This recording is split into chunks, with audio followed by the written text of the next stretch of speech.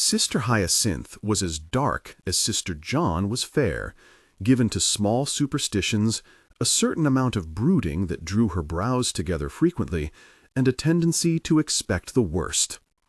There was Indian blood in her background, and this gave her cheekbones prominence and her skin a dark cast. She had been raised in impoverished hill country, her only contact with culture a group of Catholic nuns working among the poor. There was, or so Mother Clotilda had said, not a great deal to do with her.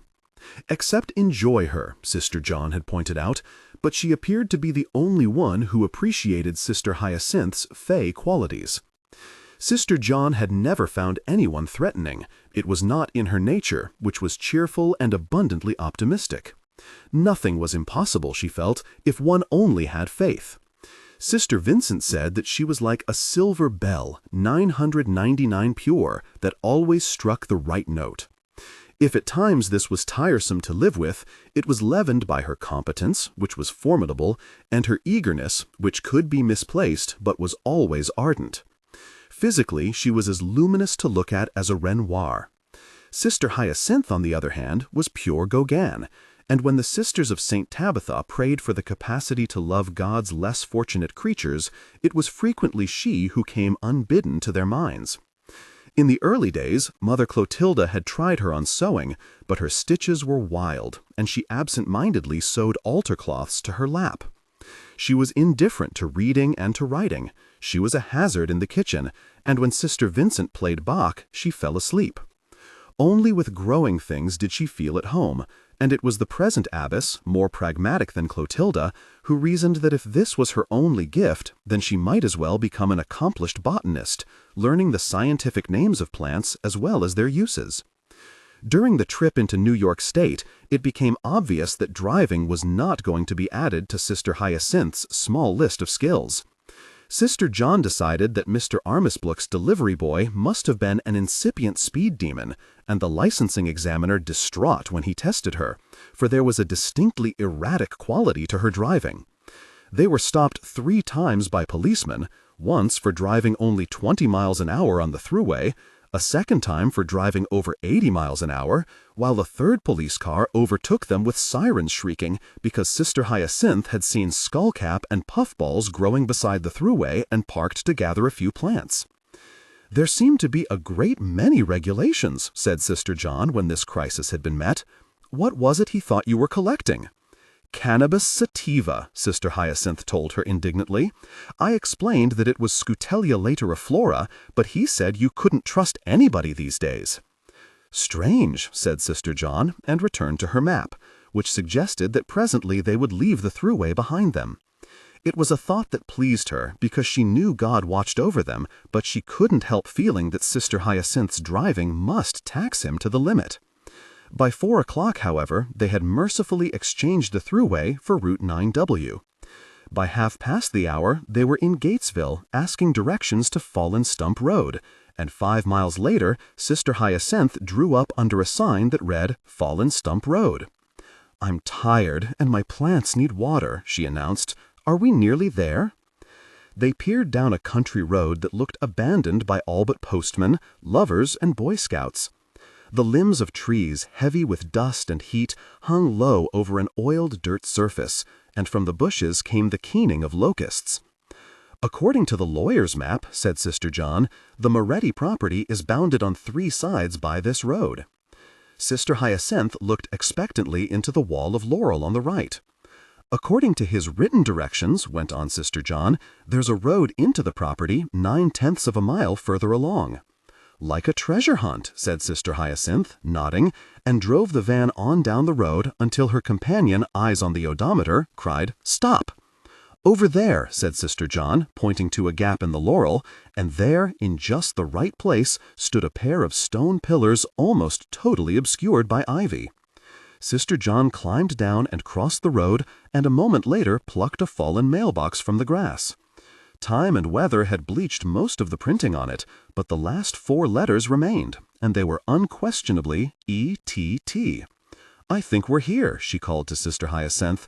"Aim the van between the pillars, and let's see what's on the other side." A small jungle of undergrowth and a gravel driveway lay on the other side, and then the laurel thinned, and they came out on a huge expanse of lawn grown wild with yellow mustard.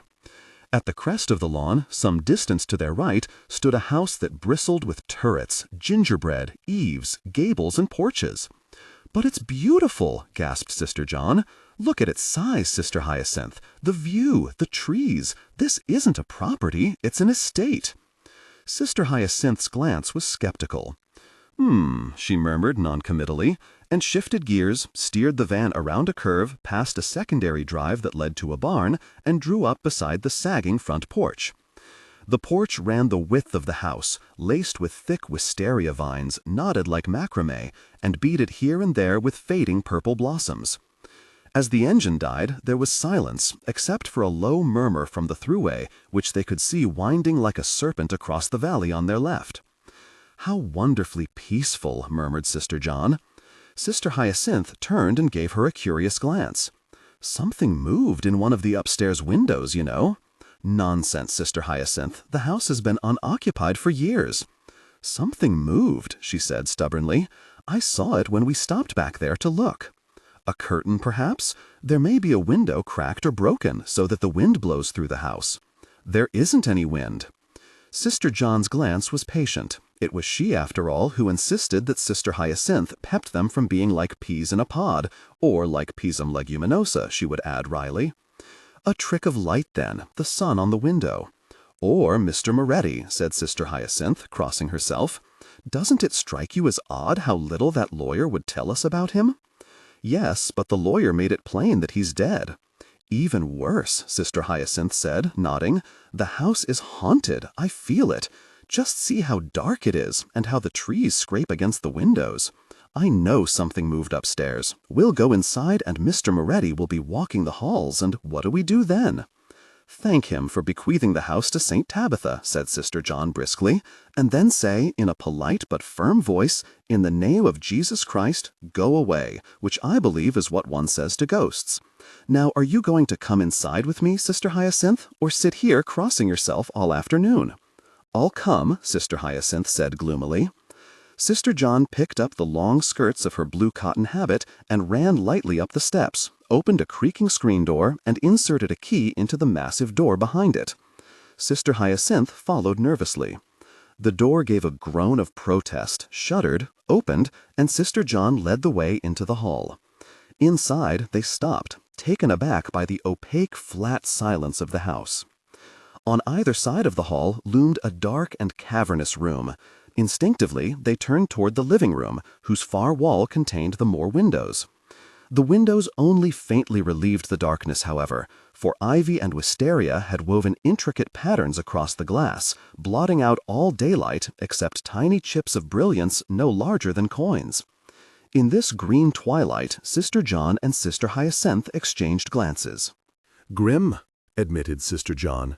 "But look, there's light somewhere," cried Sister Hyacinthe, and plunged joyfully across the main hall and down a passageway to follow dimness a shade lighter than the murk of the hall.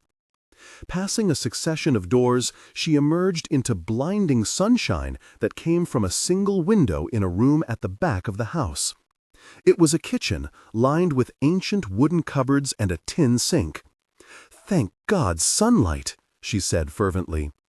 Sister John, following, stepped to a light switch, flicked it, and when overhead illumination blended with the sunlight, said with relief, "And I thank God for electricity, considering the fact that it'll be dark in a few hours. Sister Hyacinthe, we'd better unpack while it's still daylight.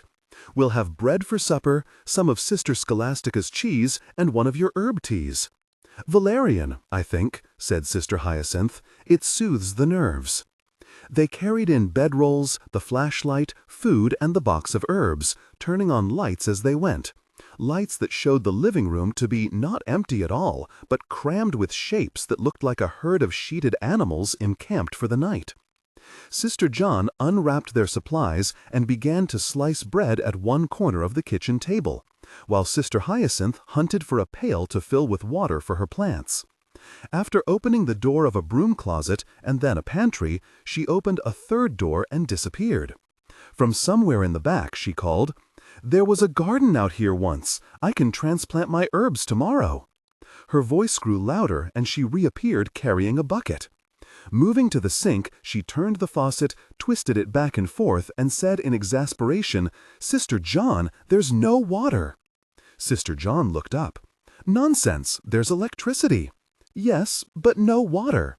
Together they attacked the spigot, which turned easily enough but produced only squeaks and a hollow rattling of pipes. "There has to be water somewhere," protested Sister Hyacinthe. "The turn-on is probably in the cellar," Sister John said with a notable lack of enthusiasm. "I don't think I could bear the cellar yet," confessed Sister Hyacinthe. "I saw a well in the garden, an old stone well with a roof over it, but there ought be water in it, enough at least for my herbs. If there's more, we can boil it for drinking." She looked at Sister John defiantly. "My plants simply have to be watered or they'll die from the heat." "Then, of course, you must water them," agreed Sister John. They carried the box of herbs and the bucket down wooden steps to a bricked path that encircled what must have been a kitchen garden. In the center of the circle stood the well, surrounded by beds of weeds and earth, a bird bath, and a rusted iron bench. A private hedge enclosed this domesticated circle, but the hedge, like everything else, had given up the ghost long since and grown wild. "Throw a pebble," suggested Sister Hyacinthe. Sister Hyacinthe tossed a handful of gravel down the well and listened. "It splashed," she said, and bending over the wall peered inside. "Something's already down there, Sister John, but it doesn't look like a bucket." Turning, she looked at Sister John and then beyond her and gave a startled cry. A bearded young man stood just inside the privet hedge watching them. He wore an Indian headband across his forehead, a pair of faded blue jeans, nothing more, and his hair and beard were a bright ginger red. "Did I frighten you?" he asked. "No," gasped Sister Hyacinthe. "Yes," said Sister John calmly. "We didn't hear you." "I came by the path through the woods," he said, gesturing vaguely behind the privet hedge. "Would you believe I didn't even know there was a house here?" "I could believe it," said Sister Hyacinthe, nodding. He looked puzzled. "You're not camping out too, are you? I mean, nuns?"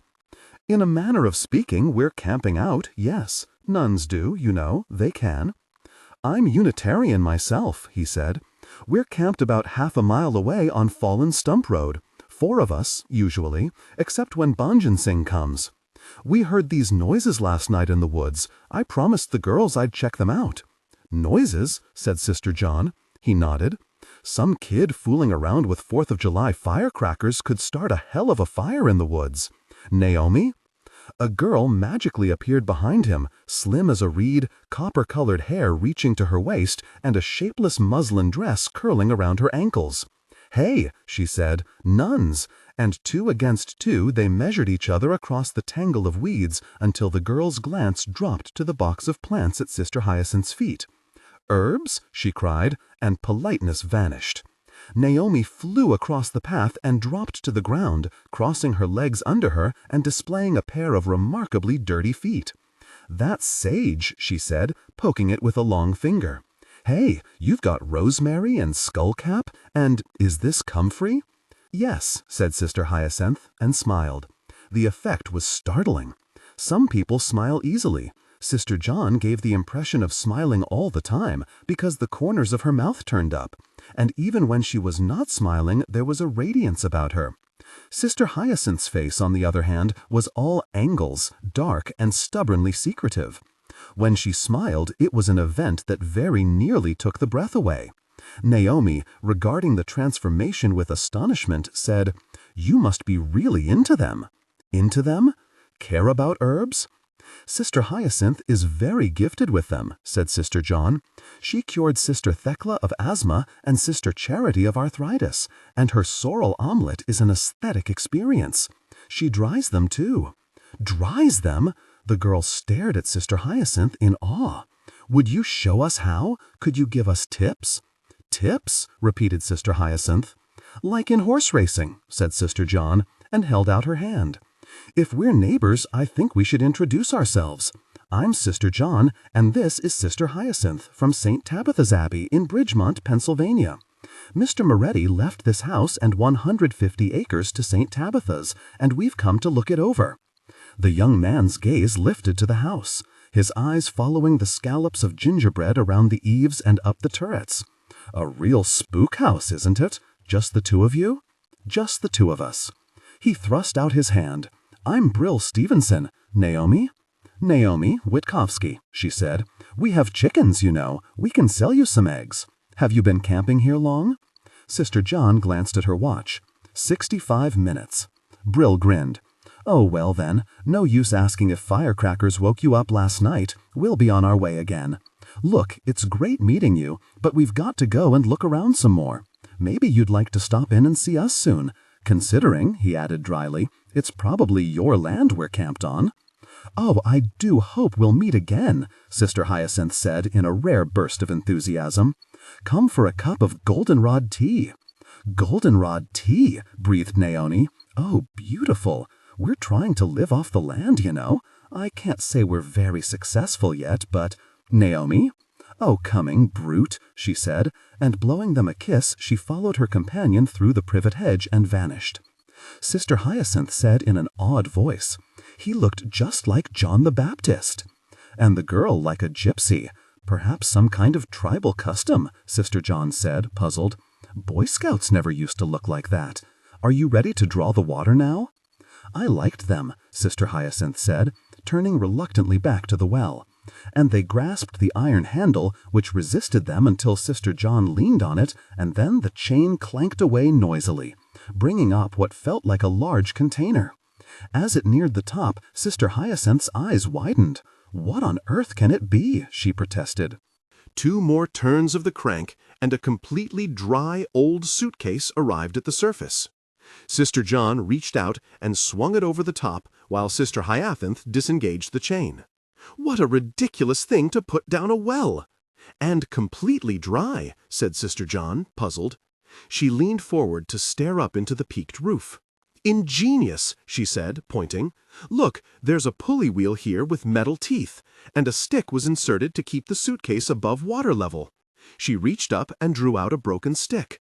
"That's why we had trouble turning the crank at first. I wonder what's inside it. What kind of moss is growing on it?" "That's not moss, it's lichen," said Sister Hyacinthe, and attaching her empty bucket to the chain, she began turning the crank again. "It's padlocked too, as you can see." "Yes, but under the lichen it's genuine cowhide. A good scrubbing and a little sunshine, and it would make a lovely case for Sister Vincent's lute." Sister John regarded it thoughtfully. "It all depends on whether there's mildew inside. Have you water yet?" "Almost," gasped Sister Hyacinthe, reeling up the chain. "Then I just might see. The padlock shouldn't be any problem, it's rusty." She carried the suitcase to the bench, placed a knee across it to steady it, and hit the padlock with a sharp rock. On the 3rd attempt, the padlock snapped and fell to the bricked path. Sister Hyacinthe, bringing up a bucket brimming with water, put it down on the flagstone and came to watch. Sister John opened the suitcase, removed a crumpled New York Daily News, and exposed its contents. "Holy Mother of God!" gasped Sister Hyacinthe. "Why, that dear Mr. Moretti," said Sister John warmly. "He's left us money as well as a house. Look, Sister Hyacinthe, a whole suitcase of money." The bills had been crammed into the suitcase in a very untidy manner, some of them crisp, some of them worn. Sister John reached out and plucked one from the pile. "A $20 bill," she said in a hushed voice. "Just think how long it's been since we've seen one. Here's a 50, 100, and 3 more hundreds. They're real, Sister Hyacinthe. Just look at them." "I am looking at them," said Hyacinthe. "But are you sure they're meant for us?" Sister John smiled at her forgivingly. "One should never doubt miracles, Sister Hyacinthe. Mr. Moretti's legacy included all the furnishings, didn't it? And the well," she added reasonably, "simply happens to be furnished with money. It seems a very peculiar place to leave it. There are men like that. They don't trust banks. Have you thought what this means, Sister Hyacinthe?" "Trouble," hazarded Sister Hyacinthe. Her eyes were glowing. "Nonsense. It means a new oven for St. Tabitha's, perhaps even a new roof. And then there's the missionary fund." She sank down beside the suitcase. the voluminous skirts of her habit surrounding her like petals of a blue flower, a rapt look on her face. "We were guided here, Sister Hyacinthe. God works in mysterious ways, his wonders to perform." "Mr. Moretti, too," pointed out Sister Hyacinthe. "Look, there's a breeze stirring up, Sister John. The bills will blow all over the garden, and we've had nothing to eat yet." Sister John promptly closed the suitcase. "How selfish of me," she sighed. "It just proves how quickly money corrupts. I'm afraid I was even thinking of a new printing press." She picked up the suitcase and waited while Sister Hyacinthe sprinkled water over her herbs, and then they stoically struggled toward the house, Sister John with the suitcase, Sister Hyacinthe with her half-filled bucket of water. Stopping in the middle of the kitchen to catch her breath, Sister John said, "I'll write to the abbess about this tonight." She carried the suitcase into the pantry, and with only one last wistful glance, placed it under a shelf lined with glass jars of sugar. But not happily, for ideas were blossoming in her fertile mind like flowers. Back in the kitchen, she found Sister Hyacinthe pouring water from the bucket into the soup kettle. "The stove works?" "Mercifully, yes. What's that in your hand?" "The New York Daily News from the suitcase. It's dated December 12, 1963. "Sister Hyacinthe, do you suppose that's the day the money was put down the well?" Meeting Sister Hyacinthe's skeptical glance, she said, "Well, it could be. I don't see why not. It seems a very logical deduction." She smoothed out the crumpled ming sheet while Sister Hyacinthe sliced the goat's cheese. This and the water beginning to bubble on the stove were the only sounds, and then abruptly Sister Hyacinthe dropped her knife and stared at Sister John with widened eyes. "Holy Mother of God, what was that?" Sister John stood very still, listening. "It was a thump. Something fell." "But it came from upstairs, Sister John." "Yes, I know." "Chairs don't move around by themselves," Sister Hyacinthe told her desperately. "Beds don't move either. To make a thump, something has to move." "Or someone," said Sister John, and they both stared at the ceiling from which the noise had come. After a short pause, Sister Hyacinthe said, "You're getting a funny expression on your face, Sister John. I have the feeling you're going to be terribly brave in a minute, and I can't bear it." "But we have to, you know. We have to go up and see what it is." "I don't have to," said Sister Hyacinthe. "It's a matter of alternatives," pointed out Sister John. "I'm experiencing the greatest reluctance to sleep in a house that has thumps. Where's your faith, Sister Hyacinthe?" "Back at St. Tabitha's, where I'd like to be right now." "Yes, but we're not at St. Tabitha's. We've entered the world," Sister John told her firmly. "We have to expect certain oddities. It isn't as if we have to go upstairs unarmed, you know. There's a heavy iron skillet hanging on the wall behind you. And I can take the carving knife, because I'm sure God appreciates whatever help we give him. I think, Sister Hyacinthe, that we've got to go upstairs." Sister Hyacinthe shivered, but reluctantly followed her into the main hall. Lifting her skirts, Sister John led the way up the wide mahogany stairs to the second floor, turning on lights as she met them, the carving knife in her right hand, the flashlight in her left. The hall upstairs was spacious, running the width of the house, and broad enough to entertain 2 alcoves with window seats, and several niches for potted plants.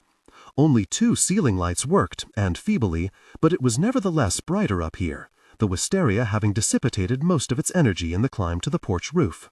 Through a wide bow window on the landing, they could see the throughway, its cars like small bugs racing from north to south and south to north.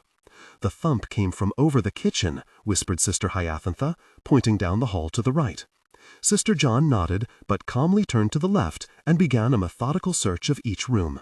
The hall was carpeted and their steps muted. She opened the door to a large bedroom, and Sister Hyacinthe opened the door to a linen closet. They discovered 5 large bedrooms, all of them furnished with huge beds and chiffoniers, and after inspecting each of them, they came at last to the room at the end of the hall over the kitchen. Here Sister John bowed her head and silently moved her lips. Sister Hyacinthe urgently crossed herself, held up her frying pan, and pushed open the door. The room was small and dark. It was also empty of furniture. There was a solitary window at the rear and 4 doors lining one side, but Sister Hyacinthe immediately found it ominous that the light bulb had been removed from the socket on the wall. Sister John turned on the flashlight, crossed the room to the farthest door, and opened it. "Closet," she said, bumping into Sister Hyacinthe as she turned. "Sister Hyacinthe, don't look so frightened. There's nothing here." All right, Sister Hyacinthe said crossly, and took the flashlight and opened the second door. "Turret," she announced, looking at narrow, dark wooden stairs curving out of sight. "There must be a tremendous view up there, Sister John." Encouraged, she opened the next door and stood a long time staring inside. After an interval, she said, "Oh," and then Sister John heard her say in a strangled voice, "In the name of Jesus Christ, go away! In the name of Jesus Christ, go away in the—" Sister John walked to her side, glanced into the closet, and drew in her breath sharply. "Name of Jesus Christ, go away! In the name of—" "But he's not a ghost," said Sister John. "At least his foot just moved. I think he's alive." She removed the flashlight from Sister Hyacinthe's trembling hand and directed it at the man slumped against the wall of the closet. "He's unconscious," she said in astonishment. Sister Hyacinthe stopped her incantations and looked. "Holy Mother of God," she whispered, and slipped to her knees beside the man. "Move the light to his face," she said, and placed a hand on either of his cheeks. "Clammy," she told Sister John. Her fingers flew to his pulse and then to the collar of his shirt to loosen it. When she drew back, she held her hand up to the light and stared at the wet, red stickiness dripping from her fingers. "Blood?" she faltered. "Yes," said Sister John, adding unsteadily, "he can't stay in the closet." "No," agreed Sister Hyacinthe. "Stay with him," said Sister John, and fled the room to return with a light bulb that she screwed into the empty socket. Illumination did not bring enlightenment, however. The man looked no less corpse-like in the light of a 20-watt bulb, and there remained no suitable explanation for his being in the closet of an abandoned house. There was a smear of blood on his forehead and a scarlet line under his ear, but these were minor compared to the alarming amount of blood staining the sleeve of his left arm. He was drenched with it from elbow to shoulder. They patted his pockets for a clue to his identity, but found not so much as a wallet or a slip of paper. As for his appearance, it was as nondescript as his clothes, and made more so by the stubble of a gray beard. Only his condition was identifiable. It was precarious. They hastily dragged a mattress down the hall, covered it with a sheet from the linen closet, and loosely knotted a second sheet around the man's waist. With Sister John pulling and Sister Hyacinthe propping, they succeeded in dragging him from the confines of the closet and across the floor to the mattress, after which Sister John knelt beside the man, cut away his shirt, and began an appraisal of the damage. "I believe he's been shot," she said at last. "With a gun? In this house?" gasped Sister Hyacinthe. "With a gun, but not necessarily in this house, because the wound's almost a day old. He's been shot 3 times and lost a great deal of blood, but the extraordinary thing is that none of the bullets stayed in him. It's really extraordinary." "Why?" asked Sister Hyacinthe. "Because it's a miracle," said Sister John impatiently. "1 bullet grazed his scalp, a second tore his ear, while the third made this fiendish hole in the fleshy part of his arm, but it went right through without touching anything vital. Just think, Sister Hyacinthe, 3 bullets and none of them killed him. Of course it's a miracle." "Or someone who can't shoot straight." "That, too, is a miracle," Sister John told her firmly. The man's eyelids fluttered. A pair of glazed eyes opened to regard them blankly, and Sister John leaned closer, speaking to him as if he were deaf. "You mustn't try to move. You're badly hurt," she shouted. "Just relax. We'll get a doctor for you, an ambulance, and the police." The man gave no evidence of relaxing. Her words only appeared to agitate him. "No," he said, and then with a gasp, "No doctor, no amb—" "Quiet," Sister John told him sharply. "You've simply got to have a doctor. You've lost a great deal of blood, and if you'll just—" "No," he shouted. "Hide." He struggled to sit up while Sister Hyacinthe held him down. "Sanctuary," he gasped. "I beg, sanctuary." With that, he collapsed into unconsciousness again. "Sanctuary," murmured Sister John, looking pleased. "A religious man, wouldn't you say, Sister Hyacinthe?" "Or a hunted one," put in Sister Hyacinthe indignantly. "We'll both be murdered in our beds tonight." "Certainly not by him, and I don't think he was shot here," said Sister John, pointing, "because look at the trail of bloodstains going out the door. Sister Hyacinthe, it's a grave responsibility, sanctuary. Is there a chance of healing this man without a doctor?" "You mean keep him here?" "Yes, keep him here and heal him. We're under God's laws, not man's, and this poor soul has appealed to us for help." Sister Hyacinthe edged closer. "You're sure there are no bullets in him? It's just a matter of holes?" "Yes." Sister Hyacinthe nodded. "I can try, at least until morning. When I was picking Scutellaria latiflora on the thruway, I put a puffball in my basket." "Puffball?" said Sister John blankly. "What else will you need?" "More puffballs, probably. They stanch the bleeding. A comfrey poultice, too, but I brought comfrey and powdered slippery elm with me. Did we bring along any of Sister Elizabeth's dandelion wine?" "She insisted." Sister Hyacinthe brightened. "Considering the potency of Sister Elizabeth's dandelion wine, his chances increase." They went down to the kitchen where Sister John unwrapped the bottle of wine from her bedroll. A sheet was torn up for bandages, and Sister Hyacinthe rummaged in her pack for dried herbs. She made a paste out of boiling water and powdered slippery elm bark, worked powdered comfrey root into it, and spread the mixture, still hot, on a bandage. After this, they went upstairs, carrying their odd paraphernalia on a tray. The man barely stirred as Sister John scrubbed the caked blood from his arm. When she had cleaned the wound as best she could, Sister Hyacinthe knelt beside the man, crushed the puffball over the unpleasant hole in his arm, and carefully wrapped the warm comfrey poultice around the arm. "What do these things do?" asked Sister John anxiously. "Pour the wine into the spoon, will you? Puffballs are fungi, the only fungi the Indians ever trusted. The spores clot the blood. Comfrey has allantoin in it." "How very astonishing," said Sister John, and knelt beside their patient with her offering of wine. He coughed, he weakly gagged, but the wine went down his throat. Sister John recorked the bottle and tucked a blanket around him. "Now," said Sister Hyacinthe, "there's nothing to do but wait." "And pray," pointed out Sister John.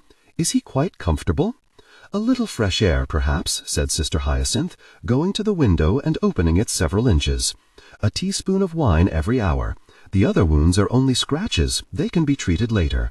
Leave the door open, Sister John, so we can hear him if he calls out."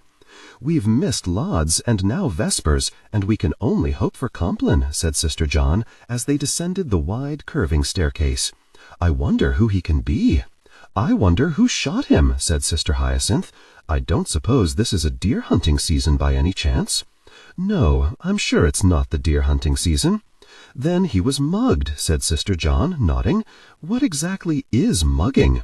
"I've no idea, but Mr. Armisbrook said it happens all the time these days, and is quite harmful. Have you noticed the drops of blood we're following? He came up these stairs not too many hours ago. That must have been when you saw him in a window. It will be interesting to see where these stains of blood lead." It wasn't difficult to follow the man's route once the flashlight was concentrated on the floor. A consistent trail of dark spots led into the dining room past a large oak banquet table to the base of a French window where shards of glass lay on the floor. A small pane had been broken, a hand pushed through, and the lock released from the inside. "At least he wasn't shot in the house, he stumbled inside," said Sister John. The window was still ajar, tendrils of ivy curling around the knob. Sister John pushed the window wide and peered through a jungle of growth.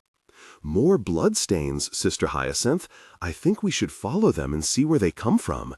Bring the flashlight." "What we really need is a machete," grumbled Sister Hyacinthe, following her. They emerged on the open side porch and followed drops of blood downstairs to an earthen path where they lost the trail, but picked it up some steps later on the bricked path in the rear.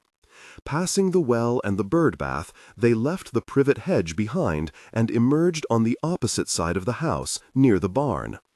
Here stood a short, glass-windowed porch, latticed underneath. The blood led under the porch where the lattice work had broken away. "He crept in underneath," said Sister Hyacinthe, dropping to her hands and knees. "The dead leaves are still red." She dug up a handful of dirt and scattered it across the stains, obliterating them. There was nothing more.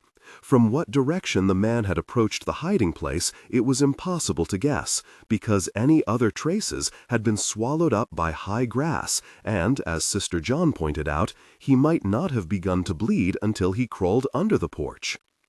They strolled toward the barn, and to their surprise discovered a road behind the barn that entered the property from another point on Fallen Stump Road. "And much more used, too," added Sister Hyacinthe, pointing to wheel marks baked into the earth by the hot sun. "This must have been the service entrance. Sister John, you're looking funny again." "I'm thinking of fireworks. Didn't that extraordinary young man with the beard mention noises last night in the woods? We have a man upstairs with 3 bullet wounds in him, and he must have been shot nearby. He certainly couldn't have walked far." She stood in the middle of the dirt road, frowning. "It's quite possible. From here to that little porch is about 200 yards. If the person who shot our patient stood about here on this road, and if it was quite dark, it would explain how our patient was able to get away. There's all that tall grass beside the road, and the privet hedge on the right.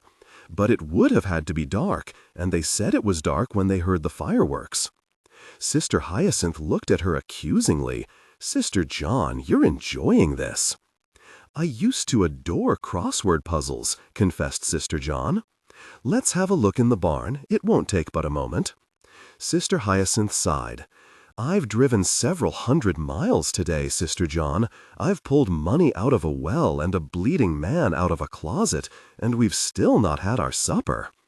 Sister John absently patted her arm.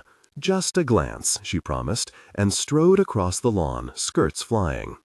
But the barn, once she had encouraged the lock to snap, turned out to be empty of all but the usual barn accessories: a pitchfork, a scythe, several large empty oil drums, and a wall hung with old license plates. Sister John was forced to forego any new pleasures and return to the house. Across the valley, the sun lingered at the horizon, a fuzzy, luminous red orb promising more heat tomorrow. They carried cheese and bread and tea to the front steps to watch the sunset. "Just like going to the theater," said Sister John. And, to be efficient, she brought writing paper and pencil with her, because, she pointed out, the Sisters of St. Tabitha would all be waiting anxiously to hear from them. "In fact," she said, nibbling her pencil, "so anxiously that perhaps it might be a little too stimulating to tell them tonight about the man in the closet." "It could be," conceded Sister Hyacinthe, stirring her tea. Leaning over the writing tablet, Sister John began her letter. "Dear Mother Angelique and Sisters," she wrote, "rest in the heart of Christ. We have arrived safely. The Moretti house is large, once very grand, and full of unexpected surprises. We have been unnaturally busy, about which I will write tomorrow. Pray for us. Yours in Christ, Sister John."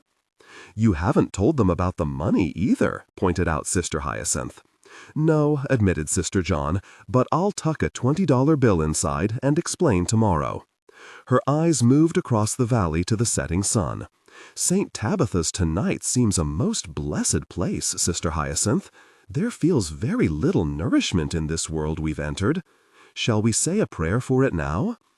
They knelt on the steps and prayed for their sisters at St. Tabitha's, for peace in the world, for the poor and the sick, and for the stranger in the room upstairs. They locked up the house and spread their bedrolls in the hall upstairs, so that they could give their patient a teaspoonful of dandelion wine every hour and hear him if he called out. After briefly meditating, they lay down on their bedrolls. Sister Hyacinthe suddenly began to giggle. "What on earth?" said Sister John. "I'm so thirsty, Sister John. I was thinking of the verse of a psalm that begins, 'In a desert and pathless land.'" A consistent trail of dark spots led into the dining room past a large oak banquet table to the base of a French window where shards of glass lay on the floor. A small pane had been broken, a hand pushed through, and the lock released from the inside. "At least he wasn't shot in the house, he stumbled inside," said Sister John. The window was still ajar, tendrils of ivy curling around the knob. Sister John pushed the window wide and peered through a jungle of growth. "More bloodstains, Sister Hyacinthe. I think we should follow them and see where they come from. Bring the flashlight." "What we really need is a machete," grumbled Sister Hyacinthe, following her. They emerged on the open side porch and followed drops of blood downstairs to an earthen path where they lost the trail but picked it up some steps later on the bricked path in the rear. Passing the well and the bird bath, they left the privet hedge behind and emerged on the opposite side of the house near the barn. Here stood a short glass-windowed porch, latticed underneath. The blood led under the porch where the lattice-work had broken away. "He crept in underneath," said Sister Hyacinthe, dropping to her hands and knees. "The dead leaves are still red." She dug up a handful of dirt and scattered it across the stains, obliterating them. There was nothing more. From what direction the man had approached the hiding place, it was impossible to guess, because any other traces had been swallowed up by high grass, and, as Sister John pointed out, he might not have begun to bleed until he crawled under the porch.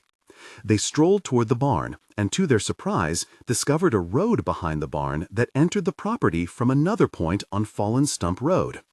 "And much more used, too," added Sister Hyacinthe, pointing to wheel marks baked into the earth by the hot sun.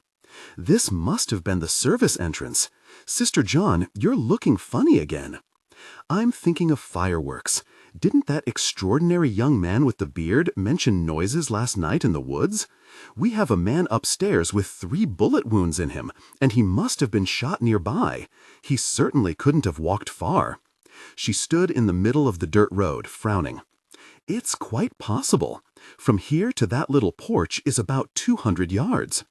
If the person who shot our patient stood about here on this road, and if it was quite dark, it would explain how our patient was able to get away. There's all that tall grass beside the road, and the privet hedge on the right. But it would have had to be dark, and they said it was dark when they heard the fireworks." Sister Hyacinthe looked at her accusingly. "Sister John, you're enjoying this." "I used to adore crossword puzzles," confessed Sister John. "Let's have a look in the barn. It won't take but a moment." Sister Hyacinthe sighed. "I've driven several hundred miles today, Sister John. I've pulled money out of a well and a bleeding man out of a closet, and we've still not had our supper." Sister John absently patted her arm. "Just a glance," she promised, and strode across the lawn, skirts flying. But the barn, once she had encouraged the lock to snap, turned out to be empty of all but the usual barn accessories: a pitchfork, a scythe, several large empty oil drums, and a wall hung with old license plates. Sister John was forced to forego any new pleasures and return to the house. Across the valley, the sun lingered at the horizon, a fuzzy, luminous red orb promising more heat tomorrow. They carried cheese and bread and tea to the front steps to watch the sunset. "Just like going to the theater," said Sister John. And to be efficient, she brought writing paper and pencil with her, because, she pointed out, the Sisters of St. Tabitha would all be waiting anxiously to hear from them.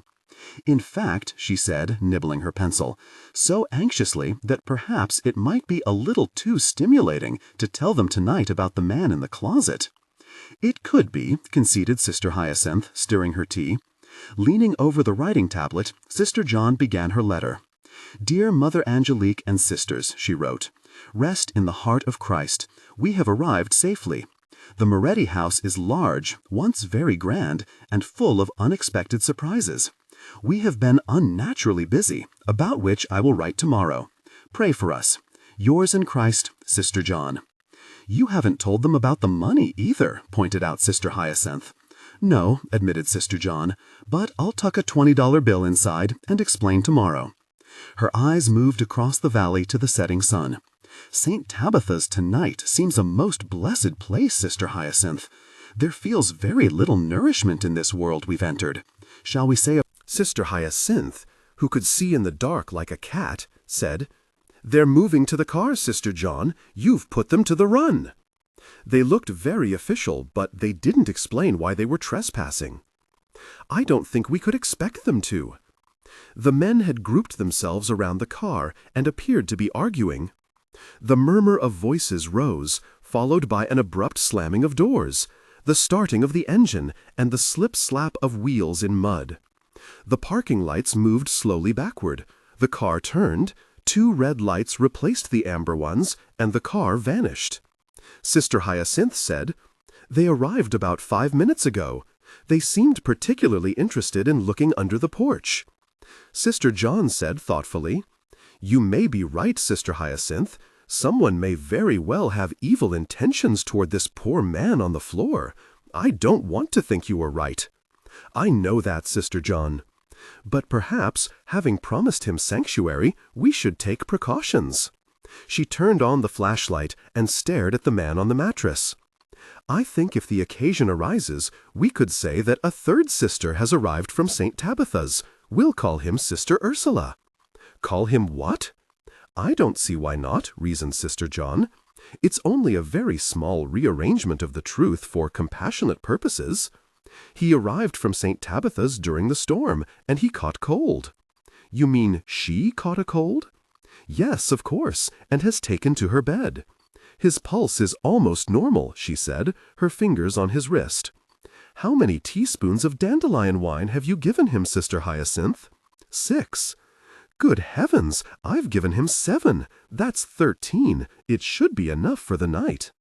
"Unless we've embalmed him," said Sister Hyacinthe. "Oh, I don't think the alcohol content is that high." "Almost, but not quite, although I dare say eggnog would be a pleasant change for him tomorrow." "Those 2 young campers said they had eggs, didn't they? We'll go and see them first thing in the morning." "Yes," said Sister Hyacinthe, yawning. "Can we go back to bed now?" "Of course." They groped their way back to the bedrolls in the hall. "I don't like the idea of leaving our patient alone for long, but if we go early enough, one must assume that even evil sleeps sometime." "Sleep," murmured Sister Hyacinthe longingly. "In any case, all this rain is washing away the blood outside. By the way, I took a closer look at that man's face, our patient's, I mean, and I thought it infinitely superior to the face of the man I saw under the window, even with his eyes closed. His chin is better. That's reassuring, don't you think?" But there was no reply from Sister Hyacinthe. In the morning, after matins and breakfast, they set out for the woods behind the garden, carefully locking both the van and the house before leaving. It was a beautiful day, fresh with scents of wet earth and growing things, the birds tugging at worms in the garden and splashing in puddles of rainwater. Sister Hyacinthe carried a basket, into which she hoped to put plants for lunch and dinner, and Sister John carried a loaf of bread. Since the bearded young man named Brill had found them by way of the path through the woods, they hoped that the path would, in turn, lead them straight to his camp. Sister Hyacinthe, however, was incapable of following a straight line, and once she discovered borage growing near the edge of the wood, Sister John knew there would be. Sister Hyacinthe, who could see in the dark like a cat, said, "They're moving to the car, Sister John. You've put them to the run." They looked very official, but they didn't explain why they were trespassing. "I don't think we could expect them to." The men had grouped themselves around the car and appeared to be arguing. The murmur of voices rose, followed by an abrupt slamming of doors, the starting of the engine, and the slip-slap of wheels in mud. The parking lights moved slowly backward, the car turned, 2 red lights replaced the amber ones, and the car vanished. Sister Hyacinthe said, "They arrived about 5 minutes ago. They seemed particularly interested in looking under the porch." Sister John said thoughtfully, "You may be right, Sister Hyacinthe. Someone may very well have evil intentions toward this poor man on the floor. I don't want to think you are right." "I know that, Sister John. But perhaps, having promised him sanctuary, we should take precautions." She turned on the flashlight and stared at the man on the mattress. "I think, if the occasion arises, we could say that a 3rd sister has arrived from St. Tabitha's. We'll call him Sister Ursula." "Call him what?" "I don't see why not," reasoned Sister John. "It's only a very small rearrangement of the truth for compassionate purposes. He arrived from St. Tabitha's during the storm, and he caught cold." "You mean she caught a cold?" "Yes, of course, and has taken to her bed." "His pulse is almost normal," she said, her fingers on his wrist. How many teaspoons of dandelion wine have you given him, Sister Hyacinthe? 6. Good heavens, I've given him 7. That's 13. It should be enough for the night. Unless we've embalmed him, said Sister Hyacinthe. Oh, I don't think the alcohol content is that high. Almost, but not quite, although I dare say eggnog would be a pleasant change for him tomorrow. Those 2 young campers said they had eggs, didn't they? We'll go and see them first thing in the morning. Yes, said Sister Hyacinthe, yawning. Can we go back to bed now? Of course. They groped their way back to the bedrolls in the hall. I don't like the idea of leaving our patient alone for long, but if we go early enough, one must assume that even evil sleeps sometime. Sleep, murmured Sister Hyacinthe longingly. In any case, all this rain is washing away the blood outside. By the way, I took a closer look at that man's face, our patient's I mean, and I thought it infinitely superior to the face of the man I saw under the window, even with his eyes closed. His chin is better, that's reassuring, don't you think? But there was no reply from Sister Hyacinthe. In the morning, after matins and breakfast, they set out for the woods behind the garden, carefully locking both the van and the house before leaving. It was a beautiful day, fresh with scents of wet earth and growing things, the birds tugging at worms in the garden and splashing in puddles of rainwater. Sister Hyacinthe carried a basket into which she hoped to put plants for lunch and dinner, and Sister John carried a loaf of bread. Since the bearded young man named Brill had found them by way of the path through the woods, they hoped that the path would in turn lead them straight to his camp. Sister Hyacinthe, however, was incapable of following a straight line, and once she discovered borage growing near the edge of the wood, Sister John knew there would be no hurrying her. Deeper in the wood, the moss was thick and springy under their feet. There were also damp, decaying leaves. "Mulch!" cried Sister Hyacinthe ecstatically, and when they encountered fiddlehead ferns and stalks of mullein, her gasps grew more pronounced and her steps slower. Presently she moved from the narrow path into a clump of bushes, and only her head could be seen as she bent over. "I've found another puffball," she called back to Sister John. "There's peppermint here too, mentha piperita, and more mullein, and I do believe—" She broke off at the sound of twigs snapping under heavy feet nearby. Sister John, waiting patiently on the path, heard the noise too, and looked toward the clearing ahead. A man emerged from a thicket, and without looking to right or left, walked very quickly across their line of vision. He was dressed in a dark suit, a white shirt and black tie, but the effect was marred by the soiled plastic sack that he carried over one shoulder. Just as he reached the center of the clearing, Sister John was debating whether she ought to call out "Good morning." A child of 7 or 8 appeared at the edge of the wood behind the man. There were 2 details about the boy that astonished Sister John. He was carrying a bow and arrow, which he proceeded to lift and aim at the man. And he wore no clothes at all. He was completely and unabashedly naked. The drawstring of the bow twanged faintly, and an arrow shot across the clearing, plunged into the man's sack, and hung there, quivering. Sister John, for reasons she later found difficult to understand, ducked her head. When she lifted it, the clearing was deserted. Both man and boy had disappeared. "What an incredible thing to see!" gasped Sister John. "If I described what I saw to anyone, they'd think me mad. I did see it, didn't I?"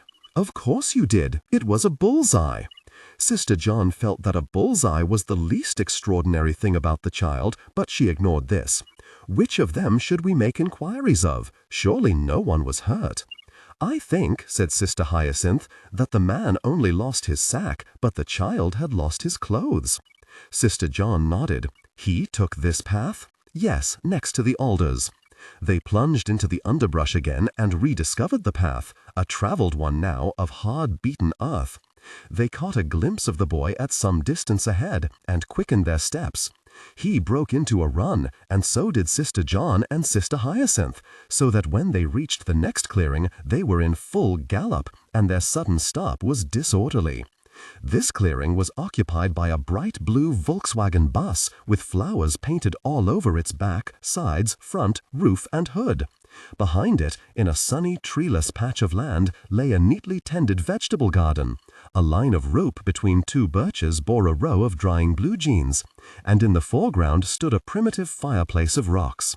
Around this fireplace sat 4 people cross-legged, their eyes closed, and a sound emanating from them like that of bees buzzing in a flower. One of them was Brill, another Naomi.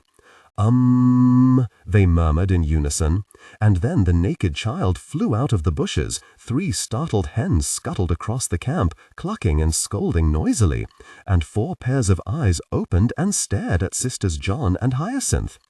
"Good morning," Sister John said breathlessly. "I wonder if you've noticed that your little boy—" Neither Sister John nor Sister Hyacinthe knew what she was talking about, but the child was climbing into a pair of ragged shorts, and if Mr. Quigley was a garbage collector, however well dressed, he was perhaps accustomed, like postmen, to barking dogs and hostile children. "We brought you a loaf of abbey bread and wondered if we could buy an egg," said Sister John. "Have we an egg?" asked the long, thin young man. "This is Alfie," said Naomi, "Alfred Comstock Gear, and my friend here in braids is Sunrise." "What a beautiful name," breathed Sister Hyacinthe. "Actually, she's Gloria Schlotterbeck," explained Alfie, "but she's changing her identity for the summer." "Just as we do in orders," exclaimed Sister John, in a manner of speaking, of course. Sunrise said, "The nuns we know wear short skirts and no veils. Aren't you awfully hot in those clothes?" "They must be the new nuns," Sister Hyacinthe said wistfully. "We've been in cloister, you see, until Mr. Moretti died and left the house to St. Tabitha's." "Which means we're on their land," Brill told the others. "We tried," said Alfie. "We asked neighbors who owned the land, but nobody seemed to know." "What's cloister, and what's in your basket?" asked Naomi. "Cloister means we're a contemplative order living behind walls, and Sister Hyacinthe has herbs in her basket." "Like what?" asked Sunrise, peering into it. "Puffballs," said Sister Hyacinthe shyly, "and borage and mullein and peppermint." "What in the world do you do with them?" "Well, borage is a beautiful vegetable. You cook it like spinach. Here, take some," said Sister Hyacinthe generously. "And mullein?" "Greens," said Alfie disbelievingly. "If that's a green vegetable, give them 2 eggs for nothing. I'll make any sacrifice if it'll improve the menu, which," he said, looking intently at Sister Hyacinthe, "is mainly soybean until our own vegetables come up. Soybean, followed by more soybean, followed by soybean with eggs. Stay for breakfast, too." "Oh, thank you, but we couldn't stay. Another sister arrived last night." "Sister Ursula," added Sister Hyacinthe, bobbing her head, "and she's caught cold." "And is feeling poorly," finished Sister Hyacinthe with artistic flourish. "In any case, we haven't even found out yet how to turn the water on at the house. We have a busy day ahead of us." "Alfie could turn on the water for you," said Brill, pulling on a sweatshirt. "Alfie's not working today." "A joyful thought," said Alfie, looking interested. "Kinder than giving the bus a grease job, although I suppose you want me to do that, too." "Naturally. And weed the garden, feed the chickens, cook dinner, and—" "Where do you all work?" asked Sister John, puzzled. "We're picking beans this week at the farm up the road. We take turns. 3 of us go, 1 stays at home to keep house. Che picks beans, too, don't you, Che?" The boy grinned as Brill ruffled his dark hair. "Do you sleep on the bus?" asked Sister Hyacinthe, who had been giving it admiring glances. "Only when it rains," said Naomi, and brought her 2 eggs, placing them gently in her basket. "We give you 2 eggs, and Alfie, thanks for the bread. It'll be great." "About the firecrackers," began Sister John. 4 heads swiveled to look at her. "Firecrackers? I was wondering if you could describe exactly what you heard the other night. You mentioned firecrackers?" "Bangs," said Brill briefly. "About 5. "But not all together," pointed out Sunrise. 2 first," said Naomi. "Sharp noises, like cherry bombs." "I thought like 2 strings of firecrackers." "Acoustics, probably," said Alfie. "Noise carries at night, but it was enough to wake the dead. It woke us, and we turn in at midnight. Why?" Sister John turned pink. "I just wondered. Sister Hyacinthe, we'd better be getting back since we have so much to do." "Wait for me. I'm giving you an hour of my priceless time," said Alfie, shrugging into a shirt. "You don't mind, do you? I mean, cloister nuns don't have to be chaperoned, do they?" Sister John laughed. She had a light, melodious laugh that was a pleasure to hear. "Come along and don't talk nonsense." "And Alfie, when you get back," called Naomi, "don't forget the leaflets, and if Pegleg stops in, tell him about the meeting tonight." "God," said Alfie. "Oh, definitely," said Sister John, giving him a cheerful glance. As they plunged along the path through the woods, Sister John said, "What exactly brought you here to camp for the summer and pick beans? You're not Boy Scouts after all." Alfie looked startled. "No, we're not Boy Scouts. Actually, we're working at nothingness. We've given up worldly pleasures."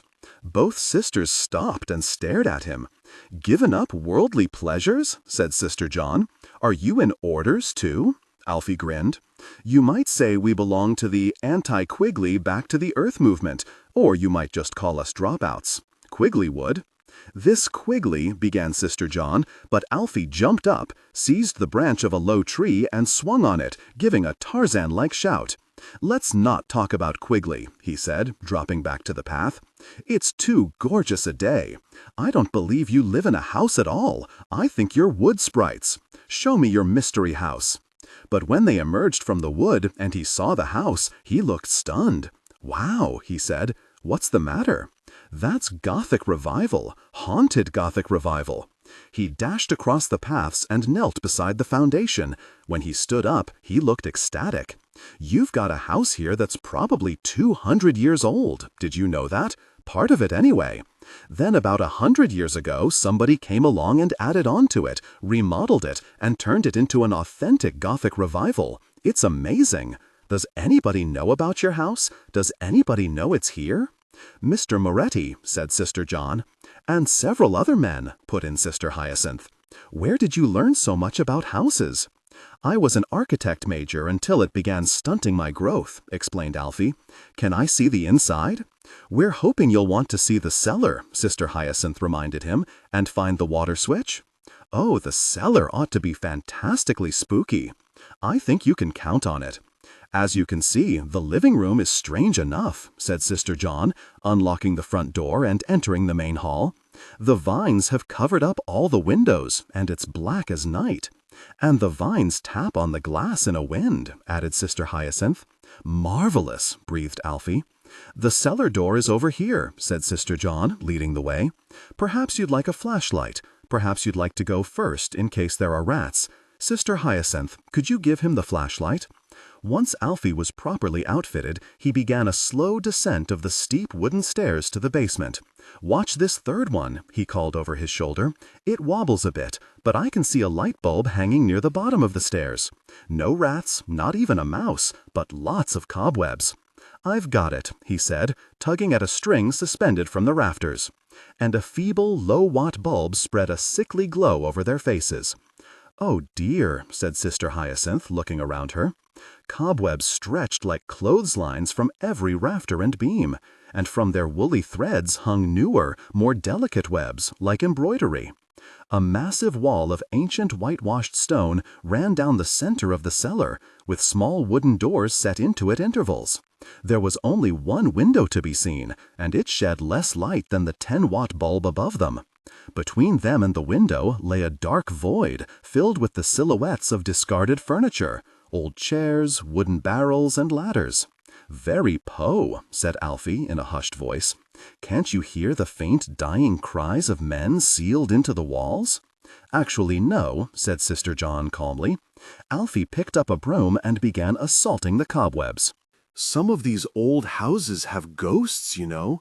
Wouldn't it be great if yours had one too?" He heard a small sound from Sister Hyacinthe and turned and looked at her. "It's just that we have to sleep in the house, you know." "Oh." He thought about this and nodded. "You may have a point there, although I can't think of anything more fun. Imagine meeting a ghost face to face. Think of the conversation you could have with him. There's a lot of money in haunted houses, too. You could charge admission." "About the water meter," began Sister John. "Oh, that," Alfie said impatiently. "Well, there are the pipers up there, running down from your kitchen and along the ceiling. They head in this direction." Swatting cobwebs, he moved up the aisle with Sisters John and Hyacinth behind him and opened the door to the first room. It proved to be a storeroom filled with old furniture covered with Holland cloths, but in the corner behind a particularly thick nest of cobwebs, Alfie found the water meter with its accompanying wheels and knobs. "It's very simple," he said. "Nobody ever switched on your water." He turned a valve, and the sound of water rushing into pipes brought smiles to the faces of Sister Hyacinthe and Sister John. "How can we ever thank you?" said Sister John. "No charge, but you can't stop exploring this terrific cellar now, can you?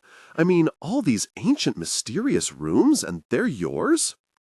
"Perhaps a quick look," said Sister John, exchanging glances with Sister Hyacinthe, "although we simply must make Sister Ursula some eggnog and carry it up to her soon."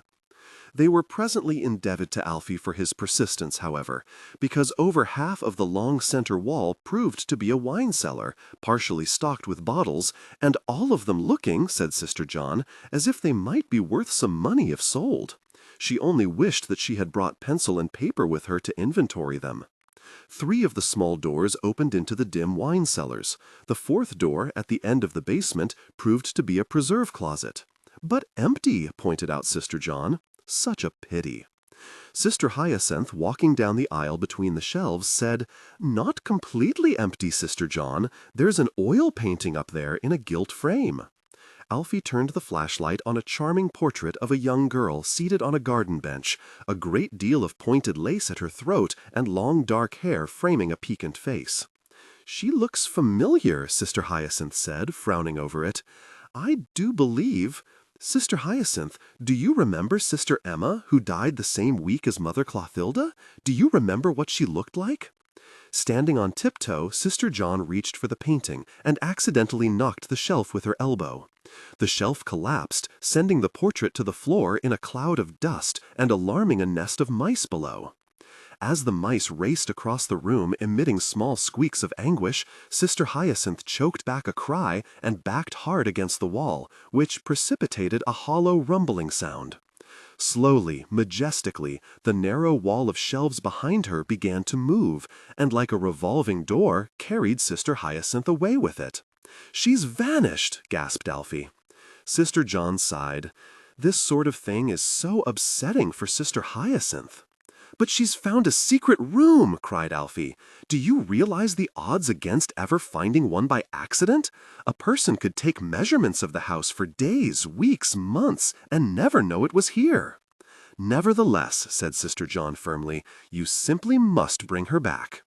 But the rumbling had resumed, and a moment later Sister Hyacinthe was returned to them, covered with dust, her coif askew. She said unsteadily, "One can't even lean against a wall in this house. Sister John, I thought I'd never see you again." "What's back there?" demanded Alfie. She turned and gave him a brooding stare. "I dare say you'll be disappointed to hear there wasn't a single body there, not so much as a skeleton, only steep, narrow stairs." "A secret staircase? Oh, even better!" gasped Alfie. "Come on, what are we waiting for?" "For someone to be sensible and leave this house of horrors," said Sister Hyacinthe. "I confess to some curiosity," admitted Sister John. "Sister Hyacinthe?" Sister Hyacinthe sighed. "I knew you'd say that. One thing leads to another in the place, except I thought it would lead to eggnog." "Soon," promised Sister John, and volunteered to go first. One by one they pushed hard against the wall, which swung inward, circling past a blank wall to deposit them at the foot of narrow wooden stairs. When they had assembled, each on a step, Alfie led the way, attacking the cobwebs with his broom and Sister John in the rear with the flashlight. One wall was stone and dripped moisture, the other was paneled and gray with mildew.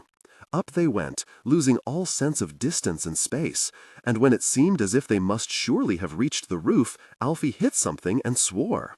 "I've come to the end. My nose reached it first. It. There's nowhere left to go." He grunted, pushed, and tugged. "Something sliding," he said. And abruptly the darkness became less intense, and a strong smell of mothballs assailed their nostrils. I think I'm in a closet, Alfie called over his shoulder. Some of these old houses have ghosts, you know. Wouldn't it be great if yours had one too? He turned and looked at her. It's just that we have to sleep in the house, you know. Oh, he thought about this and nodded. You may have a point there, although I can't think of anything more fun. Imagine meeting a ghost face to face. Think of the conversation you could have with him. There's a lot of money in haunted houses, too. You could charge admission. About the water meter, began Sister John. Oh, that, Alfie said impatiently. Well, there are the pipers up there, running down from your kitchen and along the ceiling. They head in this direction. Swatting cobwebs, he moved up the aisle with Sisters John and Hyacinthe behind him and opened the door to the first room. It proved to be a storeroom filled with old furniture covered with Holland cloths, but in the corner, behind a particularly thick nest of cobwebs, Alfie found the water meter with its accompanying wheels and knobs. It's very simple, he said. Nobody ever switched on your water. He turned a valve, and the sound of water rushing into pipes brought smiles to the faces of Sister Hyacinthe and Sister John. How can we ever thank you? Said Sister John. No charge, but you can't stop exploring this terrific cellar now, can you? I mean, all these ancient, mysterious rooms, and they're yours? Perhaps a quick look, said Sister John, exchanging glances with Sister Hyacinthe. Although we simply must make Sister Ursula some eggnog and carry it up to her soon. They were presently indebted to Alfie for his persistence, however, because over half of the long center wall proved to be a wine cellar, partially stocked with bottles, and all of them looking, said Sister John, as if they might be worth some money if sold. She only wished that she had brought pencil and paper with her to inventory them. 3 of the small doors opened into the dim wine cellars. The 4th door at the end of the basement proved to be a preserve closet. But empty, pointed out Sister John. Such a pity. Sister Hyacinthe, walking down the aisle between the shelves, said, Not completely empty, Sister John. There's an oil painting up there in a gilt frame. Alfie turned the flashlight on a charming portrait of a young girl seated on a garden bench, a great deal of pointed lace at her throat and long dark hair framing a piquant face. She looks familiar, Sister Hyacinthe said, frowning over it. I do believe. Sister Hyacinthe, do you remember Sister Emma, who died the same week as Mother Clothilda? Do you remember what she looked like? Standing on tiptoe, Sister John reached for the painting and accidentally knocked the shelf with her elbow. The shelf collapsed, sending the portrait to the floor in a cloud of dust and alarming a nest of mice below. As the mice raced across the room emitting small squeaks of anguish, Sister Hyacinthe choked back a cry and backed hard against the wall, which precipitated a hollow rumbling sound.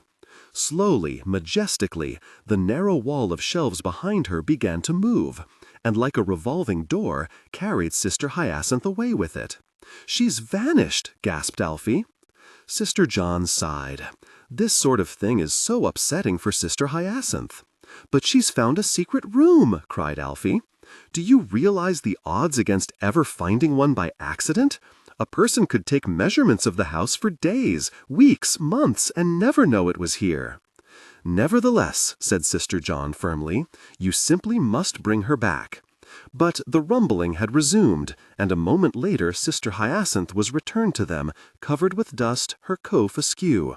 She said unsteadily, One can't even lean against a wall in this house. Sister John, I thought I'd never see you again. What's back there? Demanded Alfie. She turned and gave him a brooding stare. I dare say you'll be disappointed to hear there wasn't a single body there, not so much as a skeleton, only steep, narrow stairs. A secret staircase! Oh, even better, gasped Alfie. Come on, what are we waiting for? For someone to be sensible and leave this house of horrors, said Sister Hyacinthe. I confess to some curiosity, admitted Sister John. Sister Hyacinthe. I knew you'd say that. One thing leads to another in the place, except I thought it would lead to eggnog. Soon, promised Sister John, and volunteered to go first. One by one, they pushed hard against the wall, which swung inward, circling past a blank wall to deposit them at the foot of narrow wooden stairs. When they had assembled, each on a step, Alfie led the way, attacking the cobwebs with his broom, and Sister John in the rear with the flashlight. One wall was stone and dripped moisture. The other was paneled and gray with mildew. Up they went, losing all sense of distance. Moretti died in a state of grace or not? But Mr. Moretti's dead, protested Alfie, while upstairs you've got a living, breathing mystery man. Nevertheless, I like to begin at the beginning, said Sister John. I like a firm base. Something you can get your teeth into? Exactly. A sense of order, a stable background in which to place events, which I must say appear to be accumulating rapidly.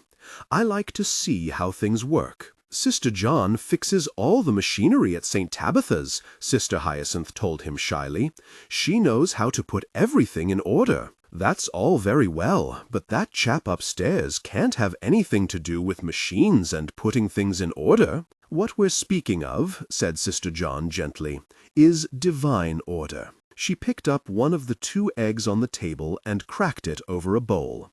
Have you the powdered milk there, Sister Hyacinthe? Alfie watched dazedly as an egg beater and powdered milk were produced. But aren't you worried? I mean, if he was shot in this house. He wasn't. He came in through the dining room window. You can look for yourself if you'd like. Thanks. Alfie headed for the dining room and returned a minute later looking thoughtful. I wonder if you'd mind my mentioning your Sister Ursula chap to the others. Brill and Naomi and Sunrise, I mean. I hate keeping secrets. Can they? Oh, yes, and we all might be able to help, too. For instance, we can start by repairing that broken window for you.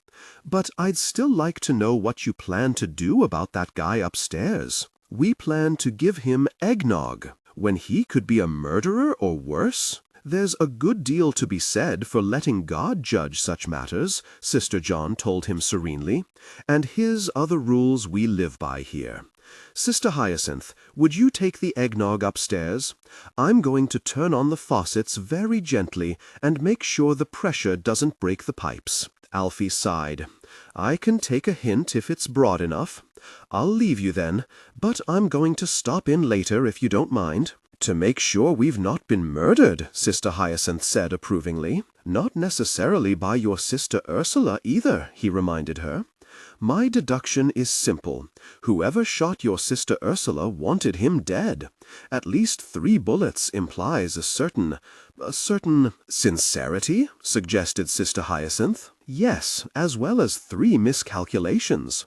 Whoever shot him may have doubts about his success and come track to make sure there's a body. An interesting deduction, agreed Sister John. He glanced at his watch. Goodness, 9:30 already. With a wave of his hand, Alfie bolted out of the kitchen door, returned to gasp, "Don't let anybody in," and left. Sister Hyacinthe said accusingly, "You heard what he said." "His deductions are shrewd, but late," Sister John said calmly.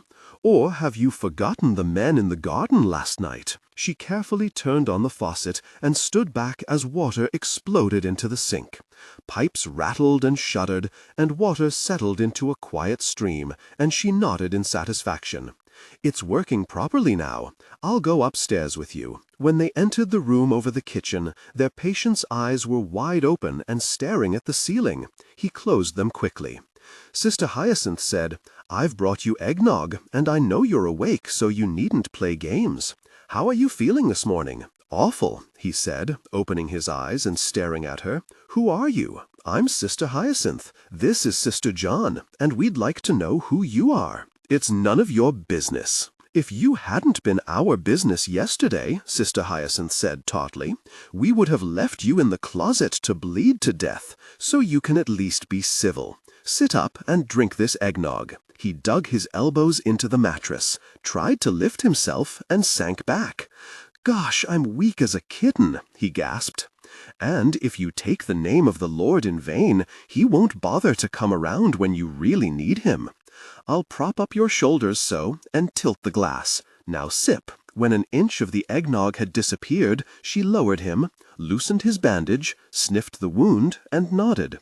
"There's no infection or gangrene, Sister John. I think he's beginning to heal.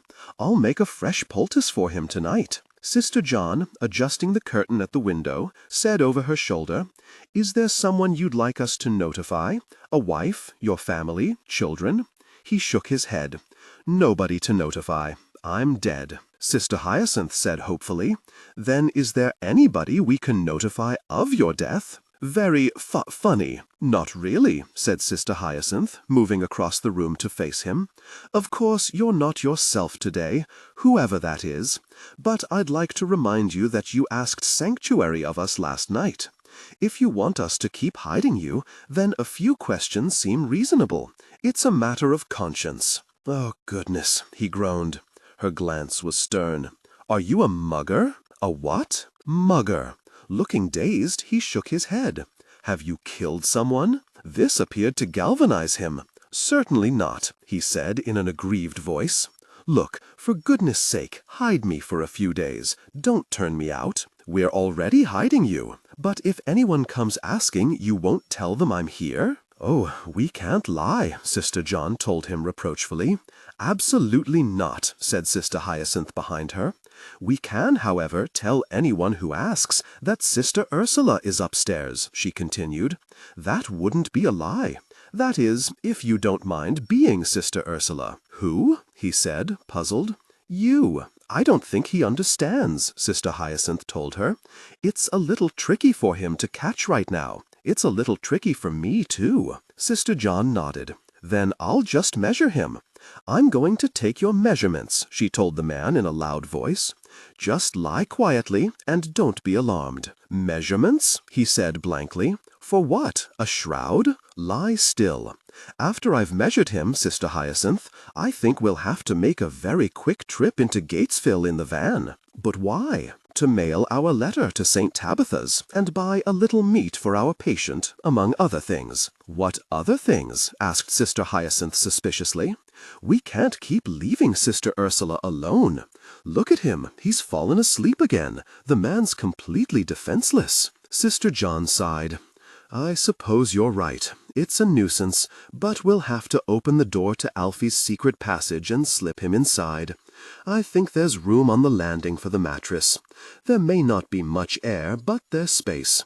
We'll make it a very quick trip to Gatesville." "You know I'm tired of driving," burst out Sister Hyacinthe, "and we were going to do such nice things this morning." "We'll do them this afternoon," Sister John told her ruthlessly. "You and I have some detective work to do." "I don't like this," complained Sister Hyacinthe as they headed toward Gatesville. "That was a very damp place to leave Sister Ursula, and it's not like you to be so unfeeling." "I promised you a very quick trip," said Sister John. "We'll go first to the town hall, I think. I saw it on the main street yesterday when we drove past." "Why there?" "I want to find out how long Mr. Moretti owned this property. I want to know when he bought it and how long the house has been empty. Trust me, Sister Hyacinthe." They pulled up at the courthouse behind a car whose rear bumper carried a sticker saying, "Sisterhood is beautiful." Sister Hyacinthe nudged her companion and pointed. "Nuns?" "No, I don't think so," said Sister John in astonishment as two young girls in bikinis climbed out of the car and strolled toward the main street. Sister Hyacinthe, blushing for them, said, "What can it mean?" "We'll ask Alfie," Sister John told her in a puzzled voice. Obviously, there are a great many things we don't understand yet, but we can learn, Sister Hyacinthe. She lifted her skirts and climbed out of the van, and a few minutes later they were confronting a pleasant, freckle-faced young clerk at the tax desk. Sister John explained their mission. "Fallen Stump Road?" echoed the girl, and moving to a filing cabinet, she brought back a drawer, placed it on the counter, and removed a card. "We've had notice the property has been left to a St. Tabitha's Abbey." Her glance lifted to Sister John's habit, and she grinned. "Is that you?" "In a manner of speaking," said Sister John. "Can you tell us something about Mr. Moretti?" "About him?" The girl looked puzzled. Well, I can only look up the old records. I've never met him. I don't think anybody ever met him. I know his tax payments came on time because I handled them myself. Just a minute, I'll look in the back. She returned wearing glasses that slid down her nose as she frowned over a long sheet of foolscap. Here we are, she said. The property was purchased in late 1953 from the Hathaway estate by Joseph Alfred Moretti of Morningside Drive, New York City. Let's see. Assessments, easements. He must have been living in the house or planning to live there because a building permit was issued in early 1954 for a new wing containing kitchen, bathrooms, nursery, and a recreation room. I hope not in Gothic revival, murmured Sister John. But it was never built, continued the girl, or so a note explains that's attached here, so of course we never taxed him for it. After that, she put down the paper and peered in the file drawer. After 1955, he abandoned the place, apparently, and his billing address changed from Morningside Drive to an address in the East 80s in Manhattan. And then in 1959, he moved to Miami Beach, Florida. And then in 1963, he moved again for a last time. Could we have that last address? Asked Sister John. Yes, it's in care of Cherpin, Holtz, Smith, and Barney, attorneys at law, Park Avenue, New York. Sister John sighed. Which brings us full circle back to Mr. Samuel Cherpin, who refuses to tell us anything at all. She nodded absently to the girl. You've been very informative. Thank you. Yes, I have, considering the property will be non-taxable if you people move in. Is that all? That's all, said Sister John. Well, I don't know what you learned, grumbled Sister Hyacinthe as they walked out of the office, but it took 10 minutes, Sister John. But isn't it fun? Asked Sister John, looking pleased. And it's not at all true that we learned nothing. One, she said, holding up a finger, Mr. Moretti was restless. Think of all those moves, Sister Hyacinthe. 2, he was a very sentimental man to keep the house all those years. 3, he was very secretive. And, she went on eagerly, there could be a link with St. Tabitha's, because did you notice that he changed his mind about living in the house the very same year that St. Tabitha's Abbey was established? Sister Hyacinthe looked at her radiant face and felt a stab of foreboding. Sister John, we're not detectives, we're nuns. Sister John brushed this aside impatiently. If we can grow vegetables and print a newspaper and raise goats and live in the presence of God and bake bread and butcher a cow, I don't see why we can't solve a few finite mysteries as well, Sister Hyacinthe. Now do let's stop talking. Think of Sister Ursula in the closet. Oh dear, yes, gasped Sister Hyacinthe. To save time, I think we can divide the remaining errands. You take the grocery store, and I'll just step into the fabric shop. I want to buy 5 yards of blue cotton. Is that why you can't be serious, Sister John. You wouldn't dare. I'm thinking of chameleons, said Sister John. They take on the color of their surroundings. They vanish into the scenery. We have a conspicuous man to hide, Sister Hyacinthe. Any man staying in a house with nuns is conspicuous. And our patient can't vanish into the scenery. We can't turn him into a tree, and it's not healthy for him to hide very long in that secret passage. But I see no reason why we can't turn him into a nun.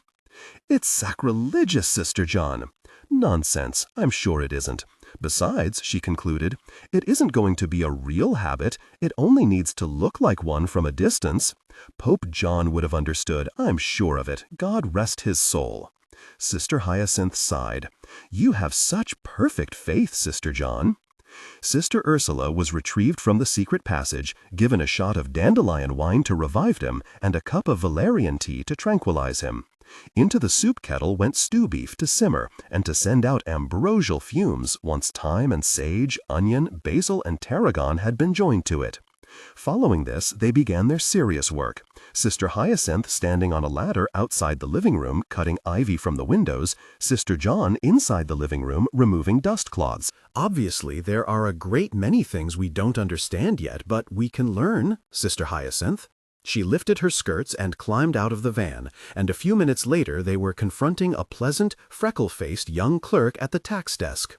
Sister John explained their mission. "Fallen Stump Road," echoed the girl, and moving to a filing cabinet, she brought back a drawer, placed it on the counter, and removed a card. "We've had notice the property has been left to a St. Tabitha's Abbey."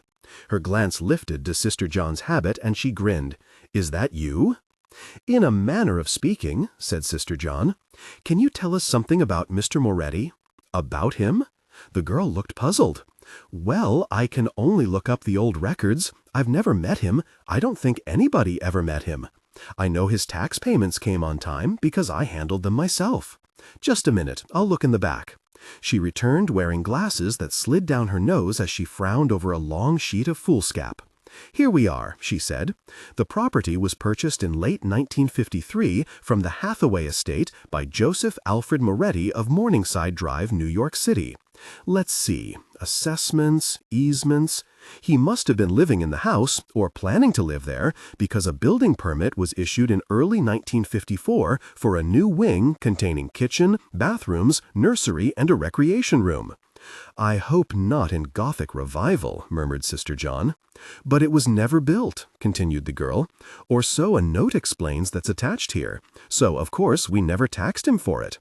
After that," she put down the paper and peered in the file drawer, "after 1955, he abandoned the place, apparently, and his billing address changed from Morningside Drive to an address in the East 80s in Manhattan. And then in 1959, he moved to Miami Beach, Florida. And then in 1963, he moved again for a last time." "Could we have that last address?" asked Sister John. "Yes, it's in care of Chirpin, Holtz, Smith, and Barney, attorneys at law, Park Avenue, New York." Sister John sighed. "Which brings us full circle back to Mr. Samuel Chirpin, who refuses to tell us anything at all." She nodded absently to the girl. "You've been very informative, thank you." She grinned. "Yes, I have, considering the property will be non-taxable if you people move in." "That's all," said Sister John. "Well, I don't know what you learned," grumbled Sister Hyacinthe as they walked out of the office, "but it took 10 minutes, Sister John." "But isn't it fun?" asked Sister John, looking pleased. "And it's not at all true that we learned nothing. One," she said, holding up a finger, "Mr. Moretti was restless. Think of all those moves, Sister Hyacinthe. 2, he was a very sentimental man to keep the house all those years. 3, he was very secretive. And," she went on eagerly, "there could be a link with St. Tabitha's, because did you notice that he changed his mind about living in the house the very same year that St. Tabitha's Abbey was established?" Sister Hyacinthe looked at her radiant face and felt a stab of foreboding. "Sister John, we're not detectives, we're nuns." Sister John brushed this aside impatiently. "If we can grow vegetables and print a newspaper and raise goats and live in the presence of God and bake bread and butcher a cow, I don't see why we can't solve a few finite mysteries as well, Sister Hyacinthe. Now, do let's stop talking. Think of Sister Ursula in the closet." "Oh dear, yes," gasped Sister Hyacinthe. "To save time, I think we can divide the remaining errands. You take the grocery store, and I'll just step into the fabric shop. I want to buy 5 yards of blue cotton." "Is that why? You can't be serious, Sister John. You wouldn't dare." "I'm thinking of chameleons," said Sister John. "They take on the color of their surroundings. They vanish into the scenery. We have a conspicuous man to hide, Sister Hyacinthe. Any man staying in a house with nuns is conspicuous. And our patient can't vanish into the scenery. We can't turn him into a tree, and it's not healthy for him to hide very long in that secret passage, but I see no reason why we can't turn him into a nun."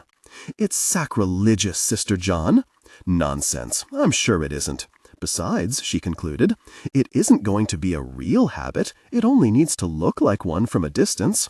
Pope John would have understood, I'm sure of it. God rest his soul." Sister Hyacinthe sighed. "You have such perfect faith, Sister John." Sister Ursula was retrieved from the secret passage, given a shot of dandelion wine to revive him, and a cup of valerian tea to tranquilize him. Into the soup kettle went stew beef to simmer and to send out ambrosial fumes once thyme and sage, onion, basil, and tarragon had been joined to it. Following this, they began their serious work. Sister Hyacinthe standing on a ladder outside the living room, cutting ivy from the windows, Sister John inside the living room removing dust cloths and making a list of the furniture that appeared. Once a single window had been cleared of vines, it became possible to open the window and call back and forth. And it was in this manner that Sister Hyacinthe learned a piano was being unwrapped that was nothing less than a Boisendorfer, that there was an old-fashioned wind-up Victrola in a cabinet, a number of slip-seat mahogany chairs, a Victorian cherry wood. "Could I ask what brings you to this house?" "Are you Catholic, Mr. Giovanni?"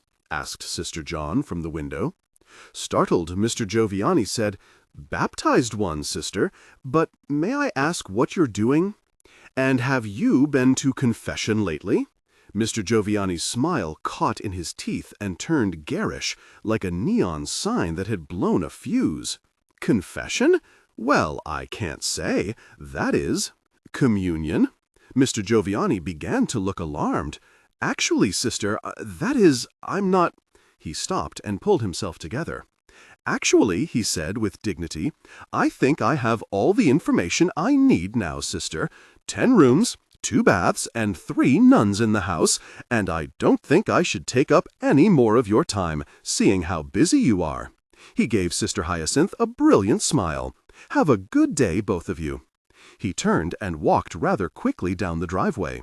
"Nice young man," said Sister John, watching him go.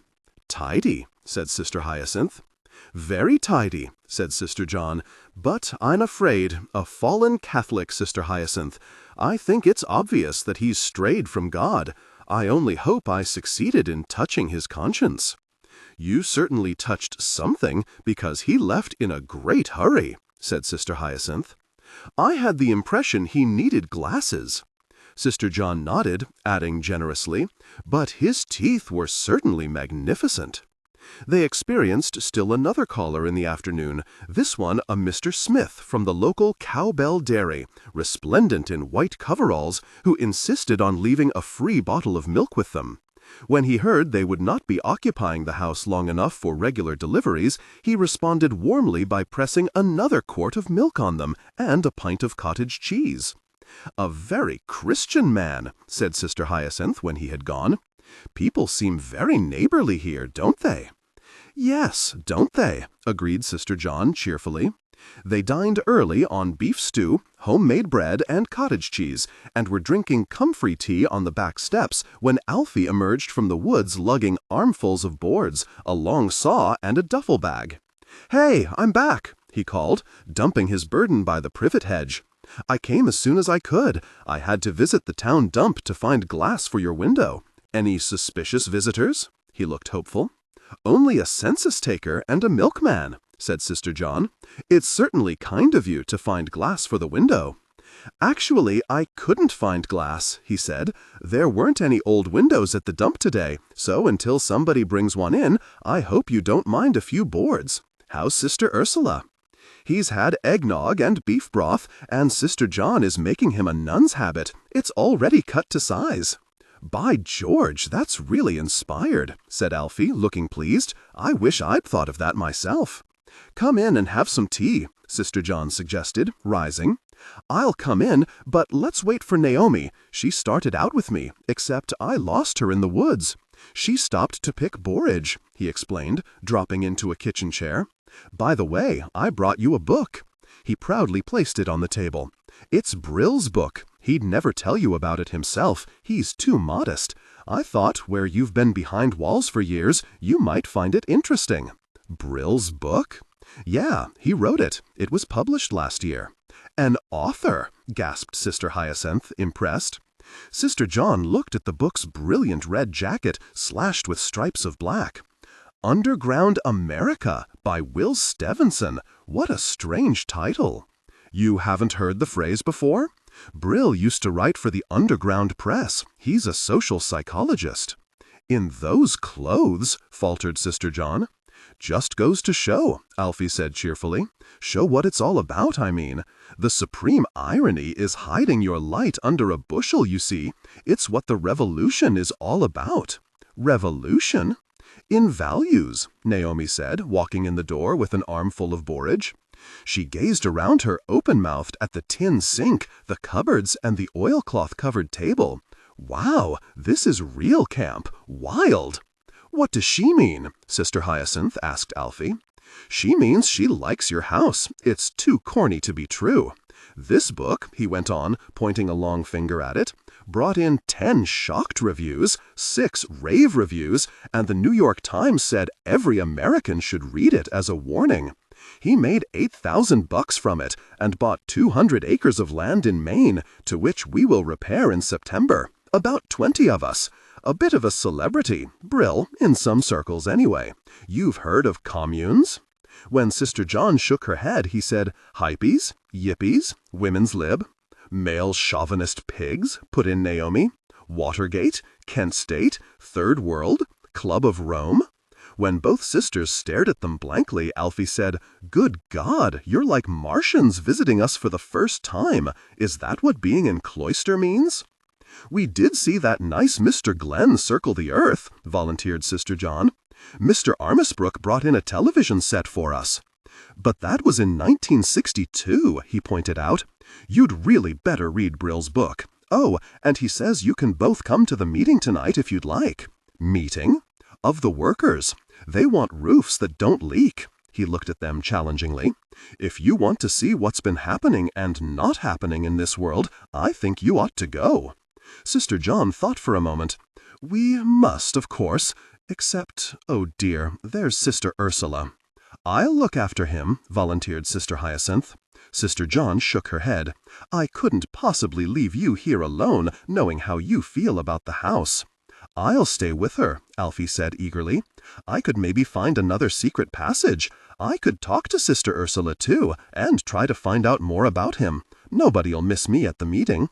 Sister John considered this. "We really must learn about everything, and I do confess to an interest in what you could be doing with farm workers." She glanced at Sister Hyacinthe, still holding a cup of tea in one hand. "Let's all go up to see him. It's time formal introductions were made." It could not justly be said that Sister Ursula warmed to Alfie and Naomi at first glance, not even after it had been explained to him that they were neighbors and quite harmless. His reaction upon seeing them was a violent, "Oh God, hippies?" "Already I know something about him," said Alfie. "Definitely establishment," said Naomi. On the other hand, once Sister Ursula had purged himself of this epithet, he gave every evidence of relief at seeing another male, especially since it turned out that he had to go to the bathroom. After Alfie had carried him off down the hall, they attempted a hasty furnishing of his room. Lamps and a table were brought upstairs, a bed carried down the hall to place under his mattress, and a rug tossed across the floor. The room began to acquire a certain light-hearted bohemian flavor, or, in Naomi's words, it took on the look of a real pad. All of this reduced a great deal of Sister Ursula's hostility. The remainder of it showed further signs of erosion when Alfie promised him cigarettes and said he might play a hand of poker with him after repairing the broken window. Naomi went back to camp alone, leaving Alfie to his boards and hammer. Presently she returned to escort Sister John to the meeting, carrying with her a number of items that Alfie had requested for the evening, including cigarettes for Sister Ursula. Looking radiant, Sister John left with a wave of her hand. Alfie's hammering issued rhythmically from the side of the house. Birds chattered in the tops of the trees, and a locust sang from a hidden vine of wisteria. Sister Hyacinthe, strolling out to the porch, sat down on the front steps and removed her shoes. The sun was an hour to sunset, racing against a series of cumulus clouds that threatened to blot out its brilliance before it reached the horizon. After wriggling her toes in the grass for a few delicious minutes, Sister Hyacinthe stood up and walked around the side of the house to look for Alfie. She found the dining room window neatly boarded over, but Alfie had removed himself to the rear. "The pantry window needed fixing," he explained. "Darned thing has no lock and opened as soon as I touched it." He climbed down and regarded his handiwork with pride. "I'd like to see the man who could get through that." "So would I," Sister Hyacinthe told him loyally. "You notice I nailed the boards in the shape of a cross. Appropriate, don't you think, and rather artistic?" "Oh, very." They strolled around the opposite side of the house, testing windows as they went, and entered the front door just as the clouds reached and obscured the sun, turning the world a metallic gray. This sudden withdrawal of sun dimmed the main hall and placed it in twilight. The house seemed abruptly, overwhelmingly still, with a tomb-like quality that struck Sister Hyacinthe as extremely unpleasant. She could hear the faucet dripping in the kitchen, the rustle of ivy against the house, and upstairs a snort from Sister Ursula. Alfie said in a subdued voice, "I don't think I'll tackle the secret staircase after all." "No," said Sister Hyacinthe, "of course, it won't be really dark for another hour, but the lights work all right, don't they?" She nodded. "Weird house, very atmospheric. One feels a lot of people have died here." "I feel it too," said Sister Hyacinthe, "but then, of course, people have to die somewhere." "Not violently. There aren't. I mean, you and Sister John had no problem sleeping last night? No strange sounds or anything?" Sister Hyacinthe gave him a sympathetic glance. "If you mean ghosts, Sister John says if you meet one, you just say, 'In the name of Jesus Christ, go away.'" Alfie nodded. "I wish I found that reassuring. Let's consult the I Ching about your house. I asked Naomi to bring it over. You've heard of the Book of Change? No, I don't suppose you have.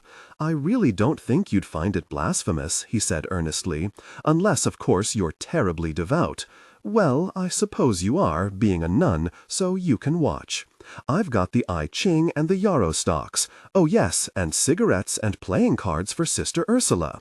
That's terribly kind of you. I thought so. Is I Ching a game?" she asked, looking at the odd assortment that Alfie pulled out of his pocket. "Good Lord, no! It's ancient Chinese divination. I wish we had some incense to burn. You don't happen to have any lying around, do you?" Sister Hyacinthe shook her head. "Only some red cayenne pepper. It kills vermin and insects when you burn it in a closed room." Alfie gave her an admiring glance. "I have the feeling you may appreciate the I Ching more than I expected. Let's go upstairs and begin our babysitting, shall we?" They found Sister Ursula tossing restlessly on his bed. "You took so very long," he said peevishly. "I thought at first you'd all gone off and left me, and then I could hear you talking and talking down there." "Alfie has brought you cigarettes," Sister Hyacinthe told him. "Of course, they're not at all good for you." "Neither is being shot at," he said, looking at Alfie expectantly. The cigarettes were produced, and he immediately lighted one, and sent up spirals of smoke. The curtains were drawn at the window, the lamp brought closer, and the yarrow sticks unwrapped. In a solemn voice, Alfie said, "We are asking about this house. We are asking if Sister Hyacinthe and Sister John will find this a happy place." A deep silence fell over the room as they watched Alfie toss the yarrow sticks and lay out intricate lineal arrangements on paper. Sister Ursula puffed away non-stop on his cigarettes, producing the only incense available, and Sister Hyacinthe thought it all very companionable and not unlike the abbey on a winter's evening. Alfie said at last, "It comes out hexagram 39. "Never heard of anything so ridiculous," said Sister Ursula, punching his pillow. "You really expect an answer." Alfie said coldly, "I know 2 more things about you. You have a New York accent and a closed mind. Okay, here's hexagram 39. Brace yourselves, it's the Chen hexagram, meaning trouble." Sister Hyacinthe placed her hands over her ears. "I don't want to hear it." "Well, look for yourself. It says, 'This hexagram implies great difficulties. Danger lies ahead. To perceive danger and succeed in averting it, this is wisdom indeed.'" "I don't believe it," snorted Sister Ursula. "You're just trying to alarm me with mumbo-jumbo, black magic, hoping I'll tell you who shot me. Bull. I'll bet you there were—" After wriggling her toes in the grass for a few delicious minutes, Sister Hyacinthe stood up and walked around the side of the house to look for Alfie. She found the dining room window neatly boarded over, but Alfie had removed himself to the rear. "The pantry window needed fixing," he explained. "Darn thing has no lock and opened as soon as I touched it."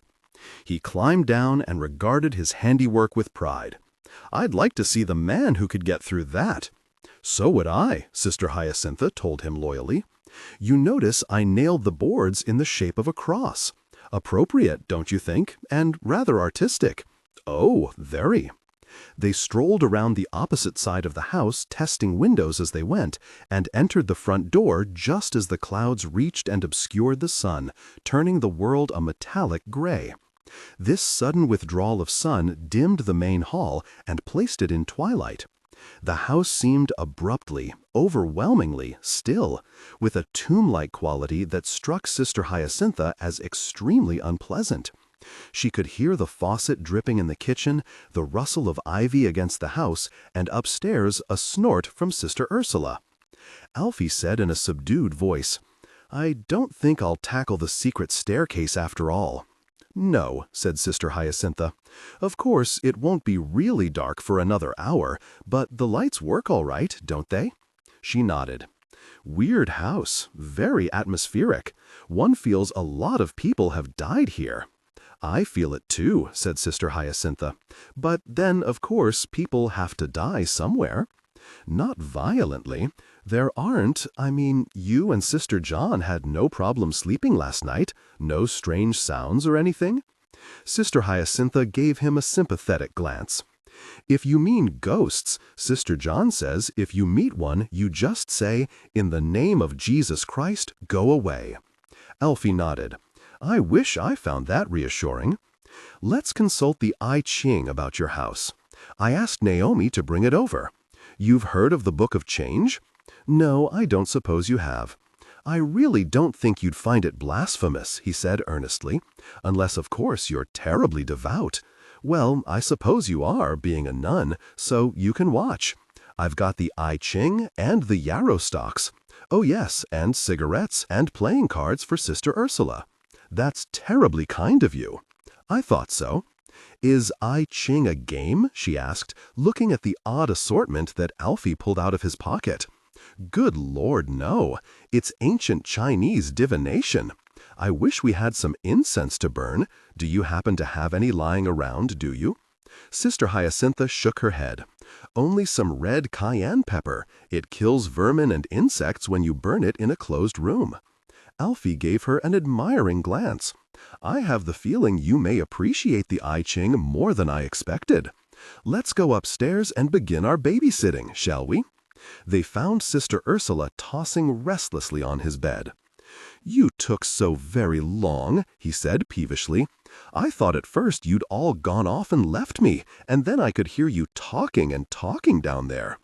"Alfie has brought you cigarettes," Sister Hyacinthe told him. "Of course, they're not at all good for you." "Neither is being shot at," he said, looking at Alfie expectantly. The cigarettes were produced, and he immediately lighted one and sent up spirals of smoke. The curtains were drawn at the window, the lamp brought closer, and the yarrow sticks unwrapped. In a solemn voice, Alfie said, "We are asking about this house. We are asking if Sister Hyacinthe and Sister John will find this a happy place." A deep silence fell over the room as they watched Alfie toss the yarrow sticks and lay out intricate lineal arrangements on paper. Sister Ursula puffed away non-stop on his cigarettes, producing the only incense available, and Sister Hyacinthe thought it all very companionable and not unlike the abbey on a winter's evening. Alfie said at last, "It comes out hexagram 39. "Never heard of anything so ridiculous," said Sister Ursula, punching his pillow. "You really expect an answer?"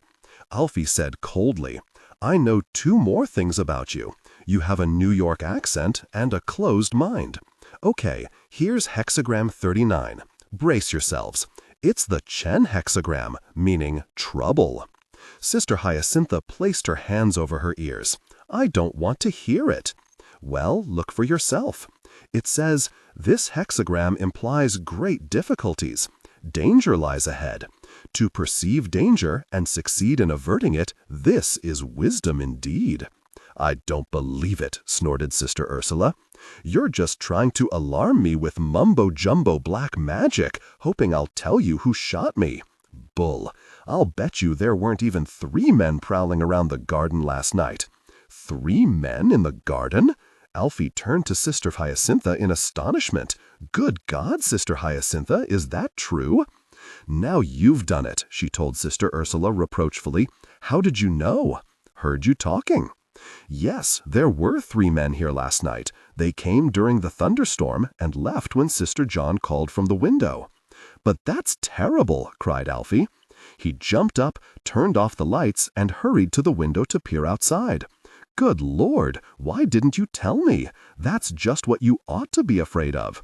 If they were—" The Sufis also have a saying, "Make no friendship with an elephant keeper if you have no room to entertain an elephant."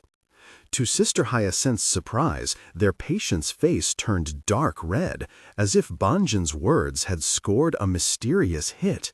She said, rising, "That's enough for now. Before any fresh shocks are given to Sister Ursula, I'll change the poultice on his arm. I think I'll also make us a pot of sassafras tea." "I'll help," said Naomi. Over sassafras tea they discussed clairvoyance, and Banjan Singh explained that it was simply a matter of seeing the invisible. Every human being carried about with him his past, his present, and his future. Even a rock, he said, had an aura and characteristics all its own. "That's hard to believe," said Sister Hyacinthe. Banjan Singh looked at her with amusement. "About yourself, Sister Hyacinthe. I see that you have great compassion for green and growing things, and I believe that you have conversations with your plants, and sometimes, am I not right, you listen to them reply to you." Alfie turned to her eagerly. "Do you really, Sister Hyacinthe? Oh, crackerjack, I knew you were one of us." Sister Hyacinthe had turned crimson with embarrassment. "I've never told anyone I talk to my herbs." "You can't keep things from Banjan," Naomi told her. "He picks them up. He's a very advanced person." "Maybe he is in Tibet," said Sister Ursula, "but Americans are more rational. What's your angle, Banjan Singh? How do you do it? Christ, you've got even me curious." "To him who has perception," said Banjan, "a mere sign is enough. For him who does not really heed, 1,000 explanations are not enough." "Well, give it a try, won't you?" Banjan shrugged. "It is very simple, really. All around you are clues, promises, auras, vibrations, portents. Think of electricity. We are surrounded by it, but no one has ever seen it. Your physicists tell us that we have each of us a magnetic field which can be measured, and when we leave a chair in which we have been sitting, we leave behind traces of this magnetic field that can be measured by instruments. In this house, there remain just such traces of all the thoughts and emotions experienced here.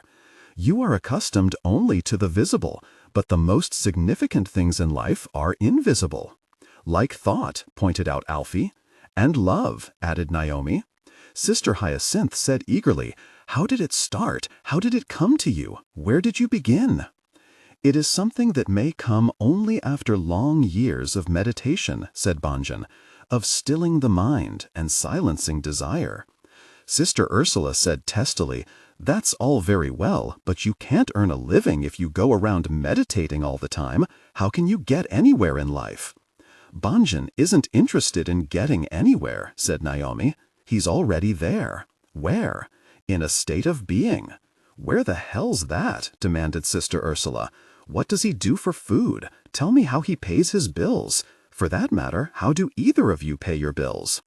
Sister Hyacinthe said seriously, "At the Abbey, we pay our bills by baking bread and selling it, 60 loaves a day, fresh from the ovens of St. Tabitha's." "You two?" Sister Ursula looked alarmed. "My God, am I outnumbered? Am I the only one here who pays taxes, has a job and a bank account, knows what an investment portfolio is, and holds things together?" Banjan Singh said gently, "You are also the only one here, my friend, with 3 bullet holes in him." After Sister Ursula had fallen asleep, Banjan Singh told them stories in the kitchen. Once upon a time, he said, when God had finished making the world, he wanted to leave behind him for man a piece of his own divinity, a spark of his essence, a promise to man of what he could become, with effort. He looked for a place to hide this Godhead, because, he explained, what man could find too easily would never be valued by him. "Then you must hide the Godhead on the highest mountain peak on earth," said one of his counselors. God shook his head. "No, for man is an adventuresome creature, and he will soon enough learn to climb the highest mountain peaks." "Hide it then, O Great One, in the depths of the earth." "I think not," said God, "for man will one day discover that he can dig into the deepest parts of the earth." "In the middle of the ocean then, Master?" God shook his head. "I've given man a brain, you see, and one day he'll learn to build ships and cross the mightiest oceans." "Where then, Master?" cried his counselors. God smiled. "I'll hide it in the most inaccessible place of all, and the one place that man will never think to look for it. I'll hide it deep inside of man himself." Sister Hyacinthe looked at Bonjan Singh and smiled. "Now I know what a guru is," she said simply. When Sister John returned at 9 o'clock, they had moved into the living room and were sitting on the floor instructing Sister Hyacinthe in Buddhist meditation. She had been directed to breathe deeply through first one nostril and then the other, after which she had chanted until her palate tickled and all of her brain cells vibrated. Following this came a stillness, marred only by the hum of crickets outside, the rustle of ivy against the wall, and the faraway scream of a siren somewhere along Fallen Stump Road. Into this silence walked Sister John, looked distracted. "Sister Hyacinthe," she called, and stopped in surprise at the sight of 4 bowed heads. Alfie looked up and grinned. "Hi, Sister John, how was the meeting?" "Heartbreaking," she said, and sank into a chair. "I don't want to talk about it until I can think about it. I've been asked by Brill to send you right back to camp because rabbits are eating the lettuce in your garden." "There are always rabbits in the garden," sighed Naomi. "It's positively symbolic, like serpents in Eden. Hey, Sister John, you haven't met Bonjan Singh yet." "Singh?" echoed Sister John, and seeing him uncoil himself from the floor, stared at him in astonishment. He advanced toward her, and she made a move to rise. "No, no," he said, smiling. "Please remain seated. I see that you are very tired." "Surely we've met before?" she asked, looking baffled. His smile deepened. "We recognize each other because we are travelers on the same path. All that, never mind. I want you to know that I have enjoyed this evening so much." "They've given you tea?" "Yes, and much more." The sound of a siren that had remained a backdrop for their words now became loud and penetrating, like a scream gone berserk. Sister John opened her mouth and spoke, but her words were swallowed up at once and soundless. Alfie walked over to the window, drew aside the curtain, and peered outside. "My God, it's a police car," he gasped. "A police car coming here, straight up the driveway to the house." "Sister Ursula," cried Sister Hyacinthe, stumbling to her feet. "The police will find him." "No, they won't. We'll hide him. Upstairs, everybody," shouted Alfie, waving his arms. "No, no, not yet, Sister Hyacinthe. You live here. Come on, fast, before they reach the front door and see us." Alfie raced for the stairs, followed by Naomi and Bonjan Singh. "This is a frenzied world," said Sister John with a sigh and a shake of her head. Yes, stammered Sister Hyacinthe, standing at the foot of the stairs and looking anything but calm. The siren was mercifully stilled, a car door slammed, followed by heavy footsteps on the wooden stairs and a loud knock. Sister John smoothed her coif, moved to the door, and opened it. 2 men in uniform confronted her, one of them middle-aged, well-muscled and formidable, the other small, elderly, and wizened. "Evening, ma'am," said the larger one. "Mind if we come in?" Without waiting for reply, he opened the screen door and walked past her into the hall, his glance taking in Sister Hyacinthe on the stairs before settling on Sister John. "I'm Sheriff McGee, and this is Deputy Johnson." "I'm Sister John, and that's Sister Hyacinthe," she responded crisply. "May I ask what brings you at this late hour?" "Well," he drawled in a flat, bored voice, "to be perfectly frank about it, ma'am, to get to the point without horsing around, so to speak, you can pack your bags and come along with us, if you know what I mean. We've come to take you wherever you were going when you got here." "Wherever we were going when we got here?" echoed Sister John in a bewildered voice. "But, as you can see, we're already here." "Yes, ma'am, but you shouldn't be here. It's against the law," he said.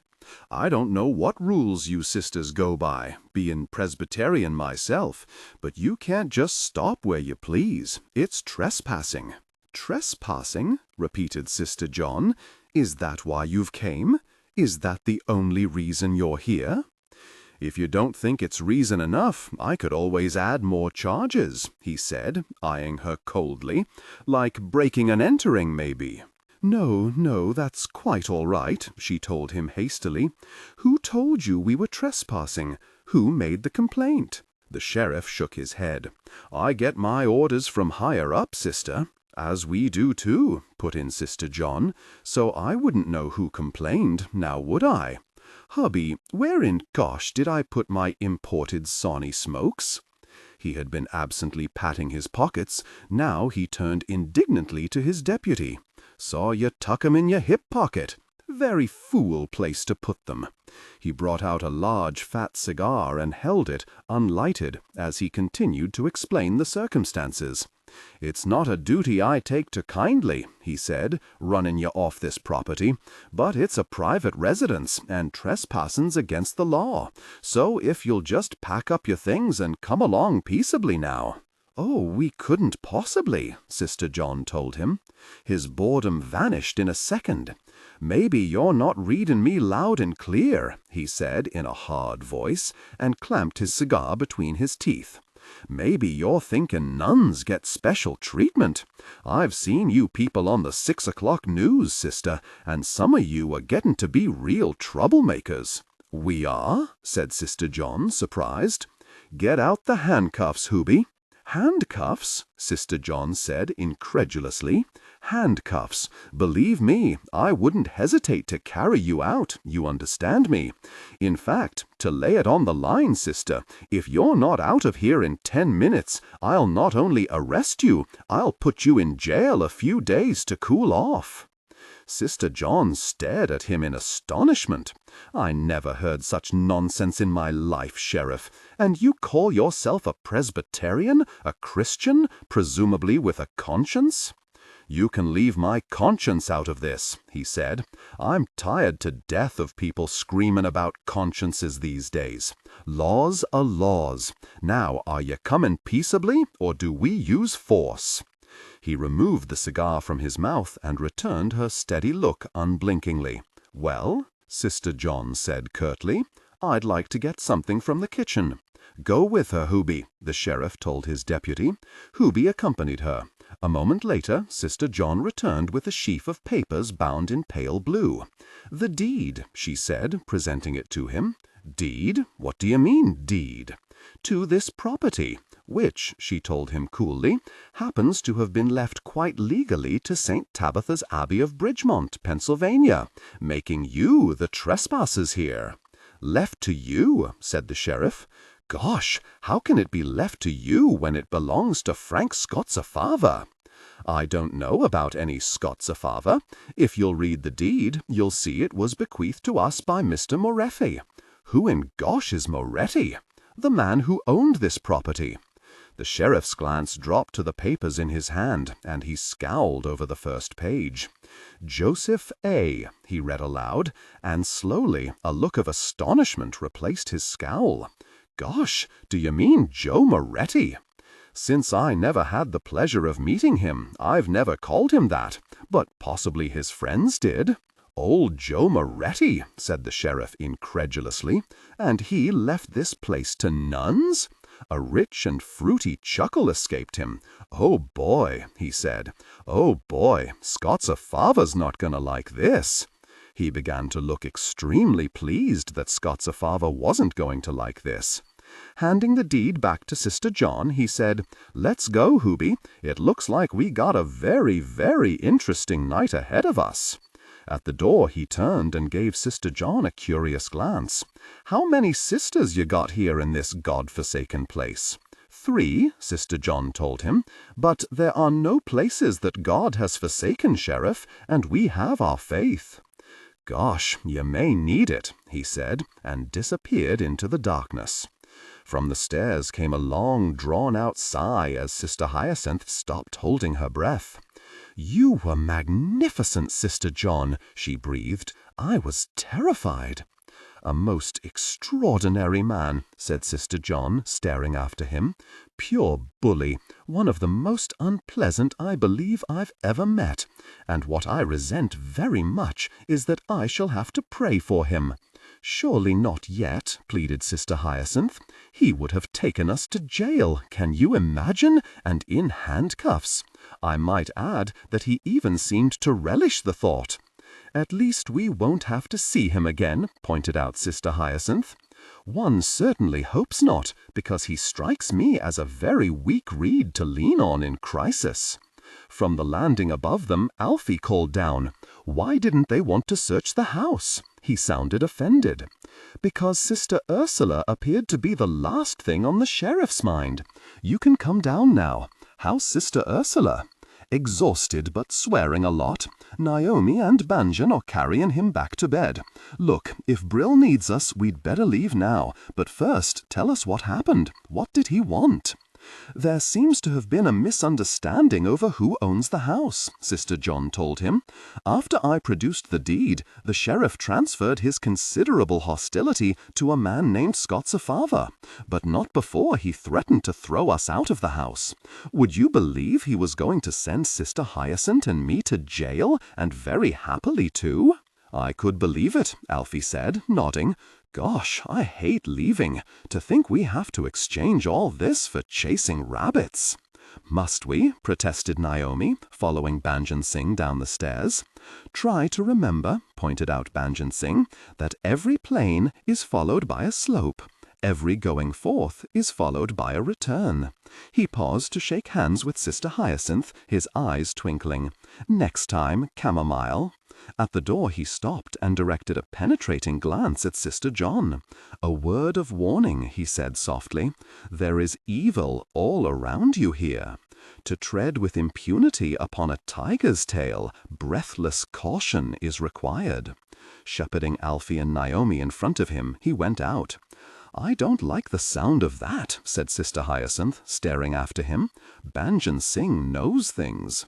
"Yes, what a dear little man he is, and what an astonishing day this has been. Except, where is it gone? I want to begin reading Brill's book. I want to think about the migrant workers I met tonight. There's Sister Ursula's habit to finish. I want to hear about Banjan Singh, and I simply must write Mother Angelique and ask about Sister Emma." She turned off the hall lights and moved to the door to close and lock it for the night. "Sister Hyacinth, look, the moon is out now." Sister Hyacinth came to stand beside her, and they gazed out on a brilliant, cloudless sky. A huge globe of a moon hung over the thruway, dusting their lawn with silver and sending inky long fingers across the hollows. With a catch in her voice, Sister Hyacinth said, "It's such a beautiful world, isn't it, Sister John?"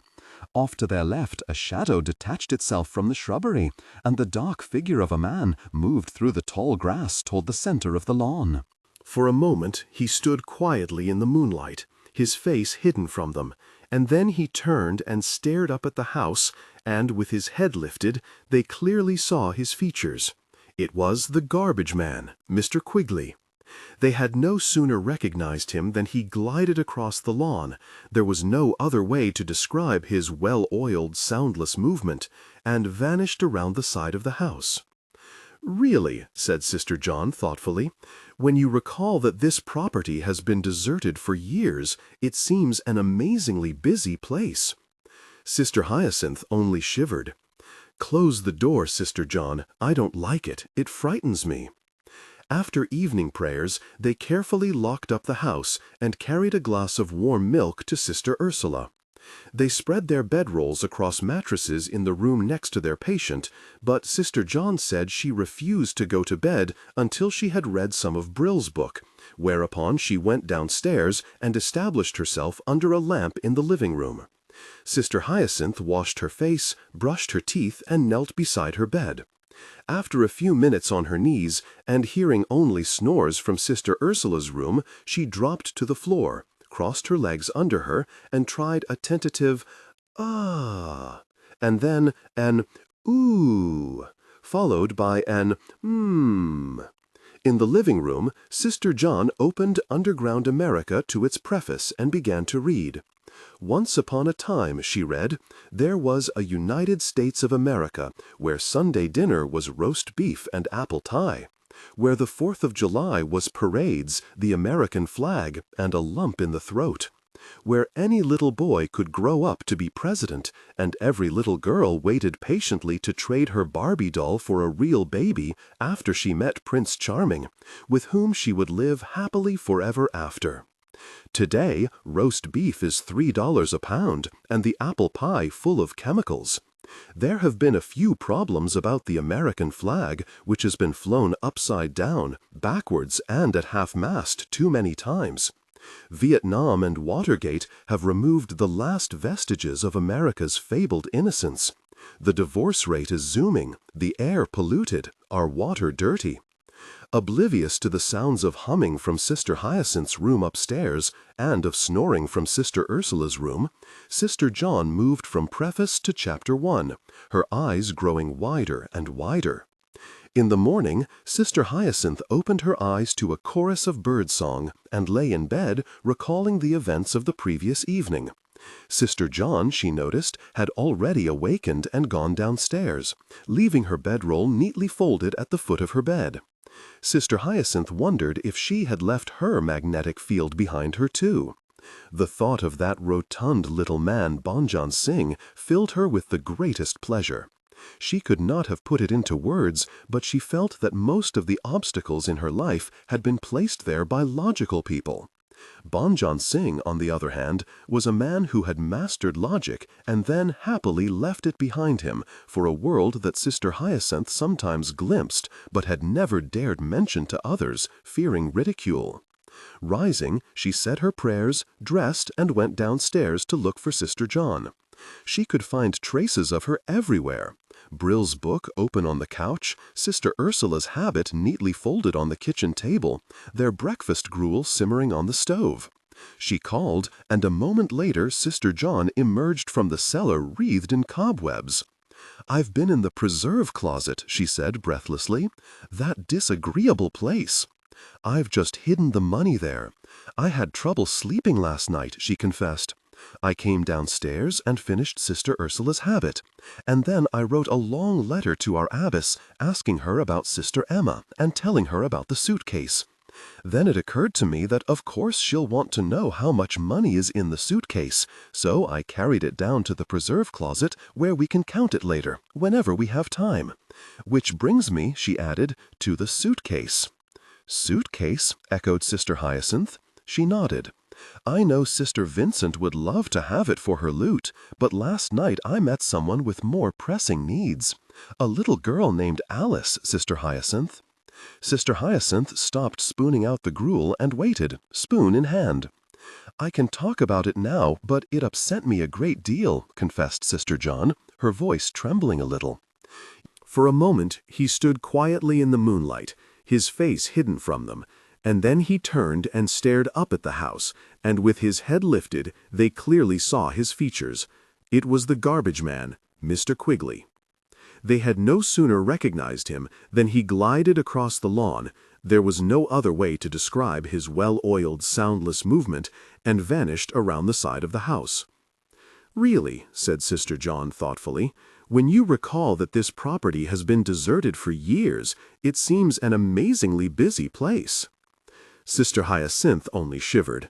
"Close the door, Sister John. I don't like it. It frightens me."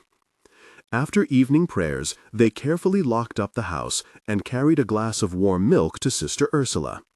They spread their bedrolls across mattresses in the room next to their patient, but Sister John said she refused to go to bed until she had read some of Brill's book, whereupon she went downstairs and established herself under a lamp in the living room.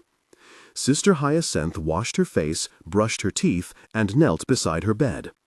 After a few minutes on her knees, and hearing only snores from Sister Ursula's room, she dropped to the floor, crossed her legs under her, and tried a tentative "ah," and then an "ooh," followed by an "mmm." In the living room, Sister John opened Underground America to its preface and began to read.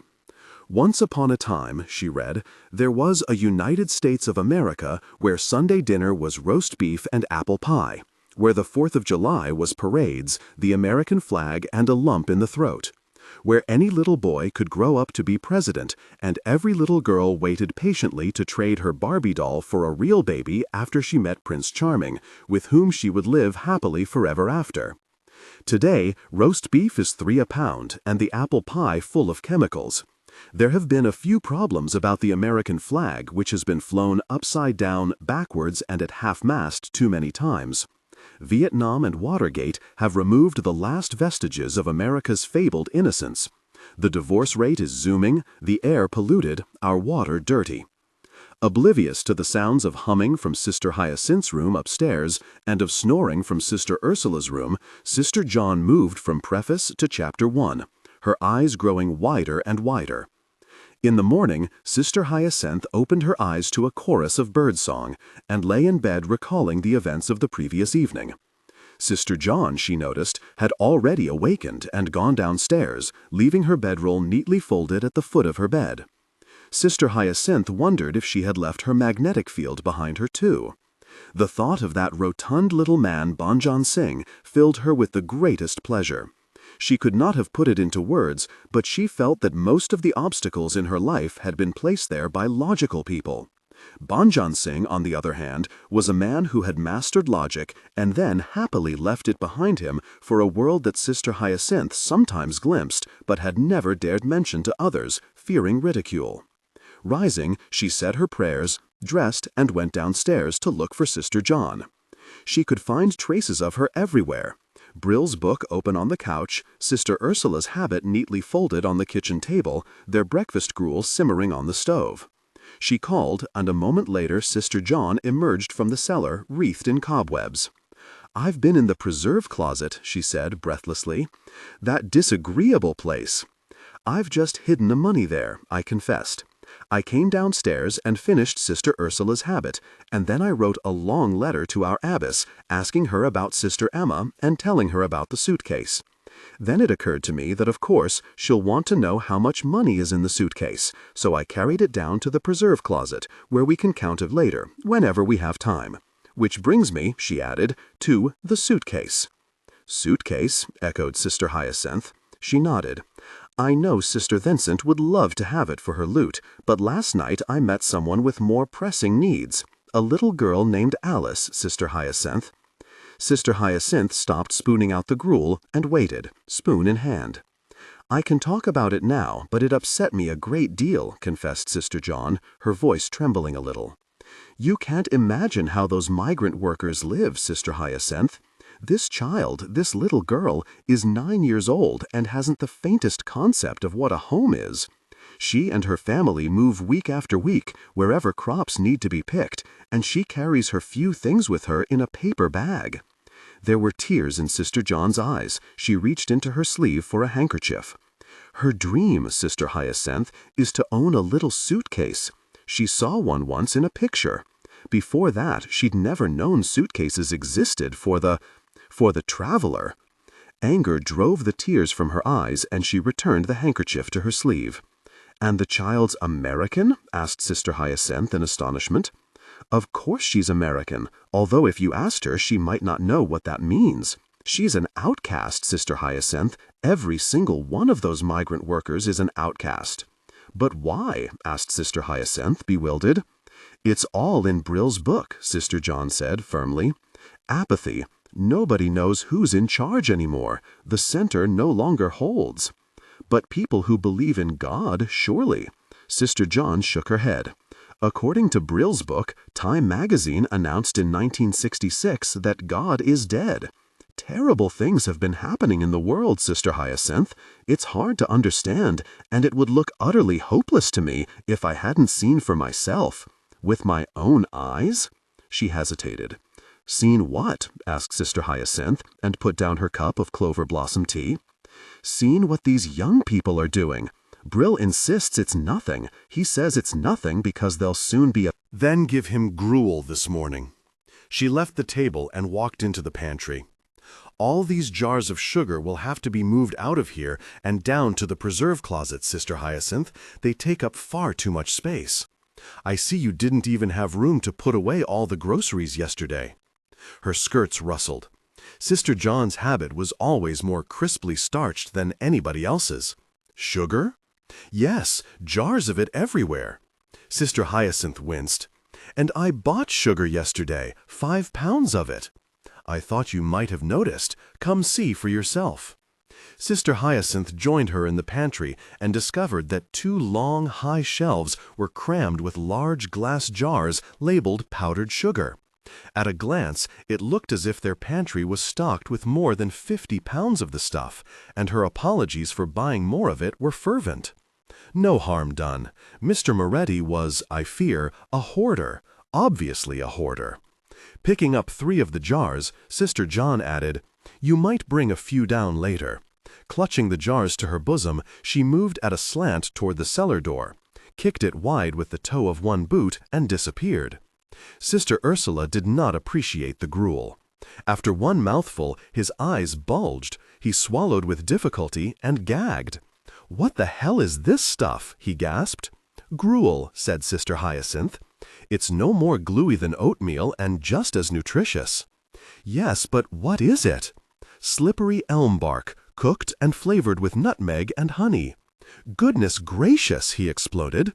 "I'm used to bacon and eggs every morning, lots of toast and jam, fruit juice and coffee, and you're feeding me tree bark?"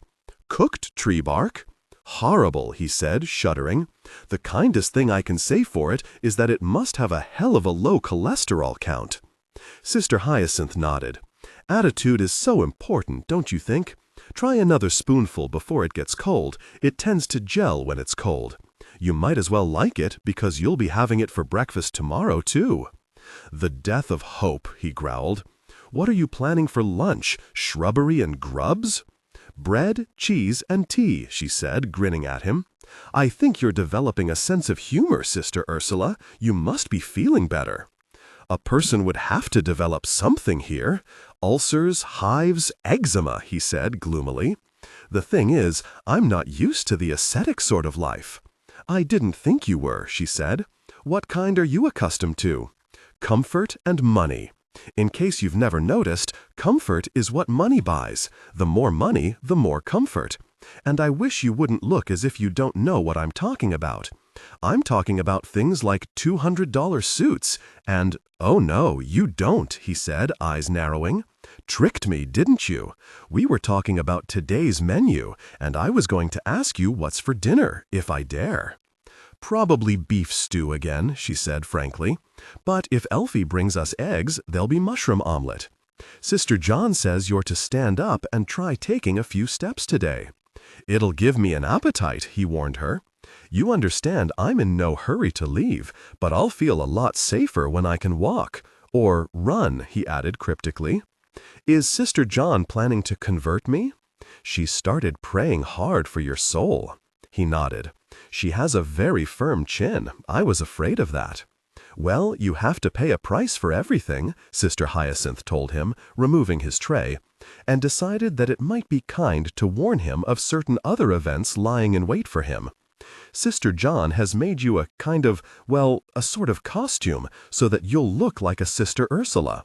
His eyes narrowed. He said suspiciously, "Nobody's getting my pants away from me, sister."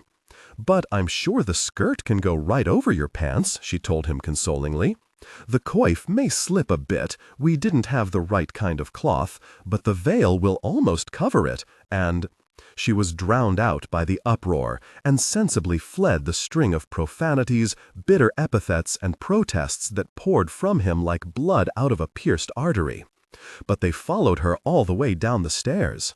She continued down another level, groping her way through the twilight of the cellar toward the preserve closet, where she reported the conversation to Sister John. Sister John had dumped the contents of the suitcase into bushel baskets and was sorting the bills into tidy piles according to their denominations. "I can't imagine how he became that rich with such an unpleasant disposition," she said. "It means he's getting better," Sister Hyacinthe told her. "Sick people always get cross as they get better. I rather like him, you know. I've always understood unpleasant people better than happy people." Sister John gave her a quick glance. "I'll go up and talk to him soon. Certainly if he's getting better, it doesn't leave us a great deal of time. Have you noticed how enormous the pile of 100 bills is growing? I'm not finding many 20s at all." "What did you mean about time?" asked Sister Hyacinthe. "Time to help him," pointed out Sister John. "Once he can walk, I think he should join us in prayers." Her glance lifted to the blank wall, and she regarded its bricks with a delicate frown. "I'm not at all sure how it can be done, Sister Hyacinthe, but I'm determined that when Sister Ursula leaves us, no one will want to shoot him again. He'll be a changed man, radiating goodness."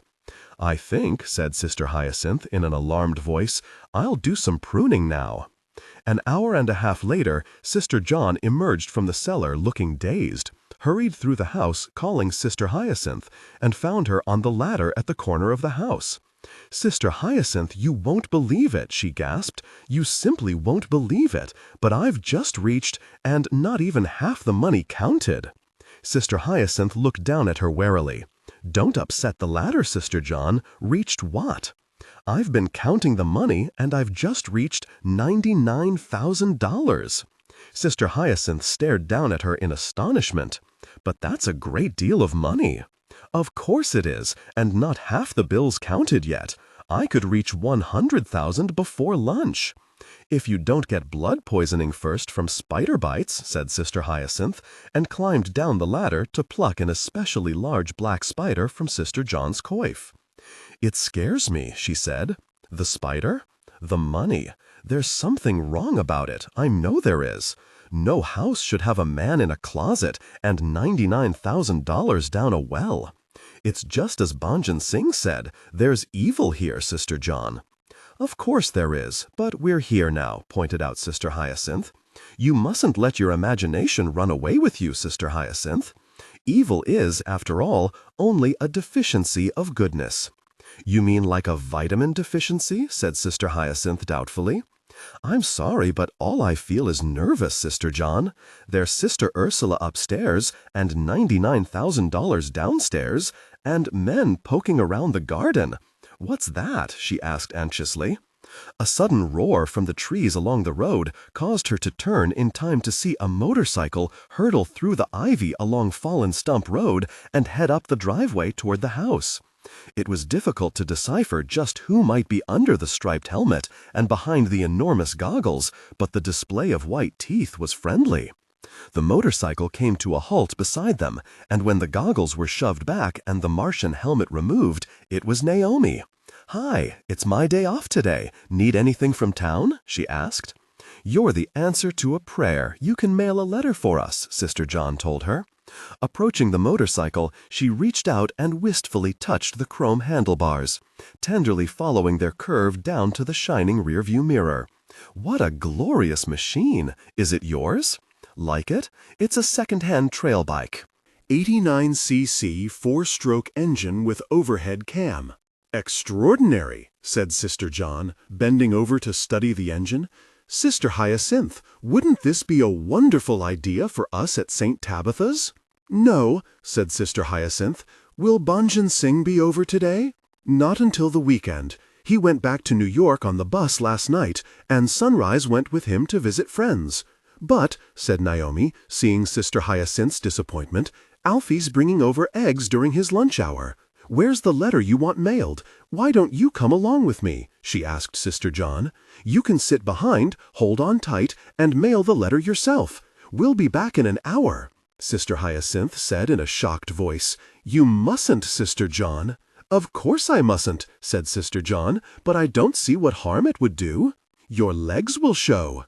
"Inevitably, but there are all those new nuns with legs, and I have a pair too."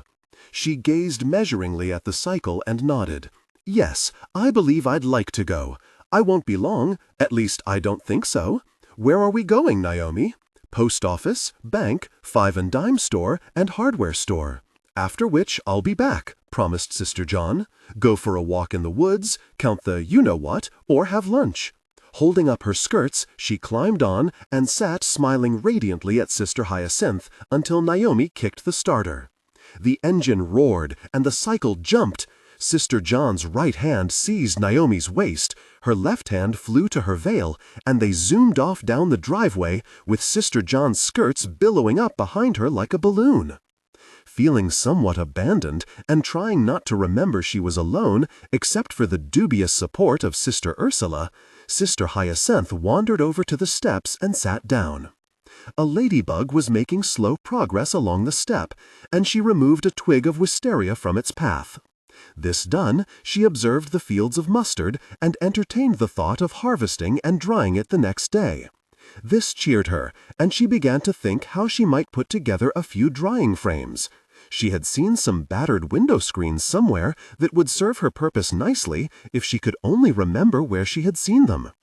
She rose and crossed the porch to the front door, opened it, and stopped in the doorway as she heard new sounds from the driveway. Through the wisteria, she saw a long gray car moving toward the house, the sun glancing off its windshield and nearly blinding her. It was a very large car, she noticed as it neared the house, and it purred with a well-bred elegance that was a number of decibels below the sound of Naomi's motorcycle. The car stopped. A square, short man climbed out, picked up a briefcase, and walked up the steps until, seeing Sister Hyacinthe in the shadows, he paused and gave her a twinkling smile of surprise. "Beautiful afternoon. Am I perhaps addressing the Mother Superior?" he asked. "No, of course not," said Sister Hyacinthe indignantly. "John M. Iannicelli here, purveyor of fine religious objets d'art. Crosses, rosaries, crucifixes of gold and silver, ivory, plastic, and alabaster. May I come in?" Sister Hyacinthe opened her mouth to say no. She was in fact certain that she did say no, and later could not explain exactly how he succeeded in opening the door and inserting himself past her. It was masterfully done. He didn't even cause her skirts to flutter. "What a charming house," he said, standing in the hall and looking up and down the stairs and into the living room. "Wonderful proportions. Starting a convent here?" "No," said Sister Hyacinthe, "we don't need any crosses and rosaries either." "Wait until you see them," he confided. "Every one of them a work of art. Inexpensive, too. Where's a table?" Deaf to Sister Hyacinthe's protests, he moved into the living room and placed his briefcase on the mahogany lamp table. With one hand on the lock, he glanced at her. "Like to call the other sisters?" "They're sleeping," Sister Hyacinthe stammered, and desperately wished that Sister John were here to deal with this persistent man. "And we truly don't need any crosses. I told you." "Of course you told me," he said reassuringly. "I heard you too, but I'd be a poor salesman now, wouldn't I, if I didn't show you what I've got to offer? We're both selling religion, is how I look at it. You wouldn't give up on a poor soul who says he's not interested in God, would you?" Sister Hyacinthe felt instinctively that his reasoning was faulty. She could not quite see the analogy, but felt helpless in the face of his ruthless charm. Nor did he give her time to think. With a dramatic flourish, he unlocked the briefcase and opened it wide, like a magician producing a white rabbit. A beam of sunlight peeping through the newly pruned windows sent a ray of light across the contents of the case and struck fire on row after row of gold and silver objects nesting on black velvet. Seeing her face, he said triumphantly, "Beautiful, didn't I tell you?" In spite of herself, Sister Hyacinthe moved nearer, drawn by the glitter after years of frugality. She had never in her life seen such brilliance, and involuntarily one hand went out to touch a cross thickly encrusted with green, red, and white jewels. The colors blazed like lights under water. $5, said Mr. Iannicelli. Sister Hyacinthe's hand withdrew quickly. "Of course we give a large discount to nuns," said Mr. Iannicelli, "and an even bigger one on quantity purchases. Go ahead and try it on. I don't mind." Sister Hyacinthe picked it up and found the stones thick and prickly as barnacles and warm to the touch. "Take your time, look 'em all over," said Mr. Iannicelli. "You don't mind if I get a glass of water from your kitchen, do you? It's the hottest day we've had this summer, and I'm as dry as a snake's belly." Sister Hyacinthe was only vaguely aware that he disappeared. She held the cross up to the light and smiled as the sun struck rainbowed prisms across it. She was returned to the moment only when she heard the back door slam and Alfie shout, "Hey, what the freaking do you think you're doing here?" Conscience-stricken, Sister Hyacinthe dropped the cross back into the case and turned as Alfie herded an indignant Mr. Iannicelli back into the living room. "Sister Hyacinthe, this man was in your pantry." "Pantry?" Sister Hyacinthe repeated blankly. "I think he said he was going to get a glass of water." "Which is just what I was doing," said Mr. Iannicelli, his voice aggrieved, "except it's been years since I've seen an old-fashioned pantry, and I stopped to look at it. Sister, who is this young man?" "Never mind who I am," Alfie told him. "Who the freaking are you, begging Sister Hyacinthe's pardon? Except whoever you are, I jolly well think you'd better apologize and get out." "I sell crucifixes, crosses, and religious objets d'art," said Mr. Iannicelli with dignity, "and I am not accustomed to being attacked by wild-eyed hoodlums." "That's all very well, but how did you happen to know there were nuns here to show your stuff to?"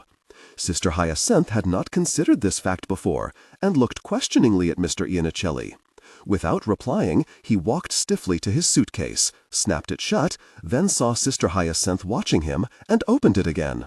"Here," he said, drawing out a large, ornate silver cross. "Take this for yourself, sister, compliments of J.M. Iannicelli. A little souvenir to a sweet and gracious lady, even if your friends are insultingly rude." With a cold glance at Alfie, he carried the silver cross to the mantel and placed it there, picked up his case, and strode out of the living room, through the hall, and down the steps. A moment later, the car door slammed, and they heard the purr of its engine. "How long had he been here?" demanded Alfie. "About 10 minutes," she said, tears flooding her eyes. "If you hadn't come, he just walked in, Alfie, and he just kept talking, and I couldn't think what to do with Sister John gone. And then when he showed the crosses, they were so beautiful." "Sleight of hand," said Alfie knowingly. "He didn't try to go upstairs?" She shook her head, and a tear made its way down one cheek. "But I found him at the door to the pantry," he said, frowning, "standing there and looking around, and I must say it shocked the daylights out of me. I didn't like his vibes. I wish you wouldn't cry, Sister Hyacinthe. Do you think I was unreasonably rude?" "He did leave me a cross," pointed out Sister Hyacinthe, blowing her nose. "Of course, it's not the cross I was admiring, but it was very kind of him." She walked over to the mantel and picked it up, turning it over in her palm and studying it. "It's a rather vulgar cross. I wish he'd left me the other one." "Anyway, I didn't drop the eggs when I saw him," said Alfie. "I brought half a dozen and left them on the kitchen table. You'd better put them away." He led her into the kitchen to show her 6 brown eggs resting precariously in the center of the table, and Sister Hyacinthe revived. "Aren't they beautiful?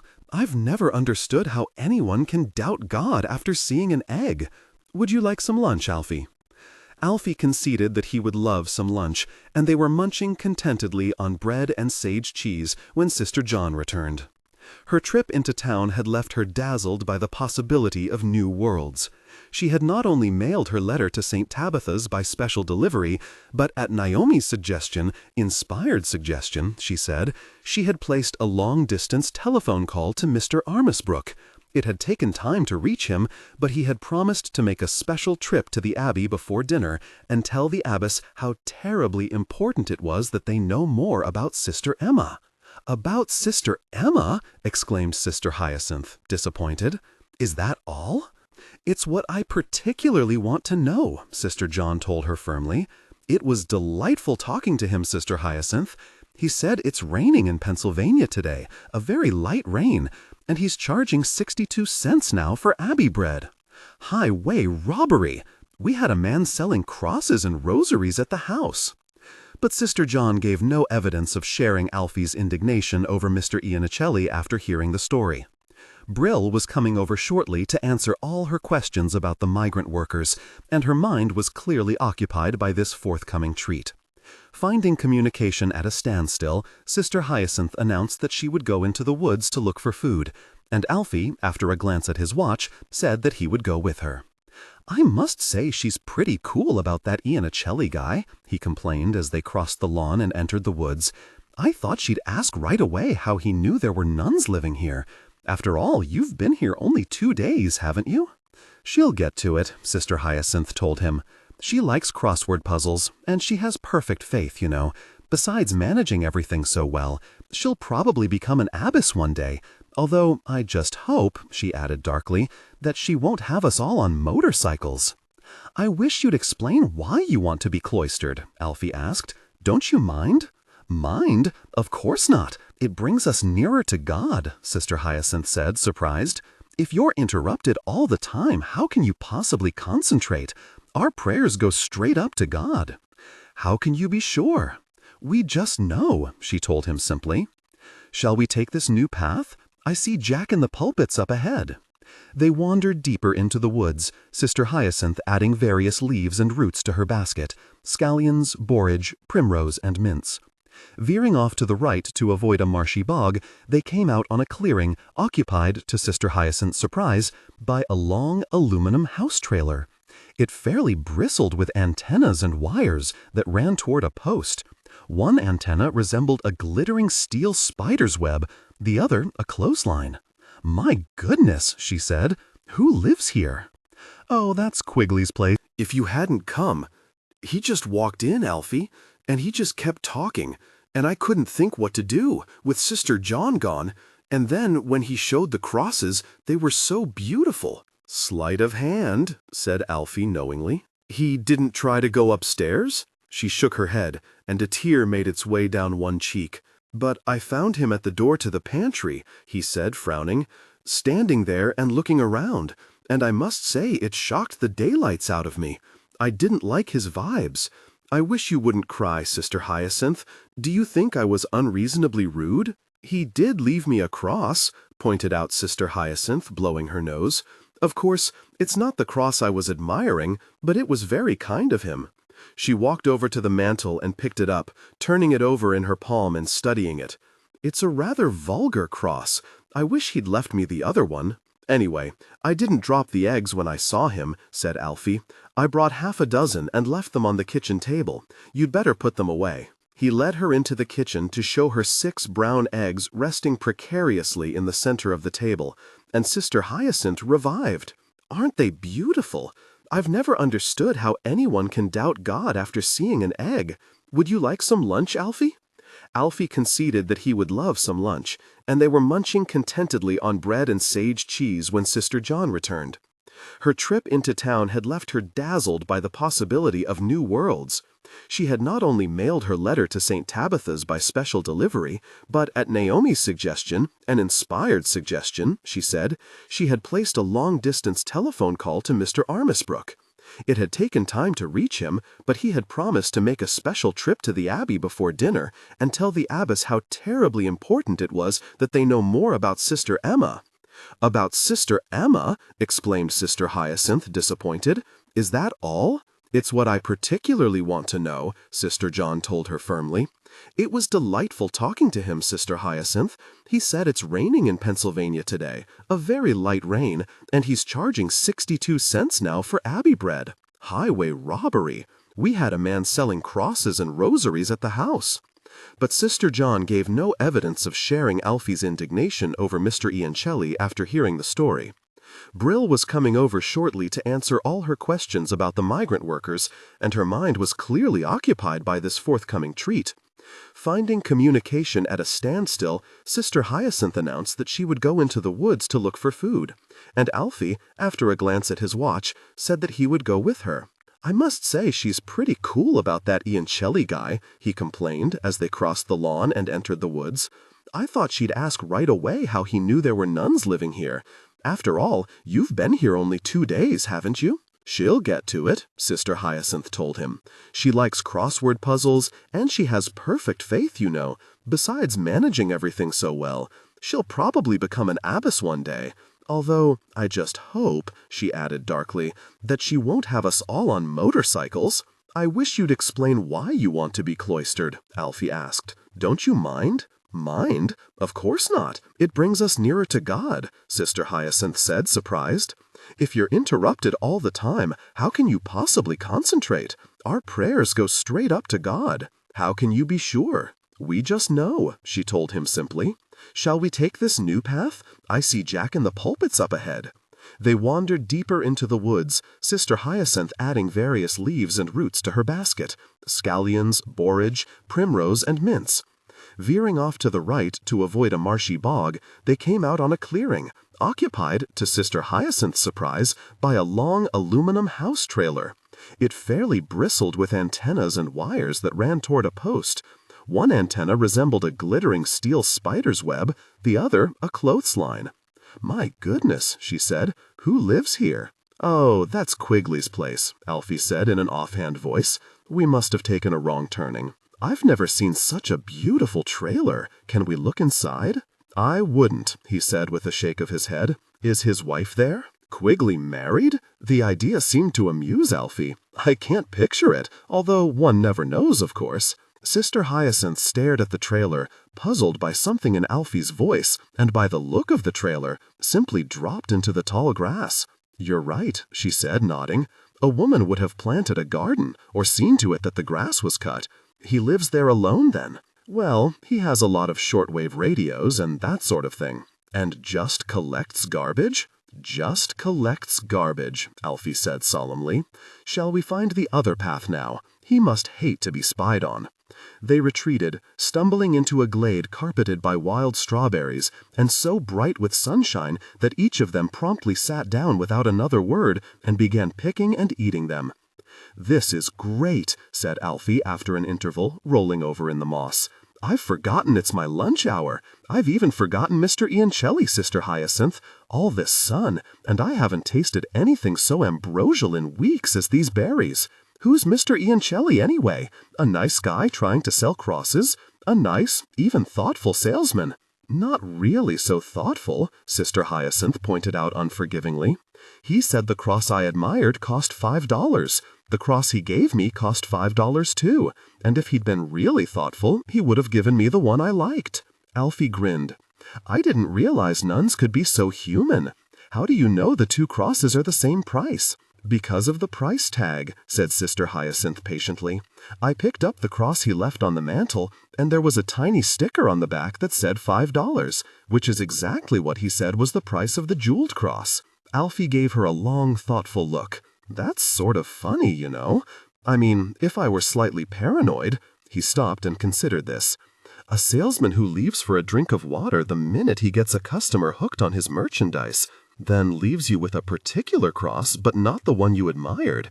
I mean, if he did come to the house to look around, if he was looking for Sister Ursula, for instance, and if I were really suspicious—" He closed his mouth with a snap. You get the feeling there's nothing for them except endurance. When they can't endure any longer, they just give up and die. It's one more case of the human spirit being degraded over and over again. They just go on and on, beans today, peas tomorrow, sometimes a day off, more often not, the same backaches, same fields, same highways over and over and over. "A nightmare," agreed Sister John, and added sadly, "I don't suppose they believe in God." "Surprisingly, they do," said Brill. "Lord knows there's nobody else they can turn to for a reward. I get no sense of grief from them when someone is killed in one of those lousy trucks or dies of malnutrition. When I first met them, I thought they were very insensitive, but now I realize they're actually glad when someone dies. There's a kind of awe that God has released them, from the wheel, you might say." "The wheel," repeated Sister John quietly. "How terrible, when this is America, where they live. Is there no joy at all in their lives then? No kind of earthly release, however small? Surely a moving picture or a little shopping trip into town." "Oh, but they never go into town," Brill said flatly. She looked at him in surprise. "Why?" "It's part of the conspiracy, that's all," he said, shrugging contemptuously. "They even travel at night, when people in the towns are sleeping. It's how they're kept invisible. They're warned against ever going into a town." "I might add that their fears of the town are not exaggerated," Brill said dryly. "They get arrested rather quickly because of their clothes, their innocence, and there's nobody to get them out of jail. You have your order behind you to back you up. I have parents, a certain confidence born of affluence, and a whole web of relationships. They have no one to speak for them, so of course it's safer for them to huddle together for protection and avoid towns." "I've never heard of such a thing," Sister John said indignantly. "Now that's something that can be changed. It's something even I can change. Of course they must go into town. I'll take them myself." "Now look, Sister John, there's a reason behind everything, and you can't just—" He broke off as the back door slammed, footsteps raced through the house, and Alfie ran into the living room.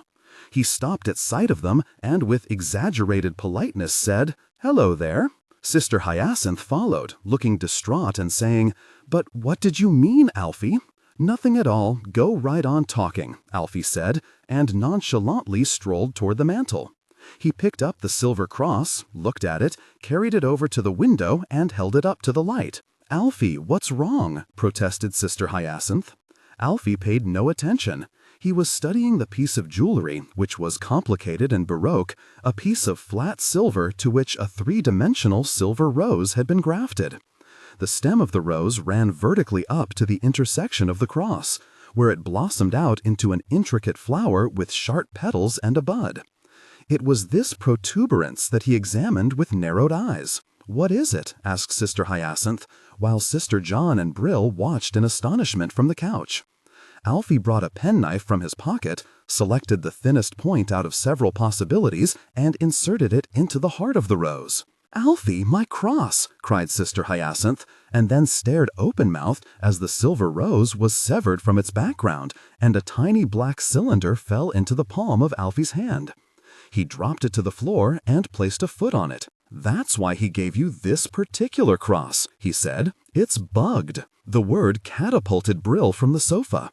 "You've got to be kidding," he said, and dropped to his knees, picked up the broken pieces, and stared at them. "By God, it looks like it. Douse it in water, Alfie. It may still be working." "But what kind of bug?" asked Sister John, following him into the kitchen. "In this climate, there aren't any dangerous insects, I'm sure of it." "This," said Alfie, dropping it into a pan of water, "is an electronic bug for eavesdropping. Somebody went to a great deal of trouble to find out what you and Sister Hyacinthe talk about in this house." "Talk about?" Sister John looked at him as if he had gone mad. "How on earth can you think that? How do you even know about such things?" "Our generation is quite advanced. We watched the Watergate hearings." "Watergate," repeated Sister John. "That's 19, but I've only reached 14 in Brill's book." She stared at the glittering little black pebble underwater. "It's so tiny. How can it be anything?" "Everything's transistorized these days," said Brill, picking it up. "It's actually a tiny microphone that carries the sound of your voices out to—" "Yeah, out to where?" asked Alfie. "Probably to a parked car," Brill said. "No, Alfie, don't go looking. The more important thing is to puzzle out what was picked up by the bug before you had your brainwave." "No, there's something even more important than that," Alfie said abruptly. "The pantry. Ian Aselli was standing by the pantry when I first saw him." "Doing what?" Alfie narrowed his eyes, remembering. He was standing there, staring into the pantry and looking pleased. Pleased? Like a cat that's just swallowed a canary, a purring expression on his face.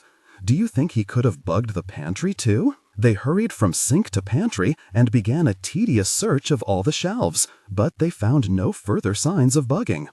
"I don't think he had the time anyway," insisted Sister Hyacinthe. "He left the living room and about 3 minutes later, I heard Alfie come in and shout at him." "Well, there doesn't seem to be any bug here," said Brill. "But you'd better hurry up and disguise Sister Ursula, because, gosh, somebody's determined to—" "Yes, what?" asked Sister Hyacinthe. "Get themselves into this house, or you out of it," said Alfie. Sister John, closing the door of the pantry, conceded this to be a possible conclusion. In which case, the most logical move would be to call in the police, except that any move to call in Sheriff McGee would not be logical, and in any case, Sister Ursula is probably wanted by the police, or so we must assume until he decides to talk. "What do you suggest, then?" asked Sister Hyacinthe. Sister John's smile was unexpected and dazzling. "That we all keep an open mind and wait for more clues, which I believe is one of the requisites of detective work." "I don't want to be a detective," Sister Hyacinthe said gloomily. "I came here to help you take inventory." "Inventory seems to include Mr. Iannicelli, as well as Sister Ursula," pointed out Sister John. "And now that I think about it, I have a few doubts about Mr. Giovanni, too." "Who the devil's Mr. Giovanni?" asked Brill. "He was taking the town census yesterday and wanted to know how many people are occupying the house." "And you believed him?" gasped Alfie. "Of course I believed him," Sister John said impatiently. "He had a clipboard." "Yes, and Mr. Iannicelli had rosaries."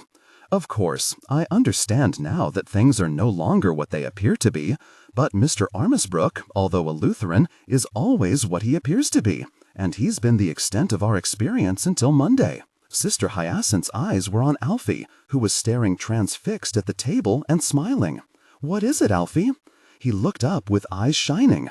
"I've just gotten this perfectly wonderful idea. Look at the pattern. Sister Ursula is shot and left for dead.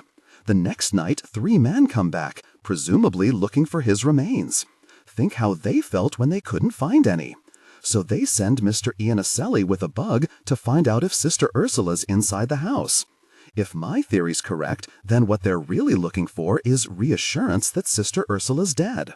"But he isn't," pointed out Sister Hyacinthe. No, but if we could persuade Sister Ursula to give us his name, just his name, mind you, I could impersonate him.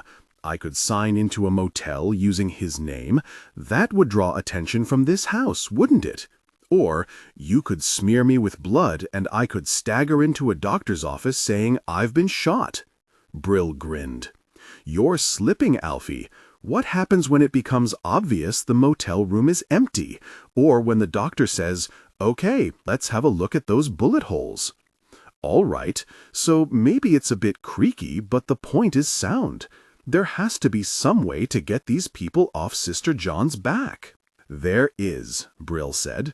"Get the guy into the nun's habit in a hurry, pray hard, and let Mr. Iannicelli puzzle out what happened to Sister Ursula.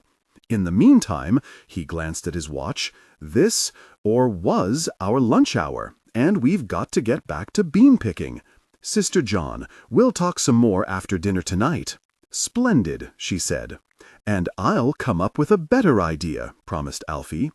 "You'll be here all afternoon and make certain nobody else gets into the house?" "All afternoon," Sister John told him firmly. "Good. See you later, then." After hearing that a Mr. Iannicelli had penetrated their defenses, Sister Ursula became unusually subdued.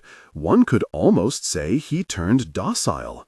He allowed Sister John to tuck and baste him into skirt and veil, and then to walk him up and down the hall once. When he was refused a kitchen knife, to protect himself, he said, he swore only once, feebly. He didn't even complain when Sister John announced they would hold afternoon prayers in his room, to acquaint him with the rituals of their order. And he listened almost humbly as Sister John read in a stern, declamatory voice, "O Lord, deliver my soul from wicked lips and from a deceitful tongue." At 5 o'clock, Sister John had just discovered a spinning wheel in the basement and was adding this to her inventory when Sister Hyacinthe came to tell her that, for the past hour, a child had been watching her from behind a tree at the edge of the garden. She had been carefully transplanting her herbs, she said, and it was making her nervous to be watched. "I wonder," said Sister John thoughtfully, "I wonder if that could be Alice. Did you speak to her?" "She doesn't want me to know she's there. I'm not supposed to see her." "Let's get the suitcase," said Sister John, and, with notebook and holland cloths in hand, led the way to the preserve closet. Noting the piles of money naked and unprotected, she unfurled her dustcloths and covered them, leaving them looking rather like loaves of bread rising on the shelves. Carrying the empty suitcase, she headed upstairs and through the kitchen to the garden. "Alice," she called. When there was no response, she turned to Sister Hyacinthe. "Which tree?" "The big oak near the path into the woods." Sister John set out alone, tiptoeing with the suitcase in hand. She found the child pressed to the tree like a wind-blown leaf, too shy even to lift her head. When Sister John gently pried her loose, the girl promptly burst into tears. Sister John was not dismayed. She understood that for Alice, this was a nerve-wracking venture into the unknown. "Alice?" she said gently. "Yes'm," the child gasped, wiping her nose with a dirty band. "This is your suitcase." Alice stopped sniffling and looked up at Sister John. Sister Hyacinthe, joining them, saw an uncommonly plain child with ragged blonde hair and small buttoned-up features, but when Alice wrenched her gaze from Sister John to the suitcase, her eyes suddenly blazed. She made no move to touch the suitcase, but a look stirred in her face like the first ripples of wind in a pond. The prim mouth softened, the sun rose in her eyes. Alice had met with bliss. "Take it," Sister John said, watching her. "Take it and come back tomorrow. I think perhaps we can find a few small things to put into it." Alice received ownership with dignity.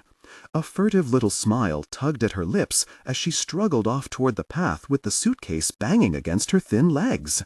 A moment later, she vanished into the woods. That, said Sister John unnecessarily, was Alice. As the afternoon waned, the sky began to fade to the color of dull pewter. A hot, sickly breeze sprang up to flutter the drooping leaves of the trees. A few drops of rain fell, and the earth became very still. "Blowing up a storm," said Sister Hyacinthe as they dined on mushroom omelet. "I wonder if we have candles." "Yes, in the drawer, a whole box." The wind suddenly burst around the corner of the house with a roar, and Sister Hyacinthe, hurrying to the window, saw the privet hedge bend almost double, and the elm's leaves turn white as the wind whipped them inside out. In the wake of the wind came rain, great sheets of it beating against the glass. Through it, Sister Hyacinthe saw lightning flash and raced the thunder back to her omelet, saying crossly, "I suppose this means that Brill and Naomi and Alfie won't come over tonight." "I think you're right," Sister John said, nodding. "This will be a wonderful chance for some quiet reading, a little more inventory, a little sewing. The world has been very much with us, Sister Hyacinthe, but I think we'll be left entirely alone this evening." Which, as it turned out, proved that Sister John could be wrong on occasion too. The events that Sister John later referred to as their haunting began about 9, after the storm had left every tree and shrub dripping and the earth sodden. Quite suddenly, and without reason, for the wind had long since died away, the lights went out. Sister John, reading Brill's book in the living room, was left hanging in the middle of a sentence. Sister Hyacinthe, seated on the floor grinding slippery elm bark for breakfast, gave a small gasp and said, "The lights have gone out." "Hey!" shouted Sister Ursula from upstairs, "the lights have gone out." Rising, Sister John moved to the bottom of the stairs and called, "We'll be up with candles in a few minutes." She asked Sister Hyacinthe in which drawer the candles could be found, and then groped her way through the passage to the kitchen table. She unearthed the flashlight as well as the candles, and, thus armed, returned to the living room to discover Sister Hyacinthe kneeling behind a chair. "Heard something outside," she whispered. "A noise." "Nonsense. That's your imagination again," Sister John told her firmly. "Get off the floor, Sister Hyacinthe. You really must. You look like a Thurber animal crouched there, and help drip tallow into saucers for candle holders." Sister Hyacinthe reluctantly stumbled to her feet. One flickering candle did little to banish the darkness. It sent menacing shadows leaping up the walls, but left the remainder of the high-ceilinged room in darkness. The smell of hot tallow filled the room as Sister John bent over saucers and distributed hot wax. When several candles were rooted and upright, Sister Hyacinthe carried them to the mantel and placed them there in a row. As she turned, her mouth dropped open. She drew in her breath sharply, extended a trembling finger toward the window, and screamed. Following her glance of horror, Sister John looked at the window and saw a face peering at them through the glass, a face illuminated by a shimmering, otherworldly light floating in mid-air without neck or shoulders, eyes deep-set and burning, every seam of its waxen flesh outlined and shadowed by the luminous, unearthly light. It was the face of a man in torment. For a long moment he stared through the glass at them while they stared back at him in astonishment, and then, as suddenly as he had come, he disappeared like marsh mist. "You saw it," gasped Sister Hyacinthe, clinging to the mantel. Sister John looked down at her hands and saw that her knuckles were white where she gripped the candles. She thought, how odd. She must have spoken the words aloud because Sister Hyacinthe cried, "Odd! It was terrible!" Sister John shook her head. "There is no such thing as a ghost, Sister Hyacinthe, although I must admit—" She stood up, flashlight in hand. "I think we'd better go up and hide Sister Ursula immediately." "No one can hide from ghosts," pointed out Sister Hyacinthe despairingly. "I'm not stirring. I won't." She stopped as a low moaning sound reached them from outside, a sound as melancholy and plaintive as the cry of a lost child. Without comment, Sister John headed for the stairs with flashlight and candles. "Don't leave me!" gasped Sister Hyacinthe, and tore herself from the mantel to follow. Upstairs they found Sister Ursula looking pale and shaken, half out of bed and his coif askew. "Are we being attacked?" he asked. "What in the world's going on down there?" "Into the closet," Sister John told him, and after one glance at her stern face, he tottered across the floor to the closet.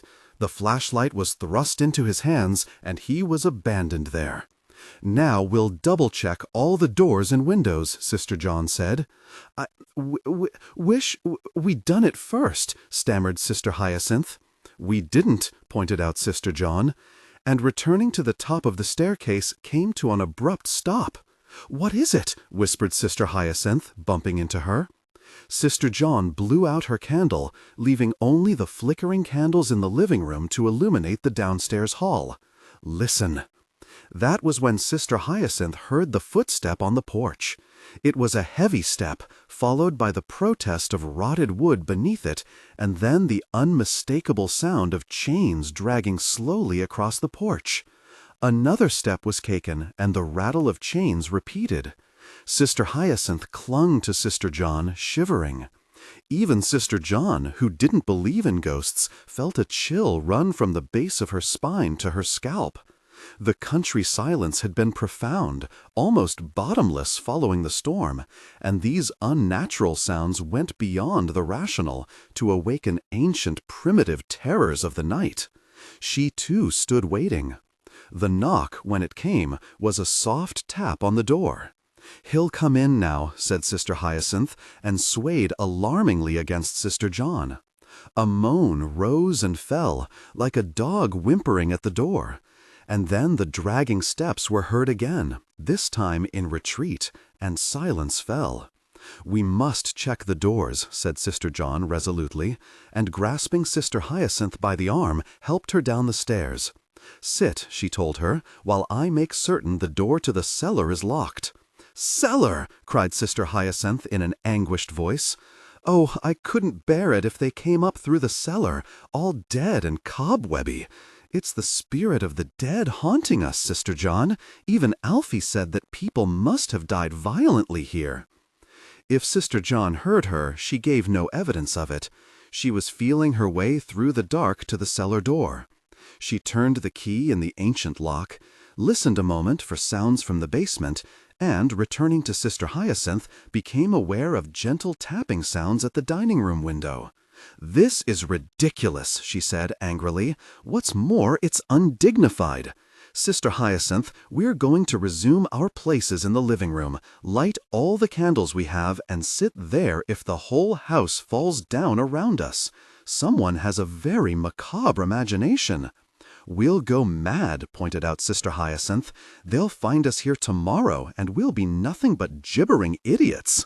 "Well, don't sound so pleased about it," Sister John said crossly, lighting more candles and distributing them around the room. "I think your imagination is a little macabre, too. Try having more faith, Sister Hyacinthe."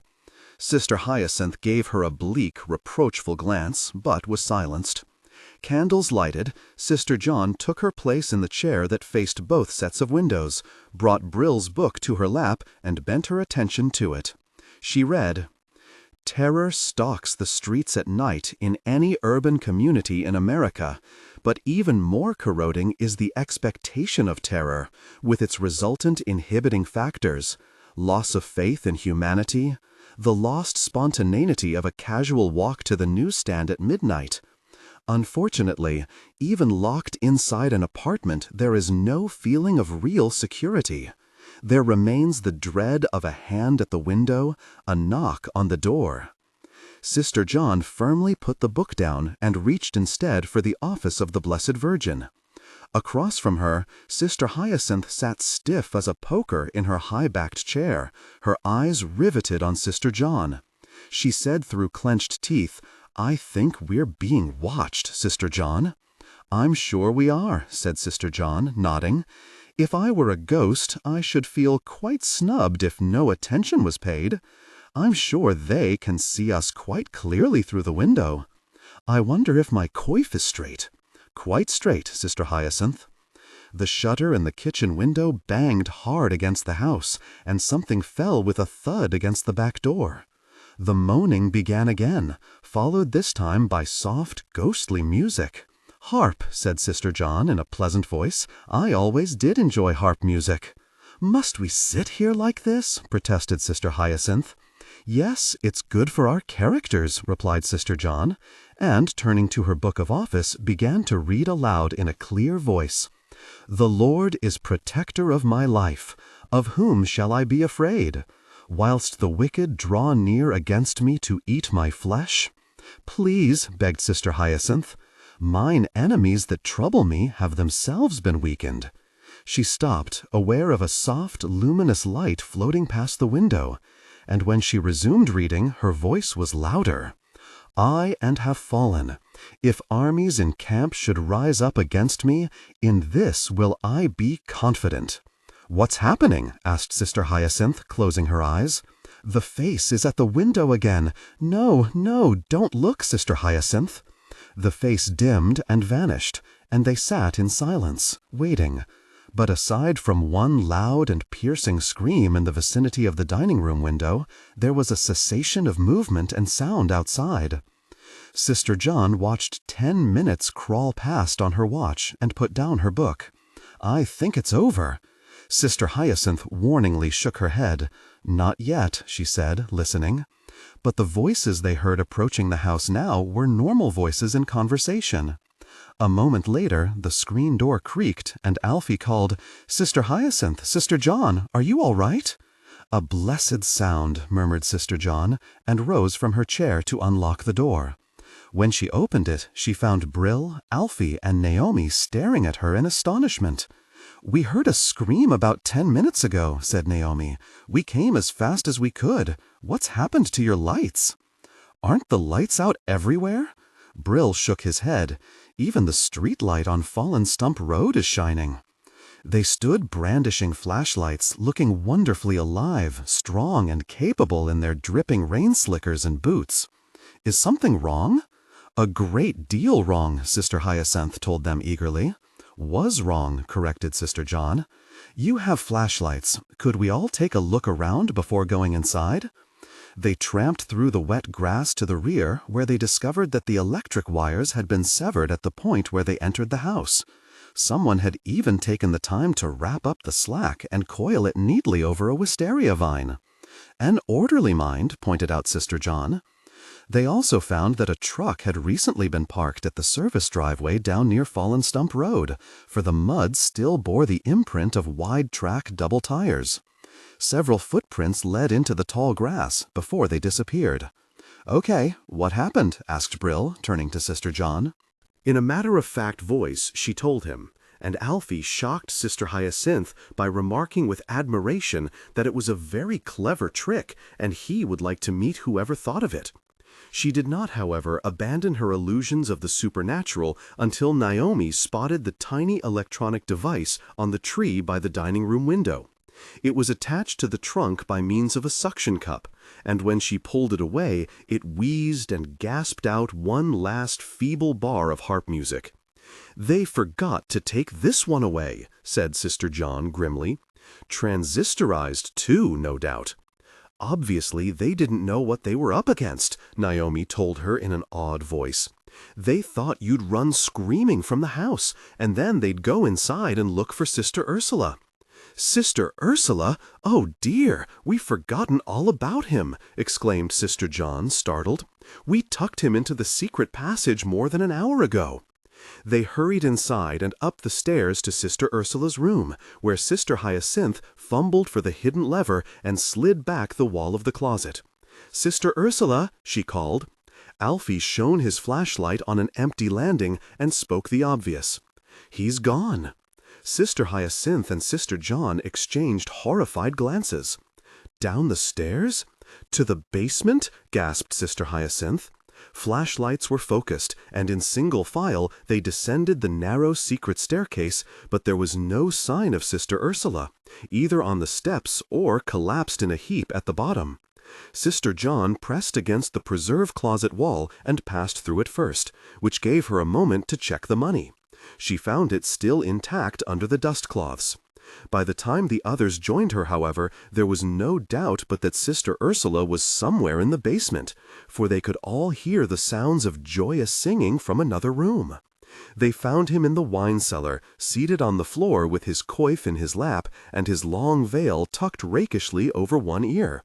4 empty bottles stood in a circle around him. He clutched a 5th to his bosom, and with eyes closed and mouth open lustily sang, "There was a young virgin named Cherry, with whom we made very, very merry."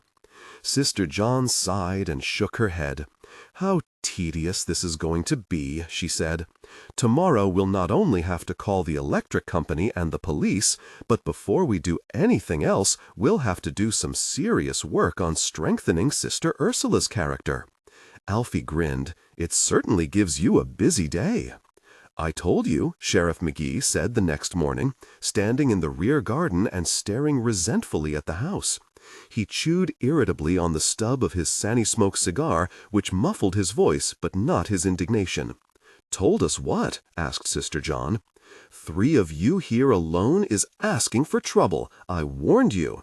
"No, I don't think you did," said Sister John, considering his statement judiciously. His glance was cold. "I've been making inquiries, and there's no doubt about it. Your house has a very bad reputation in the neighborhood. A real ghost house, people call it. Strange lights now and then, noises. Am I right, Al?" Al Carson from the Power and Light Company glanced down from the porch roof and shrugged. "All I know is, no ghost put these wires out of order. A knife did it, and I never heard of a ghost carrying a knife."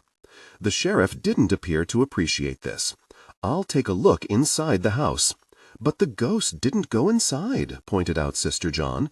"Mercifully," added Sister Hyacinthe. "Just the same, I'll have a look around."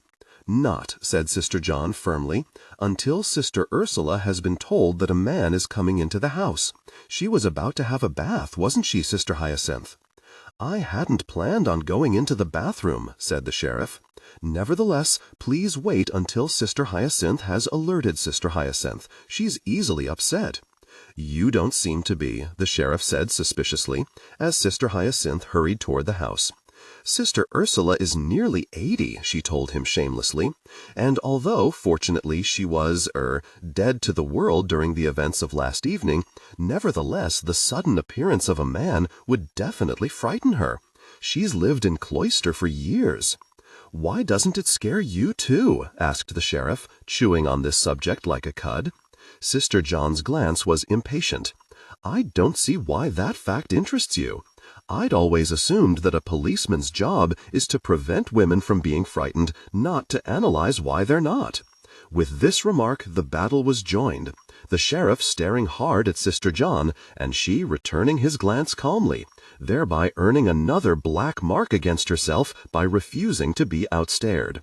His glance fell first, and a dark flush stole over his neck. He turned on his heel and stalked toward the house, dropping his dead cigar in the grass. Sister John picked up the cigar stub and was about to follow him when she saw Al Carson shaking his head at her. "Shouldn't have talked back to him," he said sorrowfully. "I didn't really. What's the matter with him anyway? Is he bilious?" asked Sister John. "When we first met, he threatened us with handcuffs and jail." Al Carson nodded. "You're probably too Catholic for him. I know I'm too black for him. If someone's too poor, he gets mean, and if they're too rich, he gets nasty. He also likes men to have short hair and women to stay in their place, and he hates change. He must be a very lonely man." Al snorted. "The hell he is! Not even the smoke from those fancy Sandy Smoke cigars of his keep his cronies away." "How do you happen to know so much about him?" He winked. "We blacks know all the things you've always wanted to know about white people, but were afraid to ask." Sister John shook her head incredulously, picked up her skirts, and hurried into the house, where she found the sheriff standing unsupervised at the door to the pantry. "Where's Sister Hyacinthe?" she asked, taken aback at finding him alone. He said in a kindly voice, "I really don't know, ma'am." The change in his manner was startling. He looked almost serene, as if a religious experience had happened to him between the garden and the house. "I think I'll be moving along now, sister.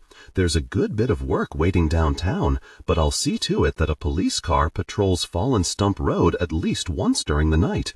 That way, if there's any more hanky-panky, probably teenagers," he added, moving toward the door. "Teenagers?" "Yeah, teenagers. Halloween stuff." "But this is July," pointed out Sister John. "Maybe so," he said, standing outside and studying the back of the house. "But kids these days are pretty advanced. Who boarded up the pantry window there?" "Alfie." The sheriff shook his head. "Troublemakers, those kids. Outsiders. Wouldn't be at all surprised if they aren't behind the whole thing." With this announcement, he strolled toward his patrol car, climbed inside, and drove away. Al Carson had gone too, but the refrigerator was humming again as she returned to the kitchen. She continued upstairs in search of Sister Hyacinthe, and found her in Sister Ursula's room. Sister Ursula was also there, lying in bed with towels covering his head. "I couldn't persuade him to hide," explained Sister Hyacinthe. "He says he died sometime during the night. He says he can't move, and his head is bursting." "It's a hangover," Sister John said sternly, "and just what he deserves." The towels trembled, and a jaundiced eye appeared among the folds. "That's a very unchristian remark. I think you're monsters of piety, both of you. Here I am at least 10 martinis behind since getting shot, and you begrudge me a little wine? Very good wine, too." "Yes, 1912, and expensive," said Sister John. "We had a sheriff downstairs a moment ago, and you were supposed to be in the bathroom." If he'd come up to look around, she walked to the door and stopped to look back at him, saying indignantly, "I don't think I've met anyone with such a low frustration tolerance. Or," she added, "such a dim talent for survival." She left, and Sister Ursula said reflectively, "I think she's angry." "Basically, yes," agreed Sister Hyacinthe. Sister John found Brill waiting downstairs for her. It was his day off from bean picking, he said, and he had come to ask if they had any chores or errands that needed doing. Sister John thanked him with feeling and sent him off with a shovel to reinstate the mailbox on Fallen Stump Road. He not only succeeded in making it vertical, but presently returned to ask what name to paint on it. "Sisters of St. Tabitha," she said.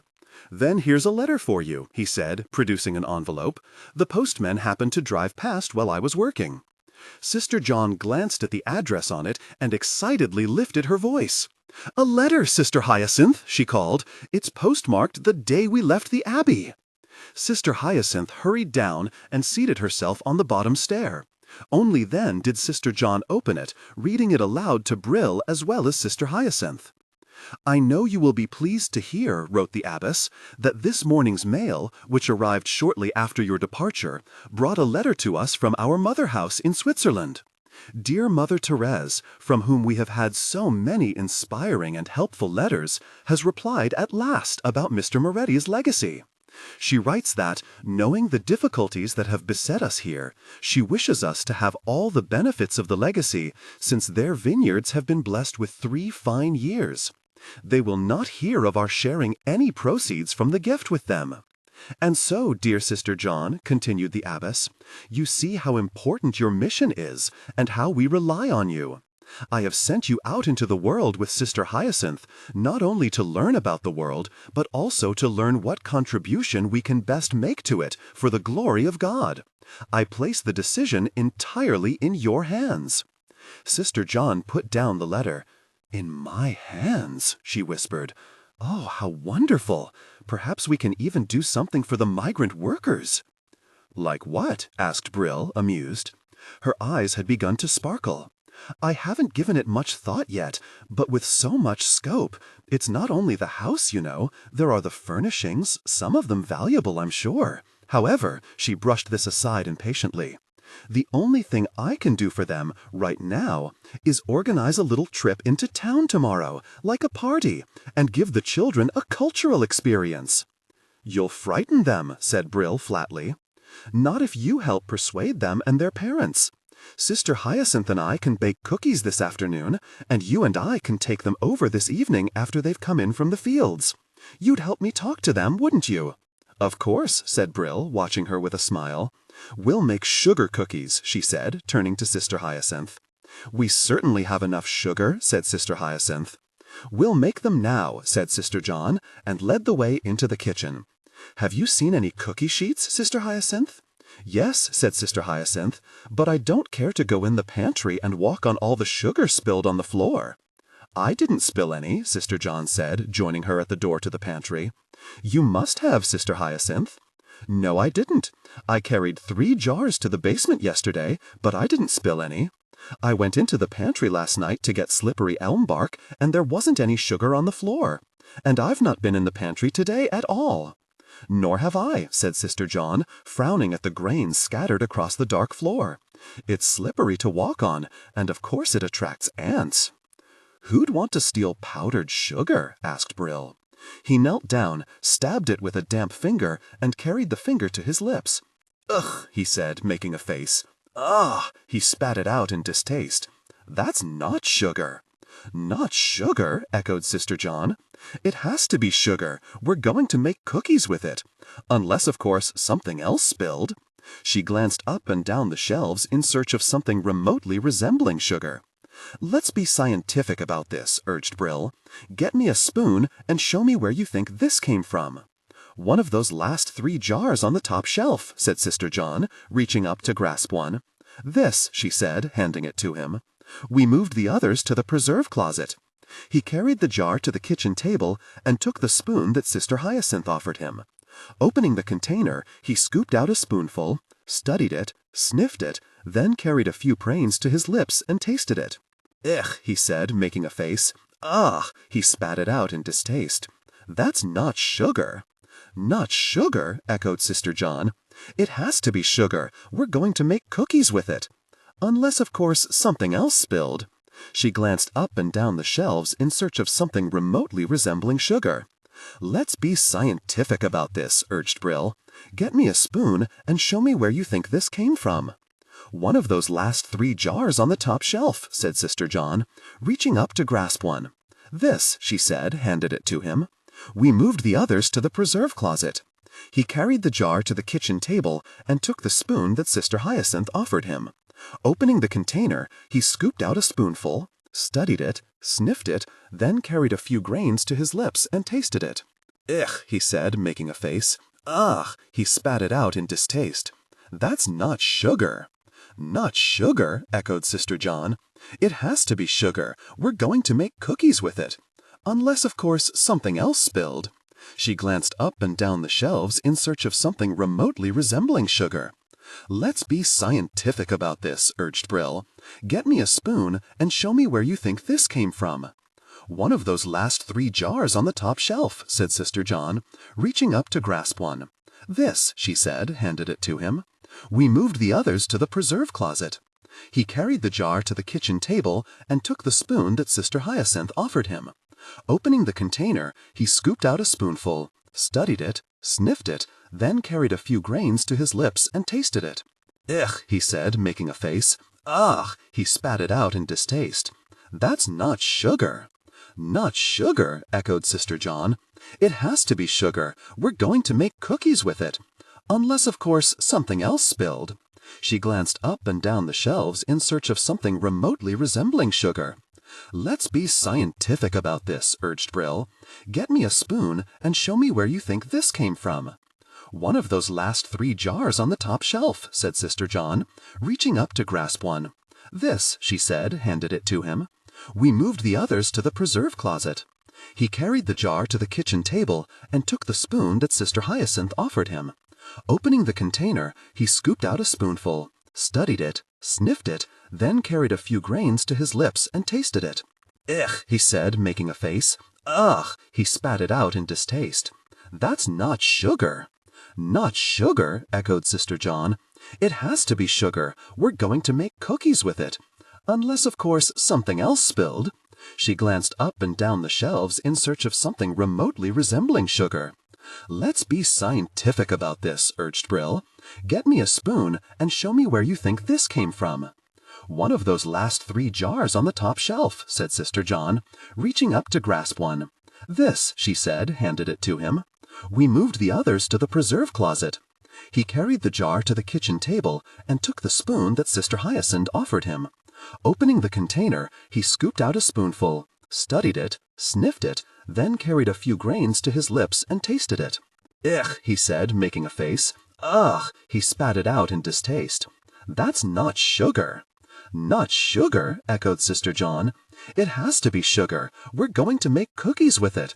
Unless, of course, something else spilled." She glanced up and down the shelves in search of something remotely resembling sugar. "Let's be scientific about this," urged Brill. "Get me a spoon and show me where you think this came from." "One of those last 3 jars on the top shelf," said Sister John, reaching up to grasp one. "This," she said, handed it to him. "We moved the others to the preserve closet." He carried the jar to the kitchen table and took the spoon that Sister Hyacinthe offered him.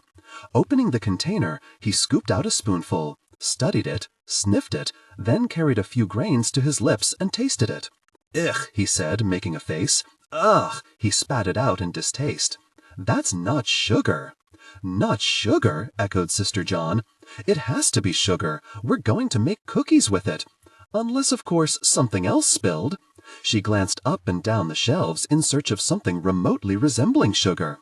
"Let's be scientific about this," urged Brill. "Get me a spoon and show me where you think this came from." "One of those last 3 jars on the top shelf," said Sister John, reaching up to grasp one. "This," she said, handed it to him. "We moved the others to the preserve closet." He carried the jar to the kitchen table and took the spoon that Sister Hyacinthe offered him. Opening the container, he scooped out a spoonful, studied it, sniffed it, then carried a few grains to his lips and tasted it. "Ugh," he said, making a face. "Ugh," he spat it out in distaste. "That's not sugar." "Not sugar," echoed Sister John. "It has to be sugar. We're going to make cookies with it. Unless, of course, something else spilled." She glanced up and down the shelves in search of something remotely resembling sugar. "Let's be scientific about this," urged Brill. "Get me a spoon and show me where you think this came from." "One of those last 3 jars on the top shelf," said Sister John, reaching up to grasp one. "This," she said, handed it to him. "We moved the others to the preserve closet." He carried the jar to the kitchen table and took the spoon that Sister Hyacinthe offered him. Opening the container, he scooped out a spoonful, studied it, sniffed it, then carried a few grains to his lips and tasted it. "Ugh," he said, making a face. "Ugh," he spat it out in Sister Hyacinthe and I will drive out for some sugar now. She'll never manage 50 pounds of it alone, so I'll go with her. And while we're gone, I suggest you lock all the doors and hide the stuff somewhere in the cellar. Don't tell either of us where you hide it either. I'll keep several tablespoons of it for analysis." Sister John nodded. "And don't be alarmed if we're gone a while. We may have to spread our purchases between 2 towns. "To conceal what we're up to," Sister Hyacinthe said, nodding with enthusiasm. "It's all right, Sister John, isn't it?" "Of course," said Sister John, sighing. "But such a nuisance." When they had gone, with Sister Hyacinthe driving, she didn't envy Brill the experience. Sister John bundled up the last 3 jars and carried them downstairs to join the others in the preserve closet. Placing them on the shelf, she surveyed the collection dubiously, then sat down on an upended pickle barrel to think where to conceal 10 5-pound jars of trouble. She felt a little jaded, for it did seem as if one thing after another had been happening, but this in no way dimmed her faith. She knew that God would presently reveal His purpose in sending them here. "We have, after all, been here only 4 days," she told him aloud, "and I'm in no way discouraged by this puzzle, but if you could send a little more enlightenment, direct my attention in the proper direction, I'd certainly appreciate it. As you know, we've been living very simply at St. Tabitha's, and we lack worldly experience." The problem for the moment remained where to hide the containers. She rose and walked into the storage room, where they had found the water turnoff, and began lifting Holland covers. A cedar chest she discarded as too obvious. An old piano attracted her briefly, but the idea of anything illicit or poisonous remaining in the house began to feel increasingly distasteful to her.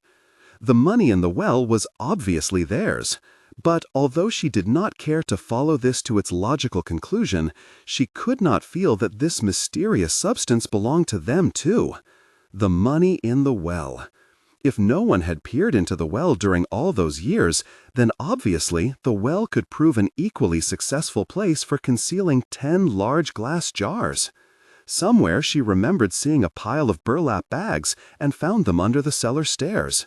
She placed 5 jars in one bag, 5 in another, secured them with rope, and, disobeying Brill's stern injunction to remain in the house, she carried them out one by one to the garden. Before lowering them down the well, she strolled casually about the yard just to make sure that Alice was not behind a tree or Mr. Iannicelli lurking behind the barn, and then knotted them to the chain, lowered it, and inserted a stick once more in the wheel to keep the 2 bundles above water level. Following this, she found herself somewhat tired and breathless, and repaired to the front steps to rest. She was still there when Mr. Armisbrook's van returned. Brill was driving this time, and Sister Hyacinthe looking mutinous. As Brill climbed out of the van, she heard him say, "But you're not supposed to blow your horn at every car on Main Street. In the first place, you're not supposed to drive that fast in town, and in the second place—" "But I would have hit them if they hadn't gotten out of my way," protested Sister Hyacinthe. "And how could they know I was coming if I didn't blow the horn?" He faced her, hands on his hips. "How old are you, Sister Hyacinthe?" She thought a moment. 34. "Well, you make me feel middle-aged, that's what's so infuriating. I've never seen such driving in my life." Sister John rose and went forward to intervene. "Did you find sugar?" He nodded. 45 pounds, although if we'd had an accident, a very strong possibility, you know. That's a really lot of powdered sugar to spill over the thruway, let alone explain. "I prayed for you," Sister John told him reassuringly. "Shall we get to work now?" Brill went off to telephone his mysterious friend, who might, with persuasion, test the mysterious substance that had occupied their pantry. And Sister Hyacinthe and Sister John went to work filling identical glass jars with genuine sugar.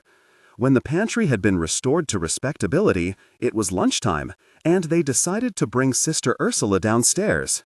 "Because," explained Sister John, "it will do him a great deal of good to get out of his room, and if the stairs don't tire him too much, he might want to watch us bake cookies." "Why?" asked Sister Hyacinthe skeptically. "It's wholesome," pointed out Sister John. "It may recall his childhood to him." Sister Ursula agreed with alacrity that he would like to lunch downstairs, and, leaning on the 2 of them, he presently arrived in the kitchen and sat down to catch his breath. He looked white, and it was obvious that he badly needed a shave, but as Sister Hyacinthe remarked, from the back he looked just like a nun. His disposition, which had improved at a change of scene, suffered a setback when he confronted rose-hip soup, sliced cheese, and bread, but after a few disgruntled remarks about tree bark one day and roses the next, he ate with appetite. He even remained in the kitchen for the cookie making, and was the first to sample a cookie from the first of the 4 dozen they baked.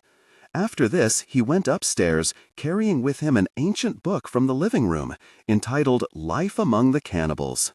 It was, said Sister Hyacinthe darkly, just one more symptom of his obsession over meat. At 6:30, Naomi's motorcycle roared up the drive with a hooded passenger clinging to her waist. The passenger dismounted, Naomi waved and roared off again, leaving a small, round-faced, bespectacled young man peering at them from their bottom step. "Good evening," he said, blinking. "I'm Marvin Coombs." Marvin, it seemed, worked in a suburban pharmaceutical company, and Naomi had driven down the thruway to pick him up at the gates. He was a chemist. He was also nervous and declined a cup of tea, saying that he would first prefer to find out whether he was visiting a house full of rat poison or full of dope. In the kitchen, he removed his green-hooded windbreaker and unwound a khaki pack from his back and placed it on the table. "Are you really nuns?" he asked solemnly, with a quick sidelong glance at them. "Or are you in disguise for my visit?" Sister Hyacinthe and Sister John looked at each other in astonishment. "You'd probably better not answer," he said, nodding. "Much wiser not to. Although, if you don't mind a suggestion—" "Yes," said Sister John. A little embarrassed, he said, "I honestly think you've overdone it a little. Long skirts, the veil, nobody wears that stuff anymore, you know. Excuse me if I've offended you, but where's the sample I'm to test?" Concealing her amusement, Sister John brought him the white powder in a saucer. He rolled it between his fingers, sniffed it, and nodded. "I think it's flake, all rights, snow, but I'll run a few tests and make sure." After this mystifying remark, he busied himself with bottles and test tubes, and the kitchen became quiet, except for the sound of a fly buzzing in the window and the occasional click of Marvin's glass tubes as they touched. Before he had finished, they could hear Alfie's voice approaching, and Sister Hyacinthe turned eagerly to the door, waiting to share in his reaction at missing the day's intrigues. When he arrived, running up the steps and inadvertently slamming the screen door in Brill's face, his response was just what Sister Hyacinthe had expected, a blend of awe, horror, and excitement. "What have you found?" he asked breathlessly. "What a day, and I wasn't here." Marvin Coombs glanced up, found Brill's eyes, and spoke to them. "Close the door," he said. "Lock it, too." "That bad?" asked Alfie. When the door was closed and locked, Marvin gestured toward his test tubes. "It's cocaine," he said. "Very pure strain." The amount I've just tested, a spoonful, would cost $50 on the retail market. "I don't," he said earnestly, "want to know how much more you have. I'm corruptible. I'm an underpaid chemist with very expensive hobbies." "What are they?" asked Sister Hyacinthe with interest. "Photography, skin diving, and women," he said, blinking at her. "Not necessarily in that order. Now, if it's all the same to you, I'd like to get out of here." "But you haven't had dinner, have you?" asked Sister John. "No, ma'am, but I'd just as soon not stay here a minute longer than necessary. It makes me nervous. Can Naomi take me back now?" "I will," said Brill. "You're not half so pretty," pointed out Marvin. "But you were going to take the cookies to the farm with me," said Sister John, disappointed. "There they are, 4 dozen of them, and you promised." Alfie sighed. "Okay then, I'll drive Marvin back, if you'll make sure nothing else happens while I'm away." "Perhaps you could bring back a razor," suggested Sister John. "I don't know whether you've noticed it, but Sister Ursula badly needs a shave." At this remark, Marvin Coombs looked appalled, dropped a pencil, and peered at her through his glasses. "You're all men?" he said in a shocked voice, and, rolling up his pack, he backed out of the room in a hurry. "He thinks we're in disguise," Sister John told a mystified Alfie. Alfie grinned. "I certainly wouldn't disillusion him for the world. I'll tell him you're members of the Mafia." "Mafia?" mused Sister John when he had gone. "Didn't that used to be another name for the Cosa Nostra?" Brill nodded absently, his eyes on the saucer of cocaine in front of him. "When I went into orders, they were saying the existence of the Cosa Nostra was a myth, like the boogeyman." Brill heard her, glanced up, and laughed. "You are behind the times, Sister John. Look, what do we do with this stuff that's left?" Flush it down the toilet, Sister John said, rising and taking it from him. But as she left the room, there was a puzzled frown tugging at her brows, and her eyes were thoughtful. With a sense of great triumph, Sister John had captured 8 people for her excursion into Gatesville the next day, and she arose in the morning radiant with the joy of success. It had not been easy. On her side had been ranged only Alice, the cookies, and Brill, while against her stood a rigid tradition of many years, and, to her, irrational panic. She felt it couldn't have been harder to enlist guides to accompany her among the headhunters of the Amazon. But 6 children had been offered to her, with 2 adults to guard them, a young woman named Melita and a toothless old man of 77 called Uncle Joe. "What about the cocaine?" asked Sister Hyacinthe as they faced each other at the breakfast table after prayers. "I've thought about it," Sister John said, nodding. "This is our 5th day here, and you know we're honor-bound to return the van to Mr. Armisbrook by the end of next week. The cocaine's hidden. I don't see how we can do anything at all about it until Sister Ursula is off our hands. We'll simply have to work with him every day to get him operative again." "Operative?" "It's a word from Brill's book. They use it a great deal in Washington. Brill says we can bypass Sheriff McGee when the right moment comes and call in the state police. But we can scarcely do that until we're prepared to throw open the house for a search. Our hands are not clean," she reminded Sister Hyacinthe sternly. "Sister Ursula remains a mystery, although I pray about this every day. And then there's the money," she sighed.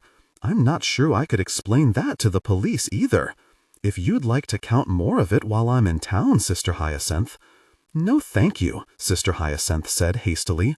"We're too busy today, but I really think that on Monday we must rent a safe deposit box and put the money in it.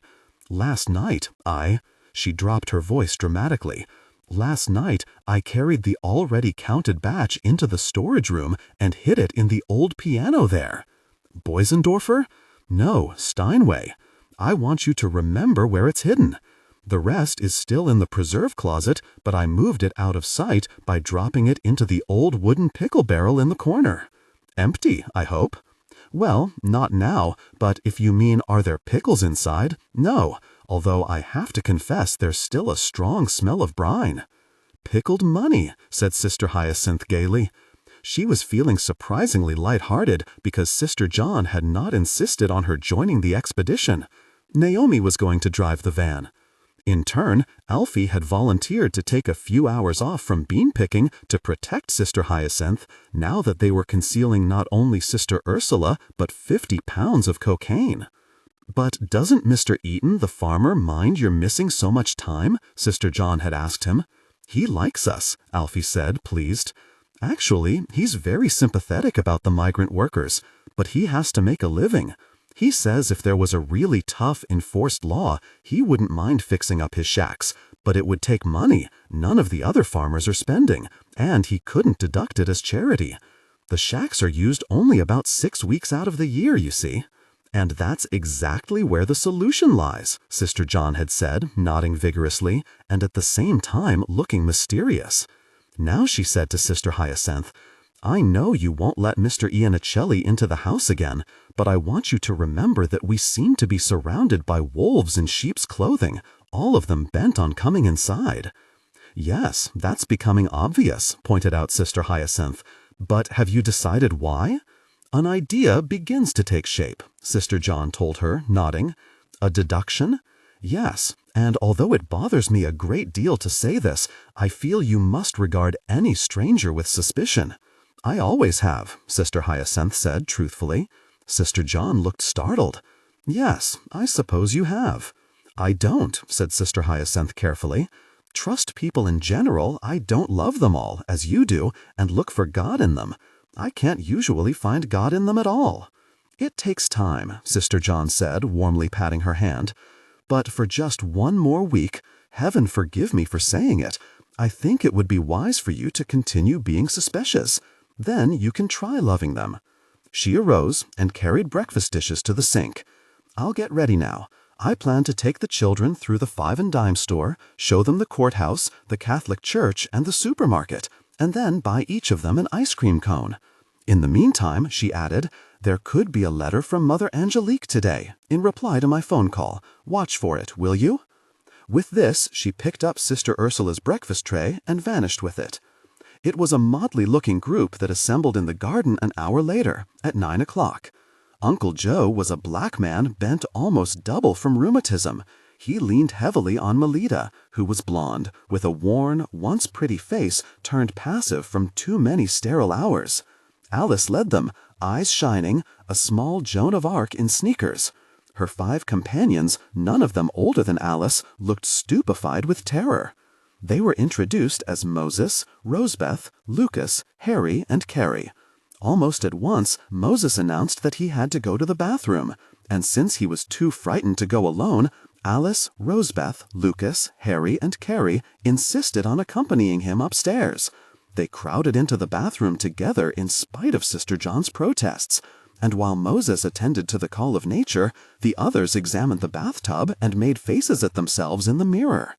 Rosebeth's got on her best hair ribbon, Alice confided to Sister John, and Lucas is wearing his pa's bow tie. Harry ain't got no tie, but he's wearing clean underdraws special, and Moses has socks on today, and Carrie's wearing beads. How nice, said Sister John, beaming at these revelations.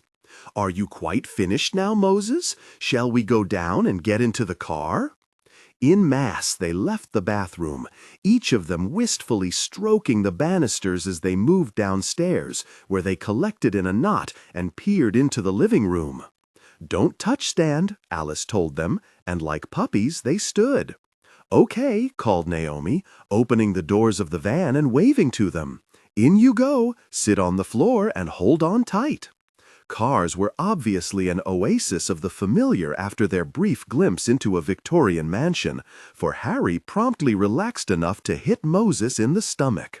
Sister John didn't see this because she was helping Uncle Joe into the seat up front, but Sister Hyacinthe saw it and marveled again at Sister John's heroism. Once the children were stowed away in the back, Melita and Sister John climbed in beside them. Naomi closed the rear of the van and inserted herself behind the wheel next to Uncle Joe.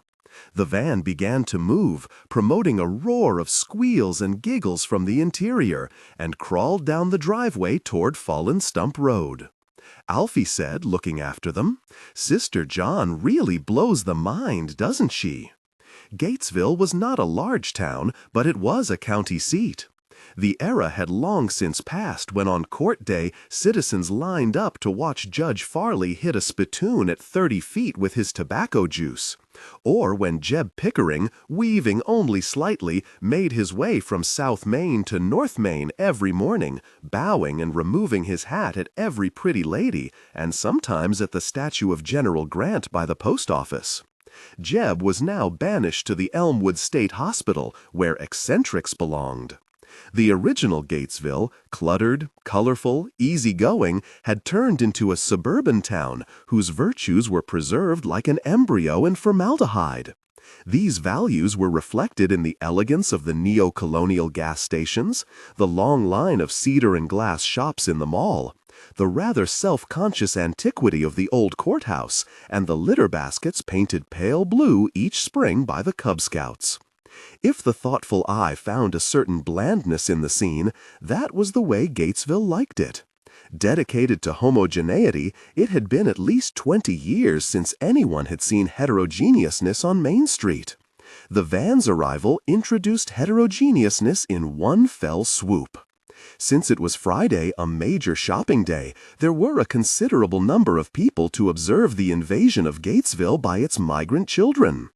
It elicited a number of benevolent smiles, for if there was one thing Gatesville prided itself on, it was its liberal attitude toward the black and the poor, none of whom lived within its boundaries. The liberalness was of a particular generous quality, because the town voted Republicans so overwhelmingly at each election that no one could be labeled radical, no matter how liberal they dared to be. It was a situation that Sheriff McGee understood perfectly, and one which had returned him unerringly to office every 4 years. There was a certain care-poster quality about the children as they climbed out of the van. Carrie began to suck her thumb. Alice clung to Sister John's skirts, and Rosebeth began to sob quietly. Almost immediately, Uncle Joe added to the confusion because it took nearly 10 minutes to prise him out of the front seat and establish him on his feet. During this interval, Moses announced that he had to go to the bathroom again, although once in motion he abandoned the idea. It was apparently a ploy with which he filled his idle moments.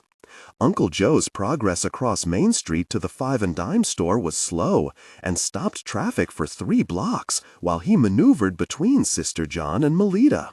Once in the store, Sister John distributed dimes, only to discover that nothing could be purchased with a dime, and she began to wonder if she could afford the ice cream treat later.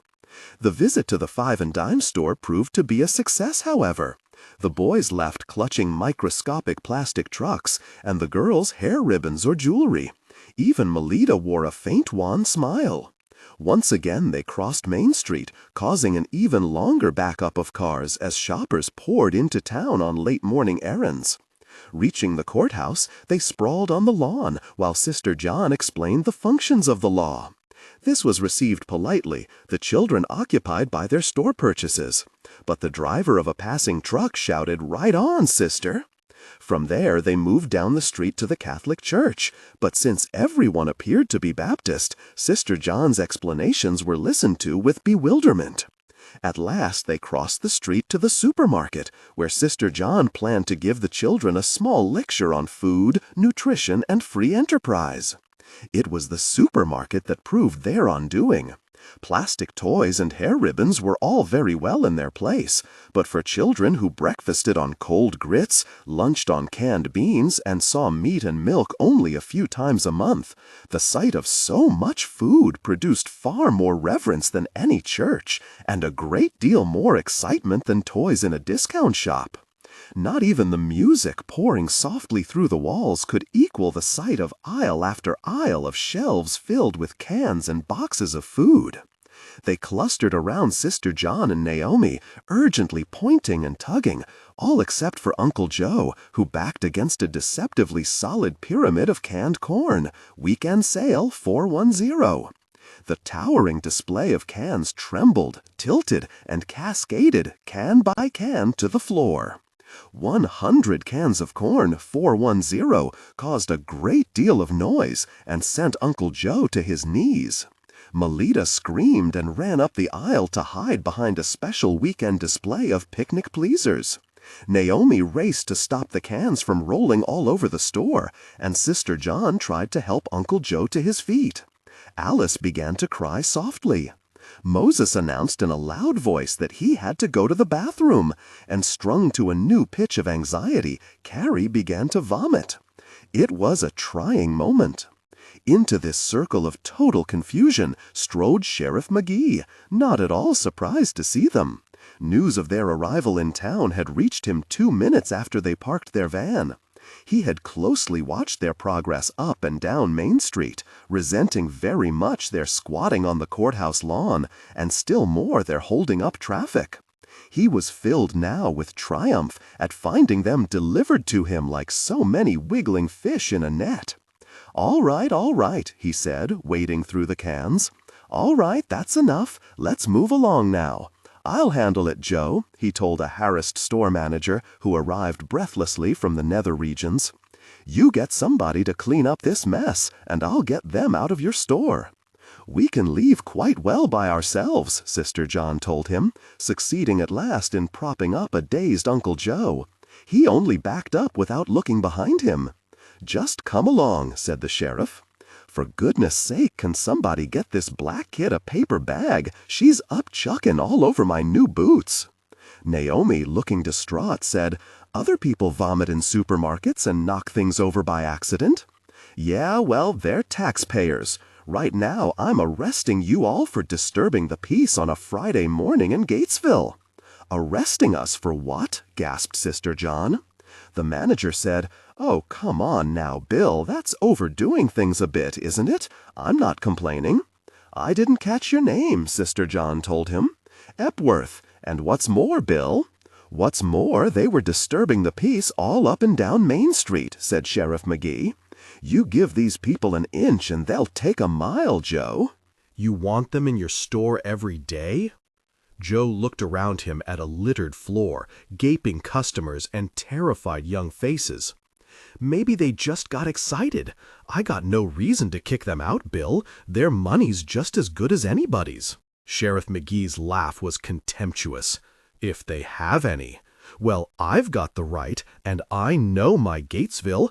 How on earth do you think I stay in office?" To Sister John he said coldly, "Let's go." "You're arresting children?" cried Sister John. "Save your speeches for the courthouse," he said warningly. "All of you, no exceptions, move along."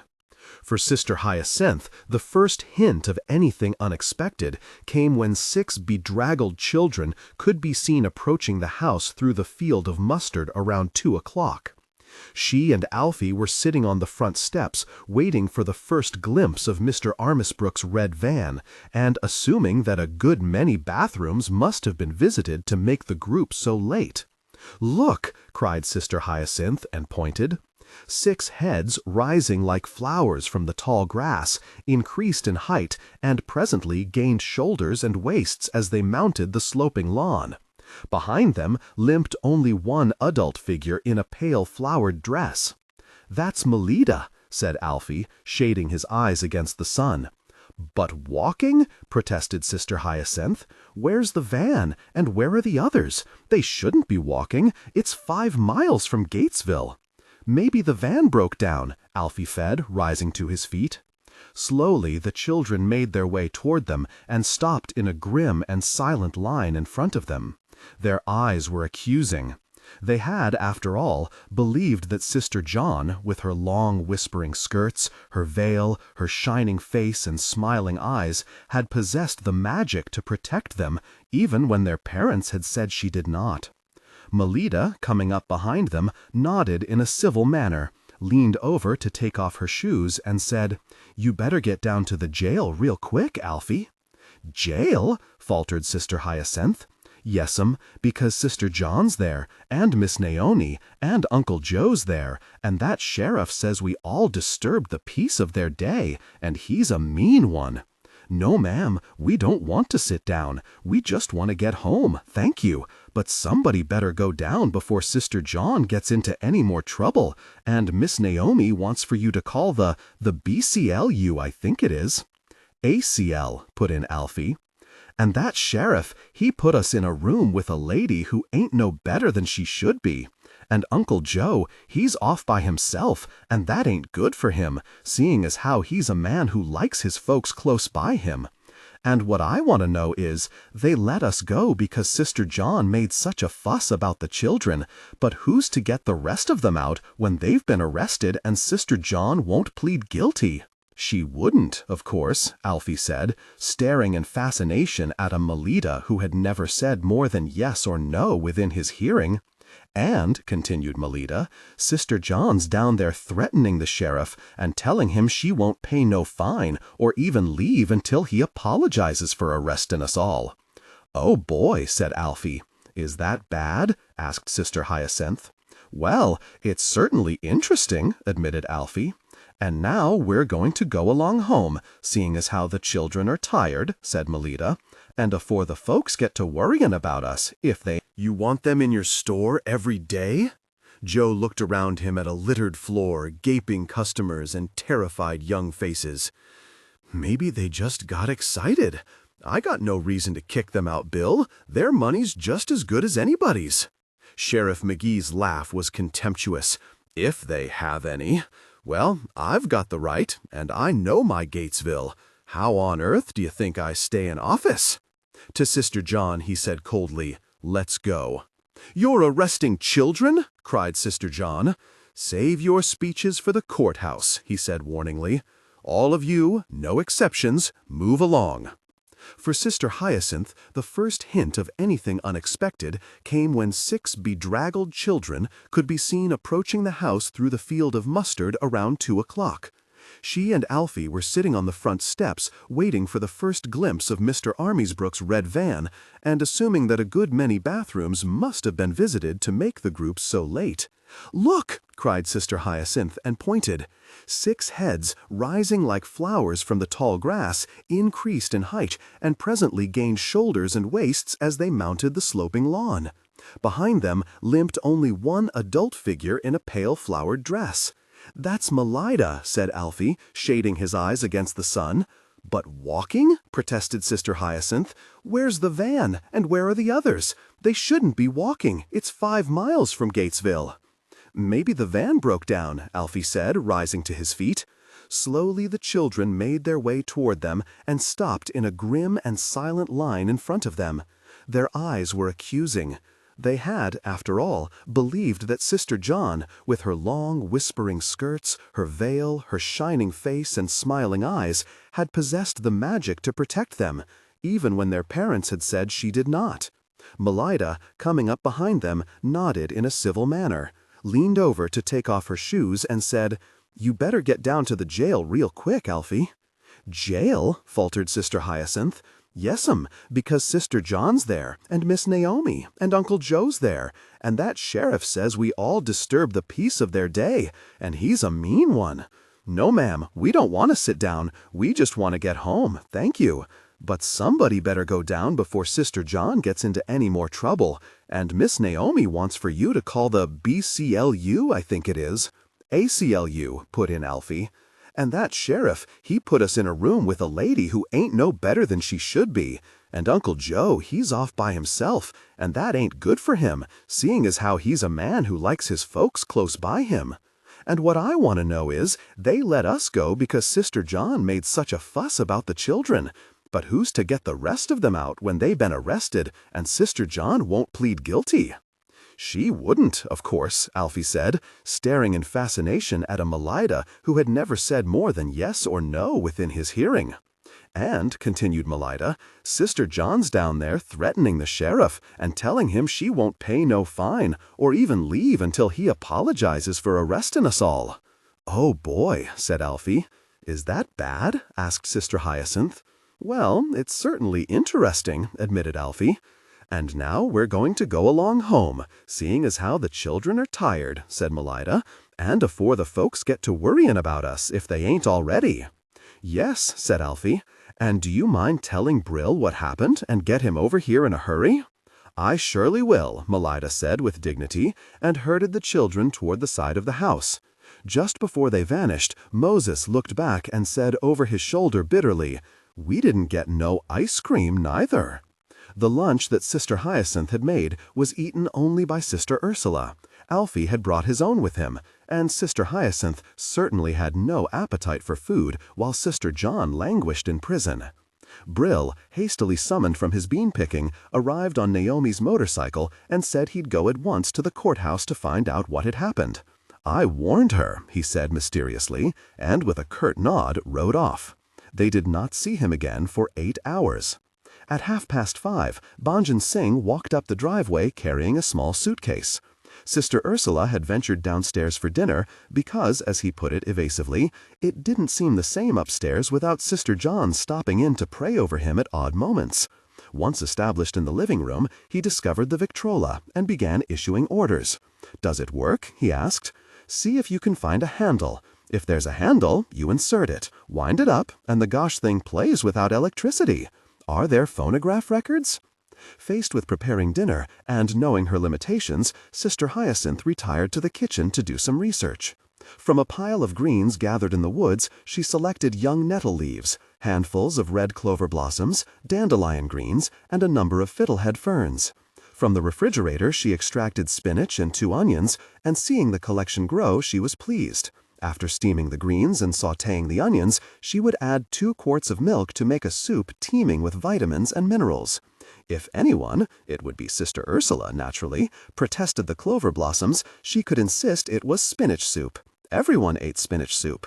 For a main dish, she would stuff comfrey leaves with cheese and breadcrumbs. At that moment, she heard the screen door slam and Banjan Singh's voice say, "Good afternoon, please, everyone." Brightening, Sister Hyacinth dropped her apron and hurried into the hall to welcome him. He stood with the sun at his back, cordially beaming at them and bowing. "I had not planned to come until tomorrow," he said, "but I had a very strong intuitive feeling that I am needed today." He held out a letter. I took the liberty in passing the mailbox to extract this envelope. Sister Hyacinth grasped the letter, read the words on the envelope, and burst into tears. "It's just the letter Sister John was waiting for, and now she's in prison, Bonjan."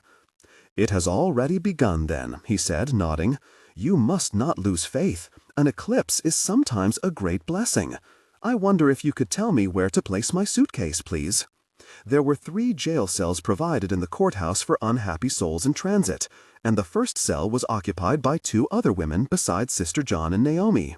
Uncle Joe sat alone in the second cell and passed the time praying in a loud voice, while a gentleman with delirium tremens huddled in the third and complained loudly that Uncle Joe was sending green-haired angels into his cell. "Get them away!" he shouted over and above Uncle Joe's solemn, "Thy kingdom come, thy will be done on earth as it is in heaven." Only Naomi was calm, giving invaluable legal advice to Sister John, whose indignation remained at a high pitch until the children were at last sent home with Melida. This took place around 1 o'clock, and only then did Sister John relax and turn her attention to her cellmates, remedying her "I'm working with drug addicts at the House of Hope. I'm Sister Isabel Irwin." "You're one of the new nuns," gasped Sister John, and eagerly thrust out her hand. "How perfectly wonderful! There's so much I want to ask you, so much I want to hear. Oh, do sit down over here so we can have a long and serious chat." "I'd love to," said Sister Isabel. "Take them away!" screamed the man in the cell on their left, and on their right, Uncle Joe haltingly finished reciting the 123rd Psalm and began on the 124th. "First of all," began Sister John, and drew a deep breath, "I don't appreciate clover blossoms in my soup," Sister Ursula said at dinner, predictably and with venom. "There is a saying," Bonjan Singh told him, "that could very well apply to you, my friend. He cackles often, but never lays an egg. If you would observe yourself coolly and dispassionately, you would see yourself as others see you. This could be far more crushing than clover blossoms in your soup." "Besides, it's spinach soup," Sister Hyacinthe told him, but was, on the whole, inclined to forgive him because she noticed how frequently he looked toward the door. She was edgy herself, impatient for Brill's return and mystified by his lateness. "Everyone leaves for Gatesville and disappears," she lamented. When Brill returned at last, it was nearly 10 o'clock, and he came alone. "I didn't see any of them, but I've gotten things rolling," he said, throwing himself into a chair. "There'll be an American civil liberties lawyer at the sheriff's office at 10 o'clock tomorrow. His name is Jason Horowitz, and he's in New York tonight for a meeting, but I talked with him on the phone, and he'll be here on the 9:22 Saturday train." "They're going to spend a night in jail?" gasped Sister Hyacinthe. "Not only Sister John and Uncle Joe, but an innocent young girl like Naomi?" "Naomi won't mind," said Brill, and seeing Sister Hyacinth's shocked gaze, he explained. "She's been there before, in the 60s, peace marches, demonstrations." "But Sister John has never been in jail," she reminded him. Brill grinned. "No, but Sister John is engaged in a battle of wills with the sheriff and is exploring the thought of martyrdom. It seems they could all come home if they paid a fine, pleading guilty. But Sister John refuses, and Naomi agrees, and Uncle Joe can't leave and walk the 5 miles back, so he's elected to stay too. As a matter of fact, Melita was only too accurate. Sister John's gone even farther. She won't leave until the sheriff admits he discriminated against Melita, Uncle Joe, and the kids." "She could be there for years," protested Alfie.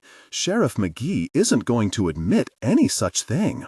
"She's on strike," breathed Sister Hyacinthe happily. "Now I understand." "She's a nut," blurted out Sister Ursula. "It's all your influence. She'll turn into one of those militants yelling about peace and love. Sheer cussedness." "Don't be silly. It's a matter of principle. I stopped in at the supermarket and talked to the manager, a guy named Epworth. He said it was perfectly obvious the sheriff's trying to scare the migrant workers away from coming into town again. Epworth's a good guy. When I left him at 6, he was packing bags of groceries to take to the migrant workers' camp. He said it was the least he could do, and where could he find them? I gave him directions. I suppose he's taking them steak, put in Sister Ursula bitterly. She's been praying, said Sister Hyacinthe, nodding. When Sister John prays, the most surprising things happen. Our electric water pump broke down in 1969, and Sister John prayed until she had blisters on both her knees. What happened? Mr. Dorman came. He lives in Bridgemont Corners and builds windmills. He asked if he could put a free windmill on our property to show people how pretty they look and how much money they could save. He took care of all the expenses, including a new water pump. After he built the windmill, Sister John prayed for him, and he sold 11. Brill was staring hard at Sister Ursula, as if seeing him for the first time. "Good Lord, you need a shave," he said. "Didn't anyone shave you last night? If someone looked in one of the windows and saw you sitting here, we'd all be in the soup." To Sister Hyacinthe, he said, "If you don't mind, we'll all stay here with you tonight." 5 miles away, in the bowels of the courthouse, Sister John was saying earnestly, "So that's how I happen to be here. But, my dear, you're not wearing a habit. Is there anyone to speak for you? Does the sheriff know you're a religious?" "Not yet," said Sister Isabel blithely, "but someone will come for me, because I telephoned and left a message. I live at Community House over in Gatesville Heights, and one of the priests will bail me out. You see, I was stupid enough to take one of the House of Hope addicts to visit her mother, except that it turned out to be her supplier, not her mother. The police were watching the house, and when they broke down the door, Agnes slipped 5 ounces of marijuana into my purse. A very hostile child. And so stupid of me. But I find it very difficult to think like an addict. They're not themselves." "Like Sister Ursula," said Sister John, nodding. "They can be very devious. Of course, I should have waited until someone could go with me, but I was impatient. I have to confess that we're all impatient. We want to change things. Other things, too." "What other things?" Sister John asked eagerly. "Well," said Sister Isabel, looking at her challengingly, "I'm a member of the National Coalition of American Nuns now." "There's a union?" gasped Sister John. "We want to end the oppression of women in the church. There has to be more to sisterhood than teaching 2nd grade. It's so unfair." "Women's lib," said Sister John, nodding. Sister Isabel looked at her in surprise. "You're a little more witted than I thought, Sister John. Of course, women's lib, but human liberation too. Everyone." "So what do you kids want?" asked Sister Ursula, pressed into a chair upstairs and lathered for his first shave. "After 5 days here, I'll admit you're not as peculiar as I thought at first. You're not wild-eyed radicals or deadbeats either, although this could be my weakened condition. What bugs me, though, is what are you? I can't figure you out." "You're always looking for labels," said Brill. "That's your first problem." "Well, how really do I know where you fit without them?" growled Sister Ursula. "You're really not too different from my nephew." "He has a nephew," crowed Alfie. "But he works in a bank, making $150 a week, and he buys things. You know, things like color television, and you've heard of telephones, those instruments used for communication?" "And for obscene calls," put in Alfie. "And he's got a Mustang now. You could have a Mustang too." "Nothing less than a Rolls-Royce would suit us," said Alfie solemnly. "Well, what really motivates you? Christ, you've all had college educations and you're picking beans?" "We're leftovers from the 60s, said Alfie. "Flotsam and jetsam. All that burning and marching, you mean?" "Yes, as well as a few assassinations and an undeclared war. We've been shot at, and we've been clubbed, and we've been arrested, and we're tired, that's all." "And the really of it," said Alfie, waving the razor at him, "is that we were right about the hypocrisy and the corruption. It's terrifying to be right before you're even old enough to vote. It's so frightening most of us have given up and retreated to the sidelines to put ourselves together again." Banjan Singh, seated cross-legged on the floor, nodded solemnly. "In the I Ching, it says, 'When grass is uprooted, what is attached to it is pulled up as well.'" "But living in a bus and picking beans?" said Sister Ursula incredulously. "The essential problem," said Sister John, speaking earnestly to Sister Isabel, "is the migrant workers always moving, never having a place to call home, a place to put down roots and go to school." "And to vote," said Sister Isabel, nodding. "There must be some way to change that." Sister Isabel looked thoughtful. It was past midnight, the cells were quiet at last, and the lights turned low. The young shoplifter had been bailed out by her father, and the man with DTs had been taken off to a detoxification unit. Naomi dozed on the lower bunk nearby, and Uncle Joe mumbled occasionally in his sleep in the next cell. "There's an experiment taking place in Florida," said Sister Isabel at last. "I recently met one of the men involved in it. They're experimenting with settling the migrant workers into one place, one community exclusively theirs. It seems to be working, too. They've built their own homes, and they're governing themselves and making the decisions. Not without difficulty, of course. Naturally, it's heavily funded." "Funded? Money," said Sister Isabel. "The government's backing it, or was. OEO or HUD? I don't know. And the Ford Foundation was helping, too. Seed money." "Seed money," echoed Sister John, struggling to master a new vocabulary. "They pick crops within a certain radius of their community, but they have their own homes now, simple as they are.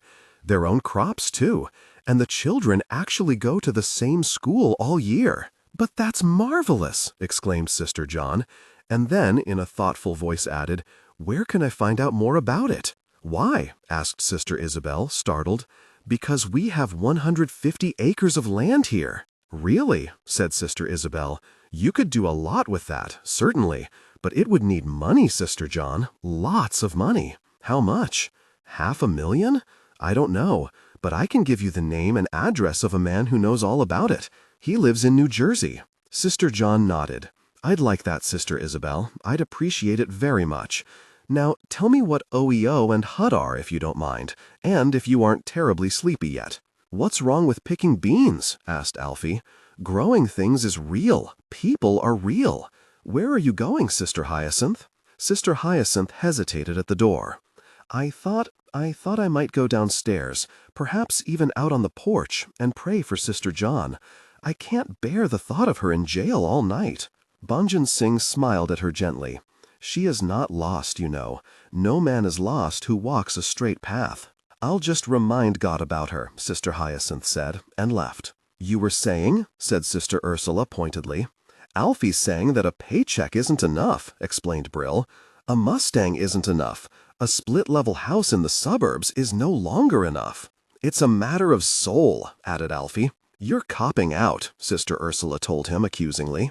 "No, I think we're into something real," contradicted Alfie. "There's certainly something very real about pumping water by hand and growing vegetables without chemicals and patching things up to make them last.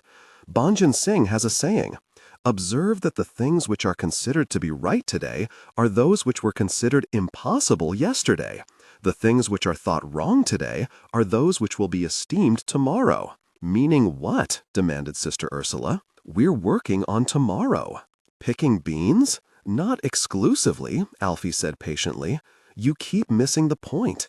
I mean that when all the cars are rusted junk and the suburbs sterile and food in short supply and equipment scarce, there have to be people who'll know how to put things together again, people who know how to live simply without machines. And," he added, whipping the towel from Sister Ursula's shoulders, "I'll bet you don't believe we're right about that either. But did you ever think oil would be rationed?" Downstairs, Sister Hyacinthe wandered through the dark rooms like a wraith, presently unlocking the front door and venturing out into the coolness of the night. The sky was bright with stars. The huge elm nearby had captured a yellow crescent moon in its branches and cradled it, filtering the pale silver light through its leaves. In the shadows of the wisteria, Sister Hyacinthe knelt and prayed for Sister John. Her views might be considered somewhat eccentric at St. Tabitha's, but her prayers were always sound, and when she had finished, it was past midnight. She turned to go inside, but the moonlight caught at the gypsy in her, and she hesitated.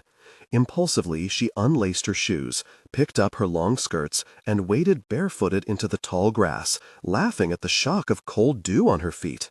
Delicious, she thought, and walked toward the rear garden to greet her herbs. As she rounded the corner of the house, she found Mr. Quigley there in the act of opening their garbage pail, and she stopped, surprised. Hearing her small intake of breath, he too stopped in mid-motion, his attitude guarded. They faced each other in the pale white light of the moon. Sister Hyacinthe said politely, "It's very nice of you to come for our garbage." "Yes," he said, staring at her intently. "I'm not sure we can afford you, though. We save the eggshells for the garden, for the lime in them, and any cans we'll probably bury." "Yes," he said. "Although, if you really need the work," she added generously, "by all means go ahead." He responded at once, drew out the modest bag of garbage, replaced the lid, and nodded to her. "Lovely evening," he said, and carrying the bag walked across the garden and disappeared into the woods. In the morning, Brill went off to meet the 9:22 train, taking with him the spare key to Mr. Armisbrook's van so that he could rescue it from its parking space on Main Street. Alfie stoically remained behind on guard duty. It was true that Banjan Singh knew some judo, he said, but the man was so persistently non-violent that he couldn't be trusted to fend off invaders. Obviously restless, he asked Sister Hyacinthe if she had anything for him to do. "Yes," she said promptly, "you can scythe the front lawn and help me dry the mustard." "But that's really Naomi's bag. She'd love doing it," he pointed out. "Yes, but Naomi's in jail, and the morning's endless, and when Naomi's out of jail, God willing, there may not be time to dry mustard." "Okay," he said, suddenly agreeable, and went off to look for a scythe. It was a pleasant morning, cooler than yesterday, with a playful south wind ruffling the trees. Sister Ursula was dozing over his book on cannibals upstairs. Banjan Singh sat under a tree and meditated in the shade. Alfie bared himself to the waist and began vigorously scything a portion of their mustard-laden lawn, while Sister Hyacinthe followed behind him, bundling the golden harvest into sheaves. Presently she went searching for old window screens, found a collection of them in the barn, and carried them to the porch. Clumps of blossoms were pressed between pairs of screens and then placed across wooden sawhorses to dry in the shade. "The rest of the mustard will have to dry inside the house," she told Alfie, "and for that we'll need lots and lots of paper bags." He reluctantly put down the scythe and pulled on a shirt. "What do we do with paper bags?" "Hang them from the ceiling," she explained, "with stalks of mustard tied upside down inside of them, of course." "Of course," he said, and helped her carry great piles of greens into the kitchen, where she distributed them across the table, chairs, and counters. "Hooks," she said, removing a box from the drawer. "String, you can begin screwing hooks into the ceiling while I look for paper bags." Returning several minutes later with a load of grocery bags, she reminded him that Banjan Singh was still sitting under the tree in the same position. "Should we nudge him? How long can he sit like that?" "No need to worry about him. He does it for hours," Alfie reassured her. "Look, I've run out of hooks. What do I do now?" Sister Hyacinthe showed him how to tie together bunches of mustard, insert them into the paper bag, and suspend each one from a hook in the ceiling. They hung up 3 when a door slammed and Brill hailed them from the hallway. "Hey, come on," he shouted. "Things are happening. I drove back to get you."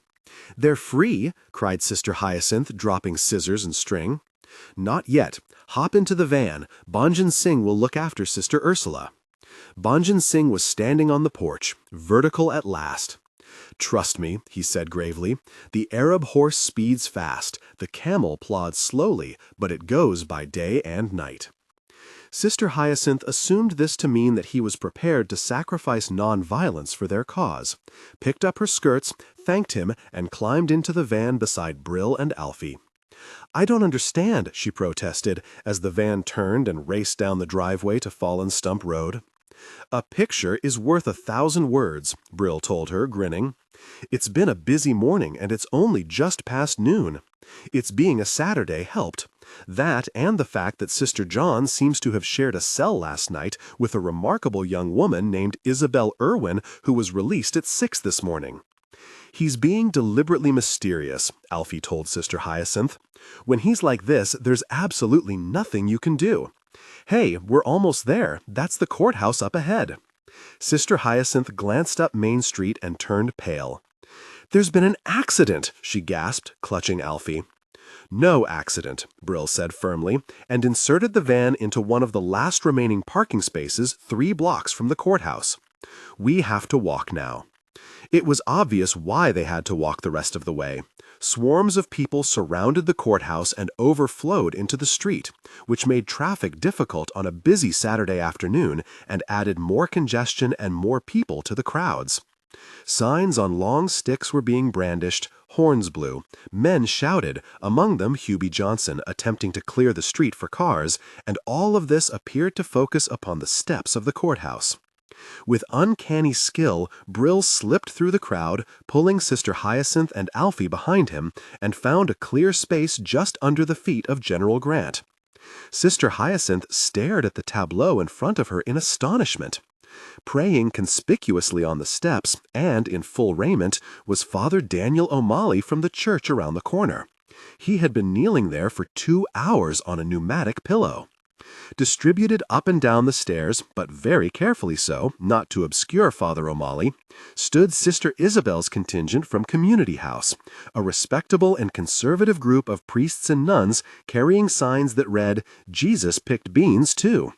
"Is Gatesville godless? Love thy neighbor. Don't jail him." At the bottom of the steps, Sister Isabel had placed her group from the House of Hope, slightly less washed, younger, and considerably more militant. Their placards read, "Up Sheriff McGee, Gatesville or Berchtesgaden," and "If they're good enough to pick your beans, they're good enough to walk your streets."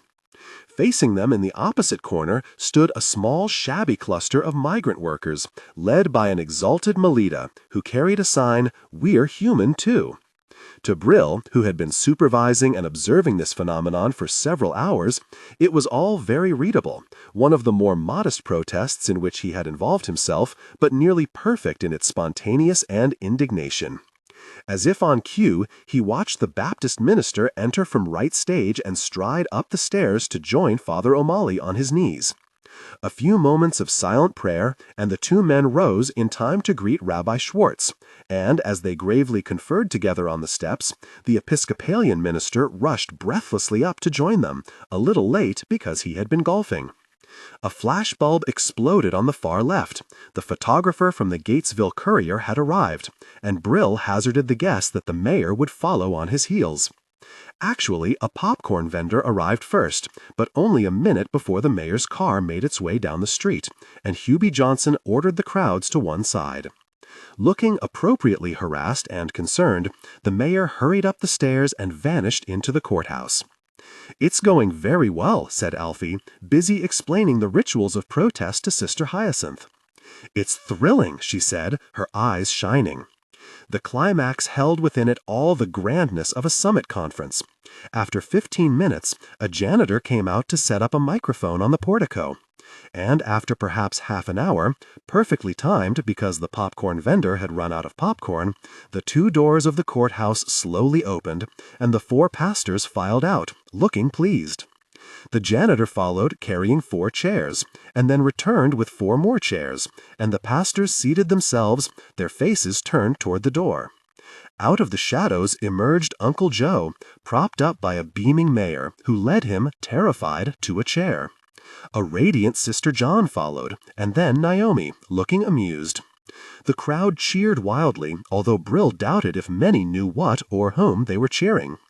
The mayor, smiling broadly, stepped forward to the microphone and beckoned Sister John to stand at his side. Of Sheriff McGee there was no sign. The mayor began to speak, but since he was running for re-election in the fall, the point of his message was delayed by frequent references to Galesville's sense of fair play, its generosity, and its warm and neighborly heart, with, as garnish, a number of references to himself for keeping the town up to snuff. Eventually, if unctuously, he came to the point. There had been an unhappy misunderstanding here in Galesville. Innocent people had been victimized, but justice has now been done, and Sister John, Miss Witkowski, and Mr. Stout were being released from jail. Apologies had been extended and accepted, and the 3 bore the town no ill will. "And I'd like to go on record as saying right here and now," he concluded, "that Galesville is delighted to see the migrant workers in Galesville at any time, in our churches, in our stores, on our streets." Sister John received the mayor's words as a sign clearly sent to her from heaven. He did not mean a word of it, and after only 5 days out of cloister, Sister John knew that he did not mean a word of it. But he had spoken the words publicly, and she had no intention of allowing them to forget them. "We are happy to be free again," she said, handed the microphone for a response. "We are equally delighted," she added, smiling at the mayor, "to learn that migrant workers will always, in the future, be welcome in Galesville, in your churches, in your stores, on your streets."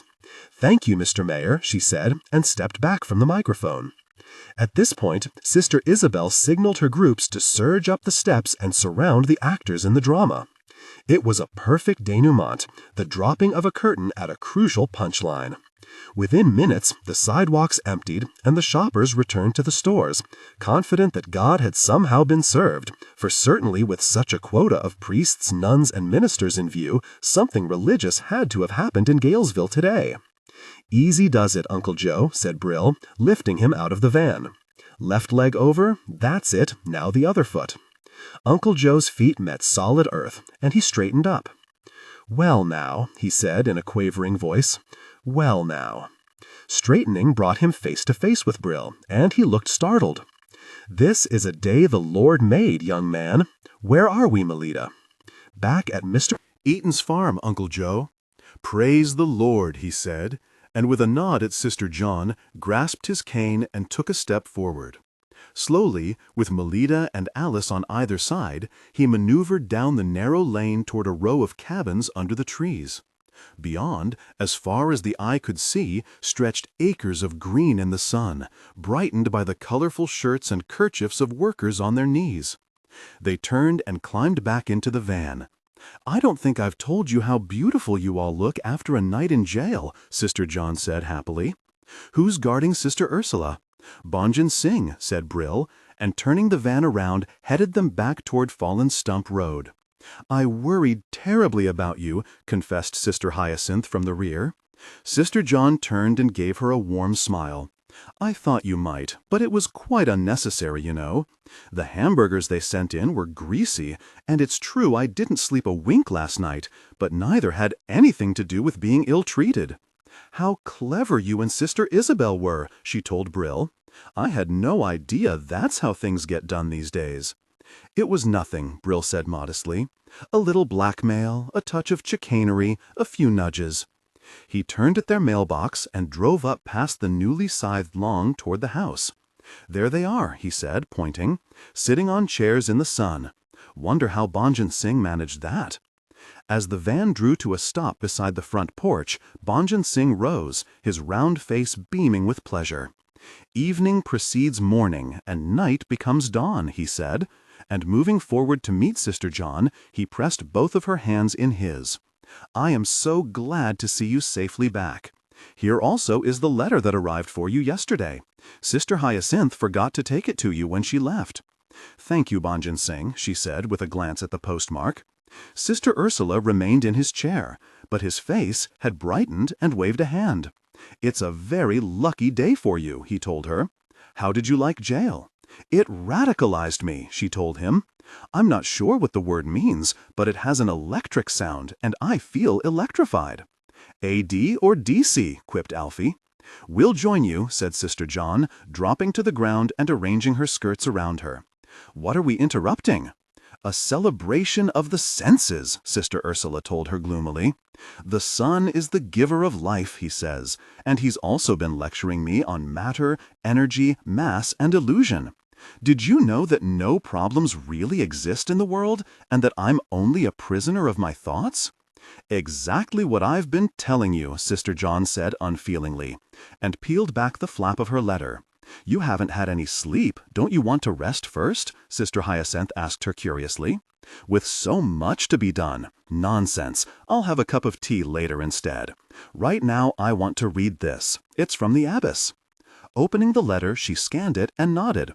"Yes, this is what I wanted to know. I'll read it aloud. Where are you going, Sister Ursula?" "You may not be sleepy, but I am," he said. "I can hardly keep my eyes open." Watching him leave, Bonjan said with a sigh, "He that will eat the kernel must first crack the nut." I fear I was too abstract. It is always so difficult to talk to beginners. "Or to people with closed minds," said Alfie. "Read the letter, Sister John." "I will," she said, and leaned over it. "First of all, the abbess stresses that this information is privileged, and the official records are in Switzerland and so on, but I'll read the important section. She's replying about Sister Emma, and she writes, "I do remember Mother Clothilda saying that at 17, Sister Emma found herself caring deeply for an older man, a close friend of her family. There was an engagement, a wedding date was set, but a few weeks before the wedding, Sister Emma's call to God proved the stronger. She broke off the engagement and entered a nearby convent as novitiate. When she came to us some months later, do you remember how sweet and grave and dedicated she was? The man who loved her tried many times to see her. About him I know nothing," continued Sister John, reading, "except that Mother Clothilda saw him in her office a number of times, always late at night and secretly. She confided in me, I think, because these were such exhausting interviews and very troubling to her, for she said the man was alternately stormy, heartbroken, threatening, and bitter at losing Sister Emma to God. How frail human beings can be. I remember that Mother Clothilda prayed long and hard for the man, and asked me to do the same. All this I thought I'd forgotten. It seems so many years ago, but your query has brought it back to me. Other than this, Mother Clothilda's files tell me only that Sister Emma was born in Roslyn, Long Island, on June 30, 1933, under the name of Linda Elizabeth Skozafava, and that she was, as you know, a person of great gentleness and sweetness. May God rest her soul." "Skozafava," said Sister Hyacinthe, frowning. "Yes, Skozafava," repeated Sister John, and put down the letter, nodding. "Things begin to fit. It was Mr. Moretti, of course, to whom Sister Emma was engaged to be married." "But where have I heard the name Skozafava before?" asked Alfie. "Exactly," said Sister John. "Sheriff McGean mentioned it to us the first evening he came here. He thought the house belonged to a Frank Skozafava." She added thoughtfully, "And I think we must pray very, very hard." "Why?" asked Sister Hyacinthe. She glanced at Bonjan Singh and smiled faintly. "Because to tread with impunity upon a tiger's tail, breathless caution is required. I think," she said, "it's time we have a very serious talk, preferably over a cup of peppermint tea. Shall we go? Inside. You see," she added, brushing the grass from her skirts, "I accomplished some very useful thinking in jail after Sister Isabel was released, and I reached several conclusions, all of them rather dismaying." "Dangerous?" asked Alfie hopefully. "Oh, I hope not," she said, "but there may not be much time left to arrange things." Once inside, she paused and stood looking into the living room, as if she'd forgotten what it looked like, then nodded and continued on through the passage to the kitchen. Here she abruptly stopped. "Good heavens, what's been happening here?" "Oh, that," said Alfie proudly. "Sister Hyacinthe and I were hanging up mustard to dry." "No, no," said Sister John, brushing this aside impatiently. "All of Sister Hyacinthe's rooms look like greenhouses eventually. I mean the pantry." At first, no one understood what she meant, because the pantry looked an oasis of order compared to the kitchen. The late afternoon sun poured through its window, illuminating the wide floorboards, here and there touching a white crock on the shelves, and glancing off 2 loaves of foil-wrapped abbey bread. Then Alfie remembered that the sun ought not to be flooding the pantry because he had boarded up the window. He cried, "Goodness, we've been burgled!" "But this is not possible," protested Bonjan Singh. "Sister Ursula and I have been here all afternoon." "But outside on the front lawn," pointed out Naomi. "What's missing?" asked Brill. Sister John walked into the pantry, glanced at the higher shelf, and said dryly, 3 containers of sugar." "I don't understand," complained Sister Hyacinthe. "Who could have stolen them in broad daylight? Who would have dared pry loose the boards and crawl through the window?" "Someone who badly wanted those 3 jars," said Bill grimly. "Someone who knew that we'd be downtown seeing Sister John and Naomi released, leaving only 2 of us behind, and someone who knew, or thought, there was cocaine here. "But it isn't," pointed out Sister Hyacinth. "No, it isn't, but our burglar didn't know that." "There's only one person I can think of who fills that bill, or else this house is under continuous surveillance, or—" He leaned over and picked up a small dark object lying on the floor under the window. "This wasn't in the pantry before, was it?" he asked. "I think our burglar left a calling card." He handed Sister John a long, fat cigar. "Sani smoke," she said, reading the gold print on the black label.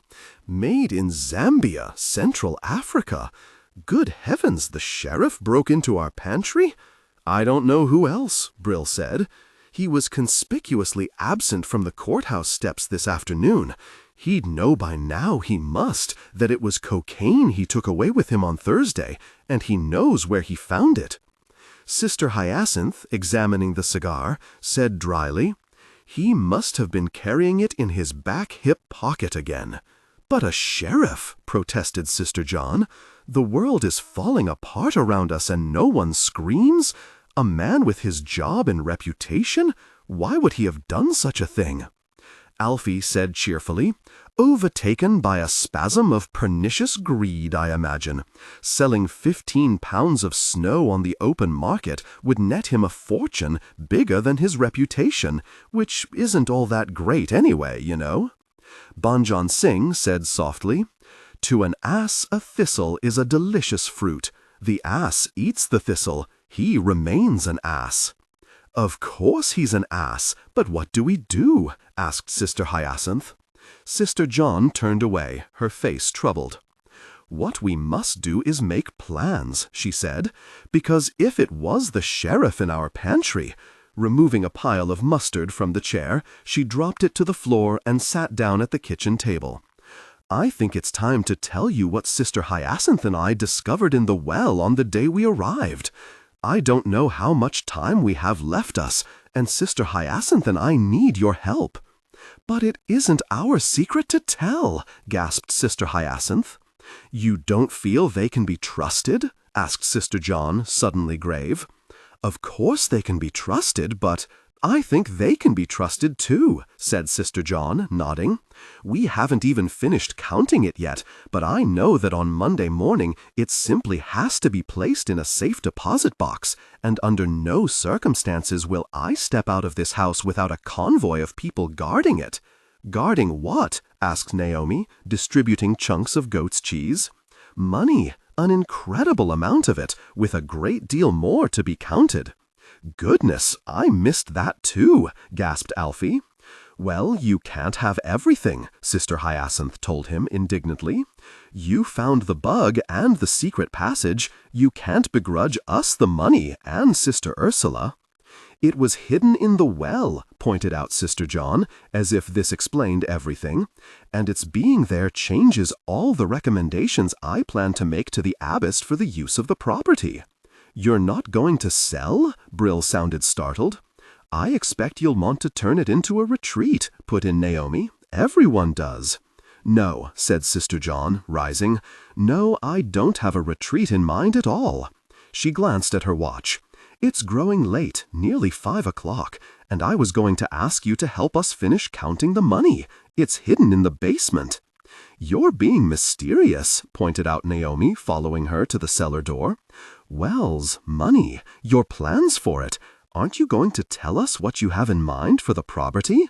"Later," said Sister John, starting down the stairs. "It all depends on how much money there is. So far, I've counted up to 99,000, she said, and ignoring their shocked gasps, she added casually, "What I'm hoping for is 500,000. In the end, neither the pickle barrel nor the Steinway yielded up 500,000, but the total counting proved to be $421,009, and was enough, said Alfie, to give him indigestion for months. "Like a chaotic scene," said Sister Hyacinthe knowingly.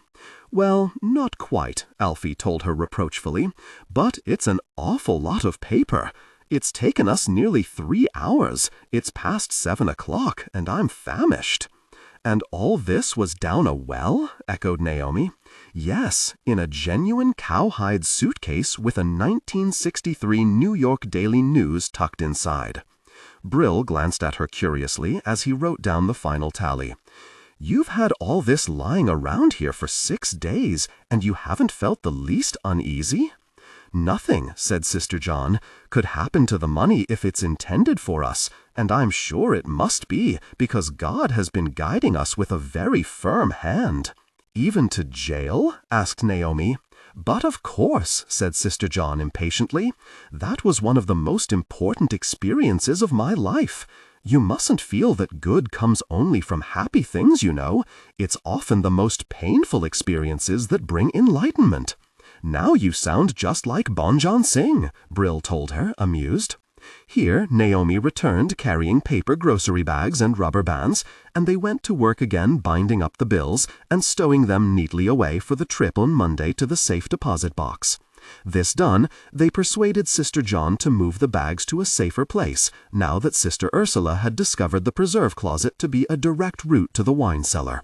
"Where then?" asked Sister John, as they labored upstairs with the bags and deposited them on the kitchen floor. "We have bags of this and bags of that. If we're not careful, we'll end up putting mustard in the safe deposit box." "I say the second floor, because that's where you sleep," said Brill. "In case of fire, you just toss the bags out the window. Yourselves, too," he added generously. "Too close to Sister Ursula. That man has a definite nose for money," said Alfie. "What about the refrigerator?" asked Sister Hyacinthe. "It's empty nearly all the time." This appeared logical to them, and they carried the paper bags of money to the refrigerator and stowed them away inside, which reminded Alfie that it was long past his dinner hour. When he ventured to speak of this, Naomi gave him a quelling glance. "You've forgotten. Sister John promised to tell us when the money was counted what she hopes to do with this incredible 400,000. 421,009, corrected Sister Hyacinthe. "To be used for the glory of God," said Sister John. "I'd be delighted to tell you, because if it weren't for you, I felt it all take shape in the early hours of the morning after Sister Isabel was bailed out of jail. I saw it." She walked to the door and looked out over the garden through the privet hedge to the line of woods beyond. "I saw it very clearly," she said, her voice dreaming. "A small community, perhaps 30 migrant families with their children. I saw 30 small houses with room for little gardens behind them, and one large communal garden, perhaps 75 acres, where a number of cash crops could be raised for the support of all the families. The remaining acres would be woods. I saw the men going off to pick beans and grapes and apples for neighboring farmers, but it would be done by contract, as free men, and they'd come home at night to their own homes. I saw the shacks no longer used and collapsing, the children growing educated, the women growing a crop very new to them, hope." She turned and said almost defiantly, "They've done something like that in Florida. Sister Isabel told me so. 30 families wouldn't be many, but if you toss just one pebble into a pond, the ripples reach the farthest shore." There was a long silence, and then Naomi said skeptically, "In Gatesville?"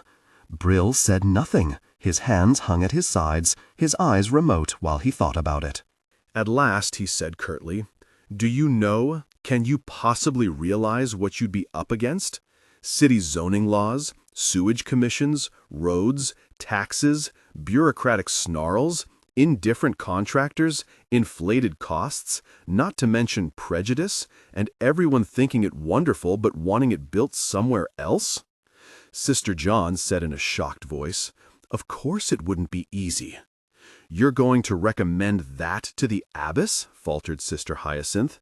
"But who would do all that work?" Alfie gave her an amused glance. "Sister John, of course." "But she's in cloister," Bonjon Singh chuckled. "If in cloister she has grown the inner strength of 10, would you have her spend it on mending a printing press when she could mend a little of the world? As your Ecclesiastes says, to everything there is a season. Or, if I may quote the I Ching, respectfully contemplate the ebb and flow, the unending succession of repletion and depletion that constitutes the way to heaven. "Well," said Alfie, staring at Brill. A slow smile spread across Brill's bearded face. "It's great. It's really beautiful. Maybe I'm jealous, being a burned-out case at 25, tired of hassles, cynical, and ready for my own kind of cloister. But I've got some glorious leftover ideas I can bequeath you, Sister John. I can give you hard-earned tips on cost sheets, stubborn mayors, the media, and hostile zoning boards." "I know that," Sister John said simply. "Can we begin talking about it right now?" "There goes dinner," sighed Alfie, and then, brightening, "I'll tell you what. Yesterday was payday. You and Brill talk, and I'll drive to that fried chicken place down the road and buy everybody a rousing good dinner. My treat." "I'll pay for ice cream," volunteered Naomi. "A feast?" marveled Sister Hyacinthe. "Won't Sister Ursula be pleased? I'll just run up and tell him." "Ask him what flavor ice cream," Naomi called after her, and they moved slowly into the hall, Brill and Naomi counting money into Alfie's palm. Sister Hyacinthe hurried eagerly back down the stairs, and from the landing Sister Ursula called, "Make mine any exotic flavor they have. I'm very partial to things like pistachio nut and almond chip." Alfie grinned. "I would have guessed that even if you hadn't told me, Sister Ursula." He stood in the doorway, shrugging into a sweater, and then he leaned forward, peering intently through the screen door as he wrestled with its sleeves. "Who the heck's sitting in Mr. Armisbrook's van?" "No one, of course," said Sister John, coming to his side and glancing down the steps toward the car. "That's strange," she added, seeing the silhouette of a figure seated at the wheel. "What's strange?" asked Brill. Without replying, Sister John opened the door and walked across to the porch and down the steps. Brill and Alfie followed. "Hey, wait for me," Naomi called. "I'm supposed to carry the ice cream, remember?" Sister John walked around the front of the van, glancing through the windshield as she approached the door beside the driver's seat. She said in a quiet voice, "It's Sheriff McGee," and her right hand moved to describe the sign of a cross. For a moment, Alfie didn't understand. He said, "Hey, Sheriff," and reaching in front of Sister John, wrenched open the door of the van.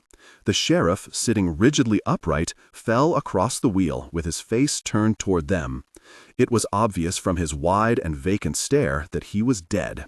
There was a wet, red bullet hole between his eyes. "Oh boy," said Alfie, swallowing with difficulty.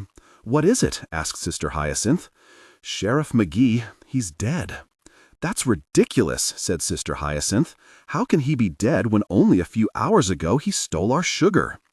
"I don't know, Sister Hyacinthe. He's dead, that's all. Somebody shot him." "You're absolutely sure he's dead?" said Brill, looking dazed. "Absolutely," Alfie said, drawing back and looking a little sick. "There's an even bigger hole in the back of his head, and no sign of any heartbeat." He stood staring at the sheriff, and when he looked up, his gaze moving to the driveway, the last vestige of color drained from his face. "Good God, somebody's coming," he said in an anguished voice.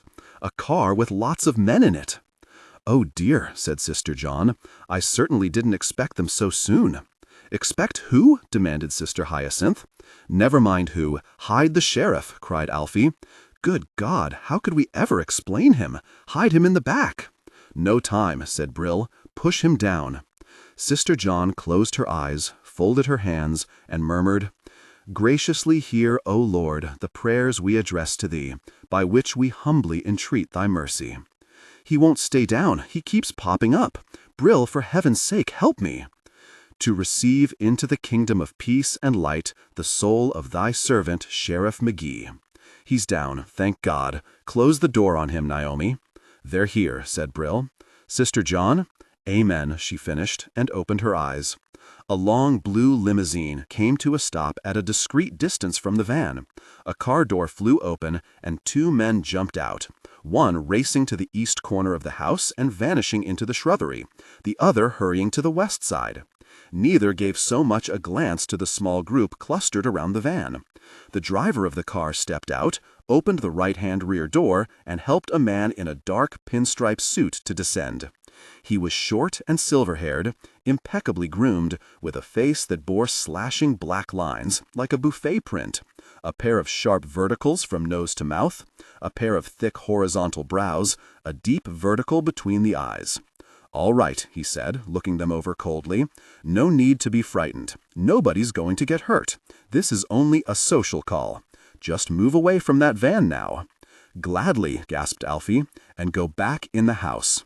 "Sister John, who are these men?" Sister Hyacinthe asked plaintively. "I think," she said, "that we are being visited by the Mafia." "You're kidding," said Alfie. "You've got to be kidding," said Naomi. "Mafia?" repeated Brill, and then, dawning comprehension, "Mafia?" "And I believe," added Sister John with a pleasant smile, "that this would be Mr. Scozzafava, Mr. Frank Scozzafava. Am I right?" Instead of responding, the man looked appalled. "Get them inside," he ordered sharply. "Hide the car in the barn, pronto." "It's the Mafia, all right," said Naomi. "And if we don't want to go?" asked Alfie. "Don't be funny," snapped the man. "I told you this is a social call. See, you keep it that way." He turned on his heel and stalked up the steps to the porch, waved Banjan Singh aside from the door, and went into the house. "Social call?" protested Alfie. "One of those first two men carried a gun, I swear it." "Then he has very poor manners," said Sister John, and lifting her skirts, led the way up the porch steps. Finding Banjan Singh just inside the door, she said in a low voice, "Sister Ursula?" He lifted his eyes heavenward. She nodded and walked into the living room where their newest guest stood scowling. "All right, how do you know who I am?" he demanded. "You really are Mr. Scozzafava then," said Sister John, pleased. "Would you be Sister Emma's father, or perhaps a brother?" He stopped in the act of lighting a cigarette with a dazzling gold lighter. "So, that's it, you're from St. Tabitha's Abbey. But my daughter's dead," he pointed out. "And what's more to the point, she'd be alive now if she'd listened to her father's advice and married instead. So we'll change the subject, because I didn't come here to talk about my daughter." "I didn't think you had," Sister John told him. "But you did say this is purely a social call?" "I never say what I don't mean." He observed her frankly, with irony in his gaze. "You're a tough cookie, sister. You don't scare easy. You've given us a hard time not budging from this house." He glanced toward the hall and casually waved a hand. "You others stay out there. I'll deal directly with the sister here. Sit down, sister." Sister John seated herself on the couch and told him reassuringly, "You needn't reproach yourself, Mr. Scozzafava. You certainly did all you could to encourage us to leave. In fact, some of your efforts were very ingenious, but obviously God didn't want us to go. Please spare me a sermon," he told her, holding up a hand. "I'd rather keep the house, frankly. It's been useful, but if Joe left it to you legally, I'll throw in the towel like a gentleman. However, there happen to be some things here that belong to us," he added, fixing her with a chilly eye, "and we've come to move them out. We can, I think, be reasonable about this?" "Probably," said Sister John, and asked with interest, "What would those things be?" "Nothing either you or your Abbey could possibly be interested in. Boys, you know where to look. Get moving. Where's Joe?" "Here, boss," said a fourth man, strolling in through the front door. "The car's in the barn, the place checked back and front, and Roy's going to guard the front door." As the light in the hall illuminated the man's face, Sister Hyacinthe gasped, "Why, Mr. Iannicelli!" He gave her a sheepish glance and tipped his hat. "Evening, sister." "And Mr. Smith from the Cowbell Dairy!" exclaimed Sister John, her gaze moving to the man behind him. "Is Mr. Giovanni here too?" Iannicelli looked blank. "Giovanni? Don't know any Giovanni." "Perhaps he really was a census taker then," she said. "I don't believe you've met my companions, Mr. Scozzafava. That's Sister Hyacinthe in the doorway, and behind her is Mr. Banjan Singh, and next to him is—" Mr. Scozzafava's hand moved again to cut her off. "Please, sister, we'll be out of here in 5 minutes. Okay, Joe, Charlie, Pete, get moving. Let's wrap this up." They moved in unison out of the hall and disappeared into the kitchen. In the ensuing void, Alfie inched his way into the living room and perched on the edge of a chair, earning him a hard glance from Mr. Scozzafava, but no comment. The others simply stood and looked at Mr. Skodzafava curiously, as if a rare bird of prey had landed by chance in their living room. The wait was brief. Charlie came back and said bluntly, "It's not there, boss." Skodzafava's black brows lifted. "Then search the house, Charlie. Search it from attic to cellar. And hurry it up," he added with a glance at his watch.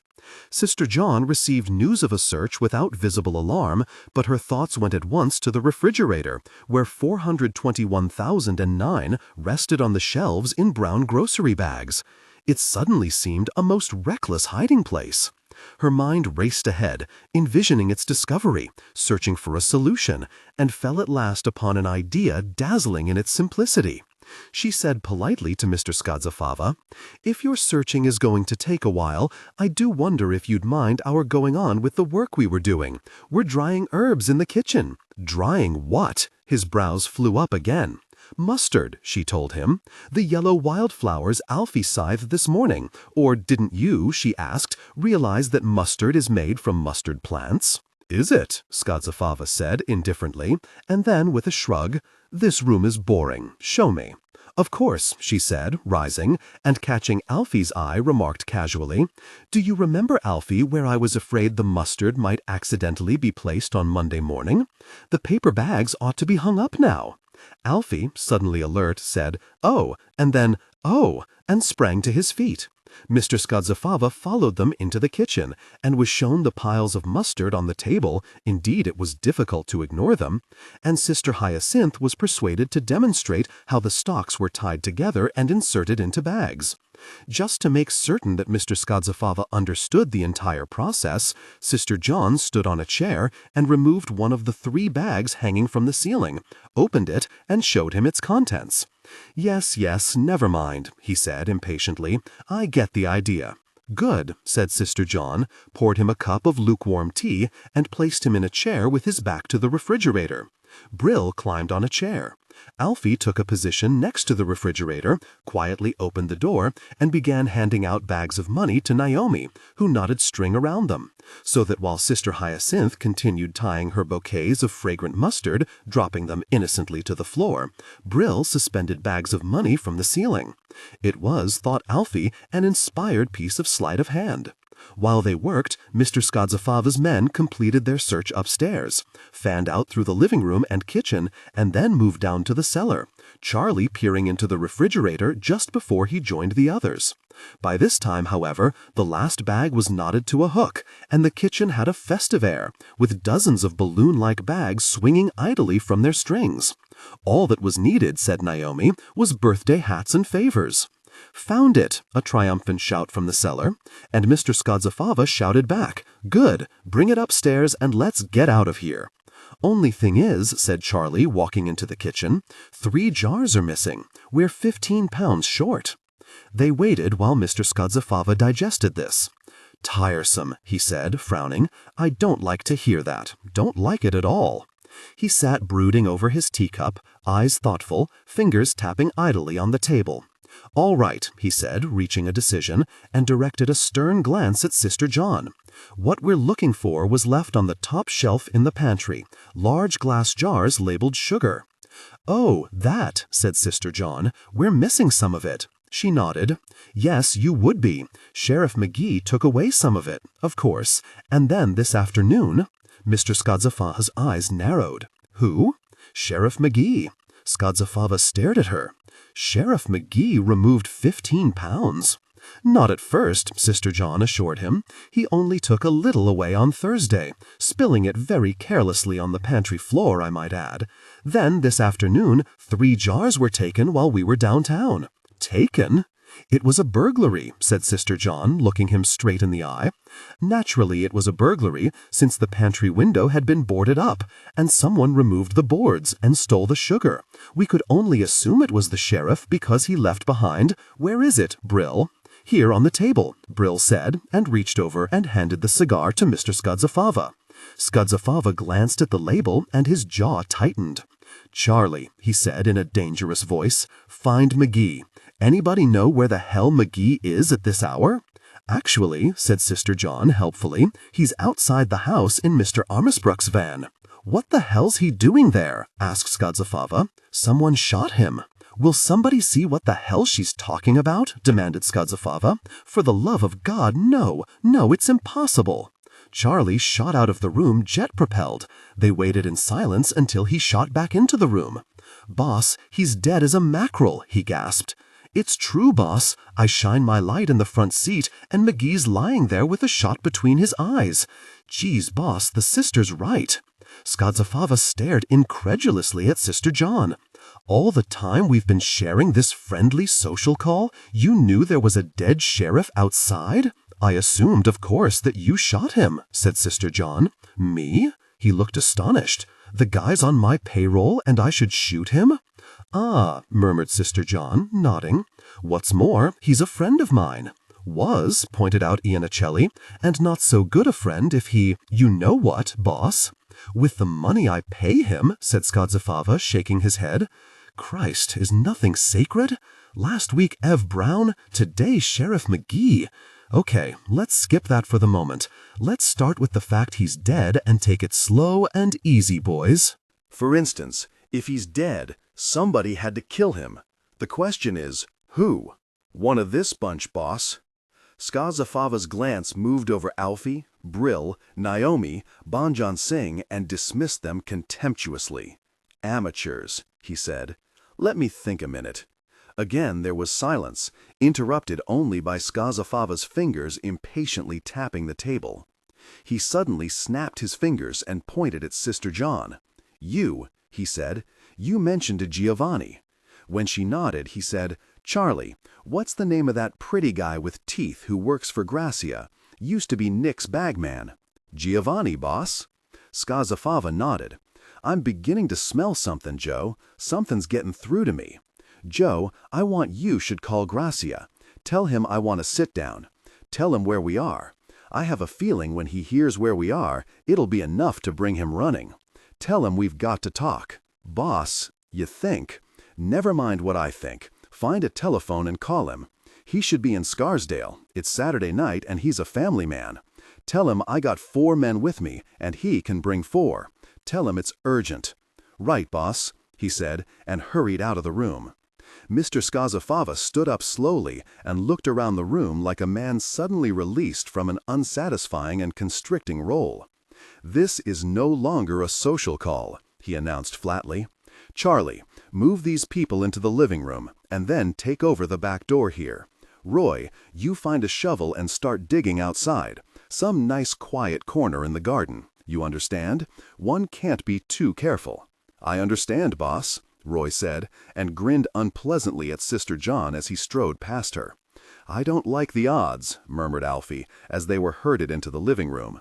"I get the distinct impression that Mr. Skadzafava isn't planning to plant nasturtiums in that hole in the backyard." "No," said Naomi distastefully, "us." It had grown dark outside while they were in the kitchen, and the clock on the mantel said 9:30. Turning on the light, Brill said, "There are 6 of us against their 5, you know." Alfie snorted. "I can kick, Naomi knows how to bite, and you won a Golden Gloves championship, but I can't see Sister Hyacinthe, Banjan Singh, and Sister John brawling, can you?" "No indeed," said Banjan Singh, seating himself on the floor and tucking his legs under him. "Wisdom goes beyond strength." "I agree wholeheartedly," said Sister John, and turning to Brill said, "We were going to talk about plans for the migrant village, you know. There's a map of the property on the mantel." She walked resolutely to the mantel, head high, and returned to the couch. "I've been wondering, would it save money to place the houses in a row, with 1 furnace for every 2 or 3 houses and the basements connecting, or would it be more sensible to have the houses detached?"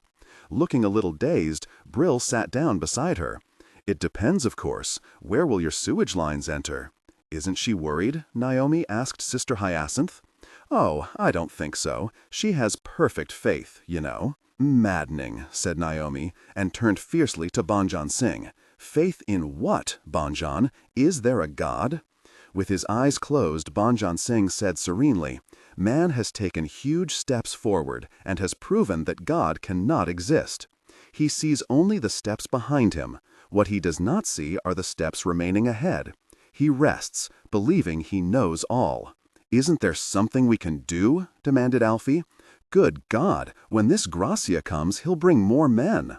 Maybe they'll have a fight and kill each other off and we can plant them in the garden," said Naomi. Banjan Singh opened his eyes. "All wisdom can be stated in 2 lines. What is done for you, allow it to be done. What you must do for yourself, make sure you do it." "What you must do for yourself," echoed Brill, suddenly thoughtful. He looked entranced and then gleeful and reached over Sister John's lap to grasp her notebook. "Tear off a corner of your paper for me, will you?" he asked. "Whatever for?" "Never mind, there's a wild chance if I do this right." He nibbled the tip of his pencil, hesitated a moment, and then began scribbling. "Think you could get this into the bag of garbage under the kitchen sink? It's important." "Just throw it away?" faltered Sister John, and when he nodded she said, "How very odd. I'll try, of course." Leaving the couch, she headed for the kitchen. Mr. Skazafava, reading a daily news in the dining room, glanced up without interest, and she successfully negotiated the passage into the kitchen, glancing at Brill's note as she went. On it he had scribbled, "John, Saturday night, July 11, 12 midnight, meeting, Black Liberation Army and Weathermen. Be absolutely sure you're not followed. You know where I am, nuns are okay. Brill." She walked into the kitchen and deposited the note in the bag of garbage, empty of all but 2 of Alfie's Coke tins and a few snips of string. Charlie, seated on a stool by the back door, watched her moodily. "What a mess," said Brill, following her out into the kitchen. He began plucking stalks of mustard from the floor and stuffing them into the garbage. "Anything else to go? I'll take it out to the pail." At this, Charlie slid off the stool, saying threateningly, "Oh, no, you won't." "The sister wants the garbage out," Brill told him coldly. "You see any reason why the garbage can't go out?" "None at all, but you're not taking it out, brother. Get lost. I'll take it. Where's it go?" "The bucket's at the bottom of the porch steps." Charlie nodded, took the bag, and carried it out, leaving Brill with a scowl on his face. "There's a man who's probably going to execute me before dawn. Well, anyway, that's done. I have, you might say, shot an arrow into the air, to fall to earth I know not where. What shall we do next now?" "Wait," said Sister John confidently, "and pray." It was 11 o'clock when Mr. Iancelli returned, walking into the hall and banging the screen door behind him. Glancing into the dining room, he said, "Gracias here, boss. We stashed the cars in the barn." Skazafava put down his newspaper. "What took you so long?" "He wasn't at his house. He was at some very fool church reception." The screen door whined again, and a burly man walked in wearing a light cashmere coat against the chills of the night. His face was large, with blunt, curiously flat features. He stopped in the hall, blinking at the bright lights, and then glanced into the living room. If he was surprised to find it occupied by 6 people, 2 of them nuns, he gave no evidence of it. He nodded to them pleasantly and turned toward the dining room. "Christ, Frank," he said, unbelting his coat, "I certainly am surprised to see you here. You been using this place too?" Mr. Giovanni followed him inside, dressed tonight in a white suit and plaid tie, but the 3 men behind him still wore the belted raincoats they had worn in the garden on Monday night. Without preamble, Skazafava said, "Who shot McGee?" "Fred," said Gracia, taking a chair opposite Skazafava at the dining room table. With a jerk of his head toward the living room, he asked, "You care if they hear this?" "It's too late for that," said Skazafava with a shrug. "Why the hell did Fred shoot McGee?" "Because," Gracia said, inserting a cigar between his lips and lighting it, "McGee had the gall to sell Fred 15 pounds of cocaine that turned out to be sugar. Plain old table sugar." His voice was reproachful. "You know we can't stand for a double cross like that, Frank." Skazafava nodded. "It was my cocaine he stole, Nick. I'm missing exactly 15 pounds. "Yeah? He pulled the double cross on you too, then?" "Fred figured it had to be your snow, seeing as how he's your man. But when he found it was sugar, a rotten apple," Skazafava said, nodding. "Okay, fair enough. No hard feelings. Except, what happened to the real stuff? The cocaine? It doesn't make sense. McGee pulling a stupid trick like that? The sisters here have proof McGee snatched the 15 pounds out of the pantry just this afternoon." Gracia's jaw dropped. "You had it here, Frank?" He stabbed his brow with the back of his hand. If I'd only known. Christ, we've been using the house too, Frank. How the hell did these nuns get here anyway? You could have knocked me over with a feather when the boys told me the place is suddenly occupied. Turns out to have been Joe Moretti's place legally, Nick. He died and left it to nuns. It still belonged to him. Gracia shook his head in wonder. Those were the days, remember, Frank? He was a good boss before he got deported, and we all split. Beautiful man. We split, but I don't know why you thought you could go on using the house, Nick, when it was me who took Joe's place. Gracia shrugged. We always used it when Moretti was boss, didn't we? He'd send me here as often as he did you, Frank. Have it, that's all. He sounded aggrieved. Gosh, we'd all been Moretti's men, and then Piccolo split and I went with him, and then Piccolo went up the river and I took over. How was I to know you were using the place too? I had the keys. You ever have the keys, Nick? No, but... Skazafava jerked his head toward the rear of the house. Just the outside? Okay, so why not? Asked Gracia, shrugging. A few bodies here and there. It's nice and quiet, just like a cemetery. Which brings me to another point, Frank. One of my best men shot a guy here last weekend and loused up the job. My best hitman. Skazafava's glance was sympathetic. Would that be Fingers Jacoby they found Wednesday in the Roslyn parking lot? Gracia nodded. My best man, Frank. Broke my heart to put out a contract on him. Skazafava shook his head. Even the best of them lose the silver touch, Nick. But I never would have believed it of Fingers Jacoby. He looked pensive. You say he did it here, Nick? Gracia nodded. Outside, in the back. And Fingers missed? He missed all right, Gracia said grimly, knocking the ashes from his cigar. We never found no body, not even a drop of blood. He looked up, and seeing the expression on Skazafava's face, he froze with the cigar halfway to his lips. There was a long silence, and then both men turned their faces to the living room, their eyes resting with interest on Sister John and Sister Hyacinthe.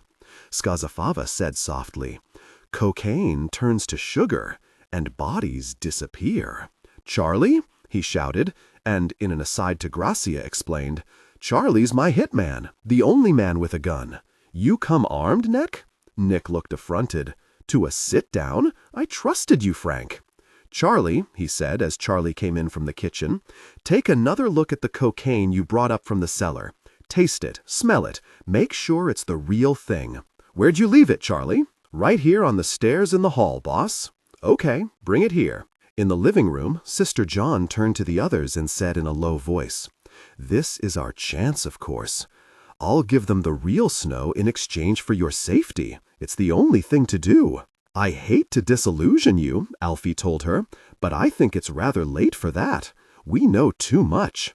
We know who killed Sheriff McGee and who killed someone called Fingers Jacoby. And what's the matter with Charlie? He asked, staring into the hall. He looks as if he's seeing a ghost. Charlie was staring open-mouthed at a point in the curving staircase beyond their vision. He said, It's gone, boss. The sugar's gone.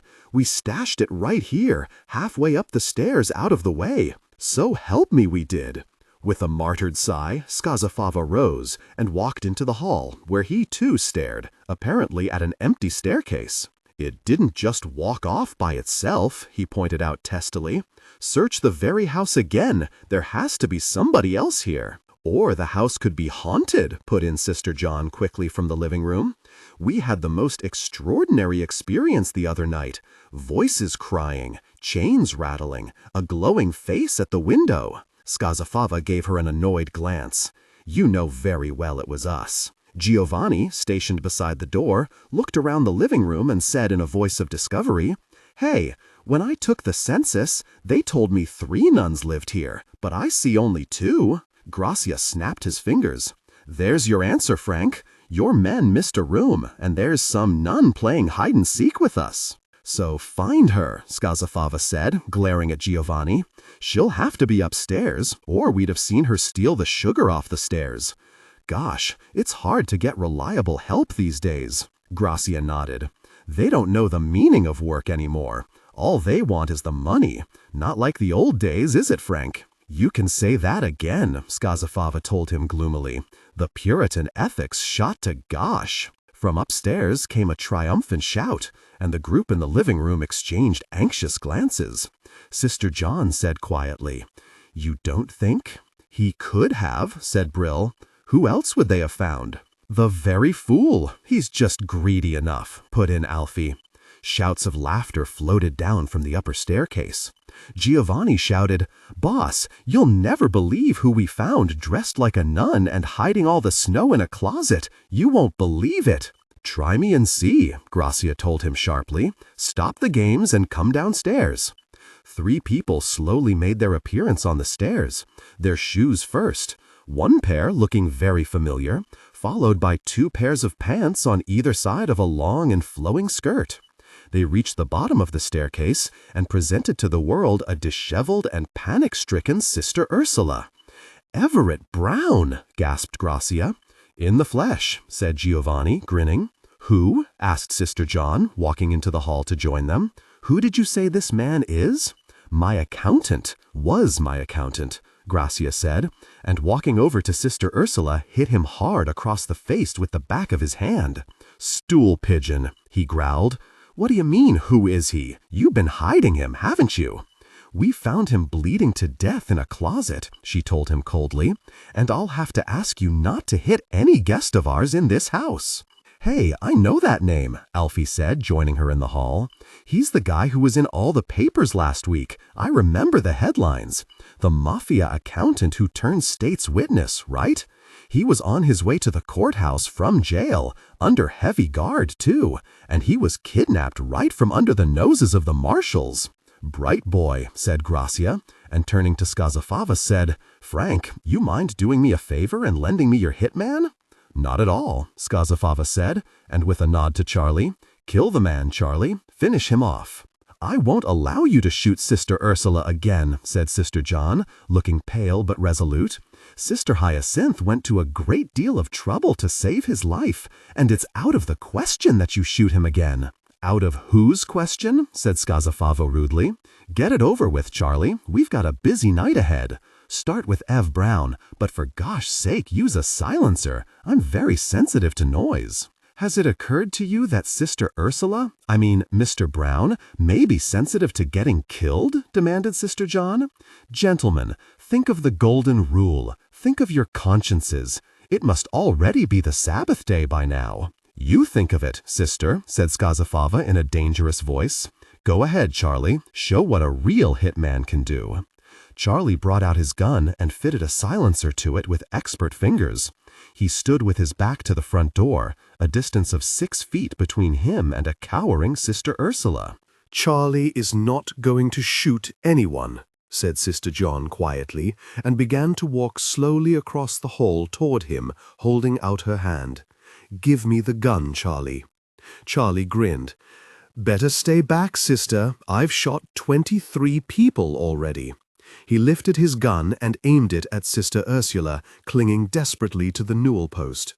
Sister John continued walking toward him, her face calm, her voice gentle. "Give me the gun, Charlie." Alfie said, "For gosh's sake, somebody stop her. She's moving into his line of fire." "We mustn't," whispered Sister Hyacinthe behind him. "She wouldn't like that, you know. She has perfect faith." "The gun, Charlie," repeated Sister John, advancing on him, her eyes fixed upon his. "For gosh's sake, get her out of my way," shouted Charlie.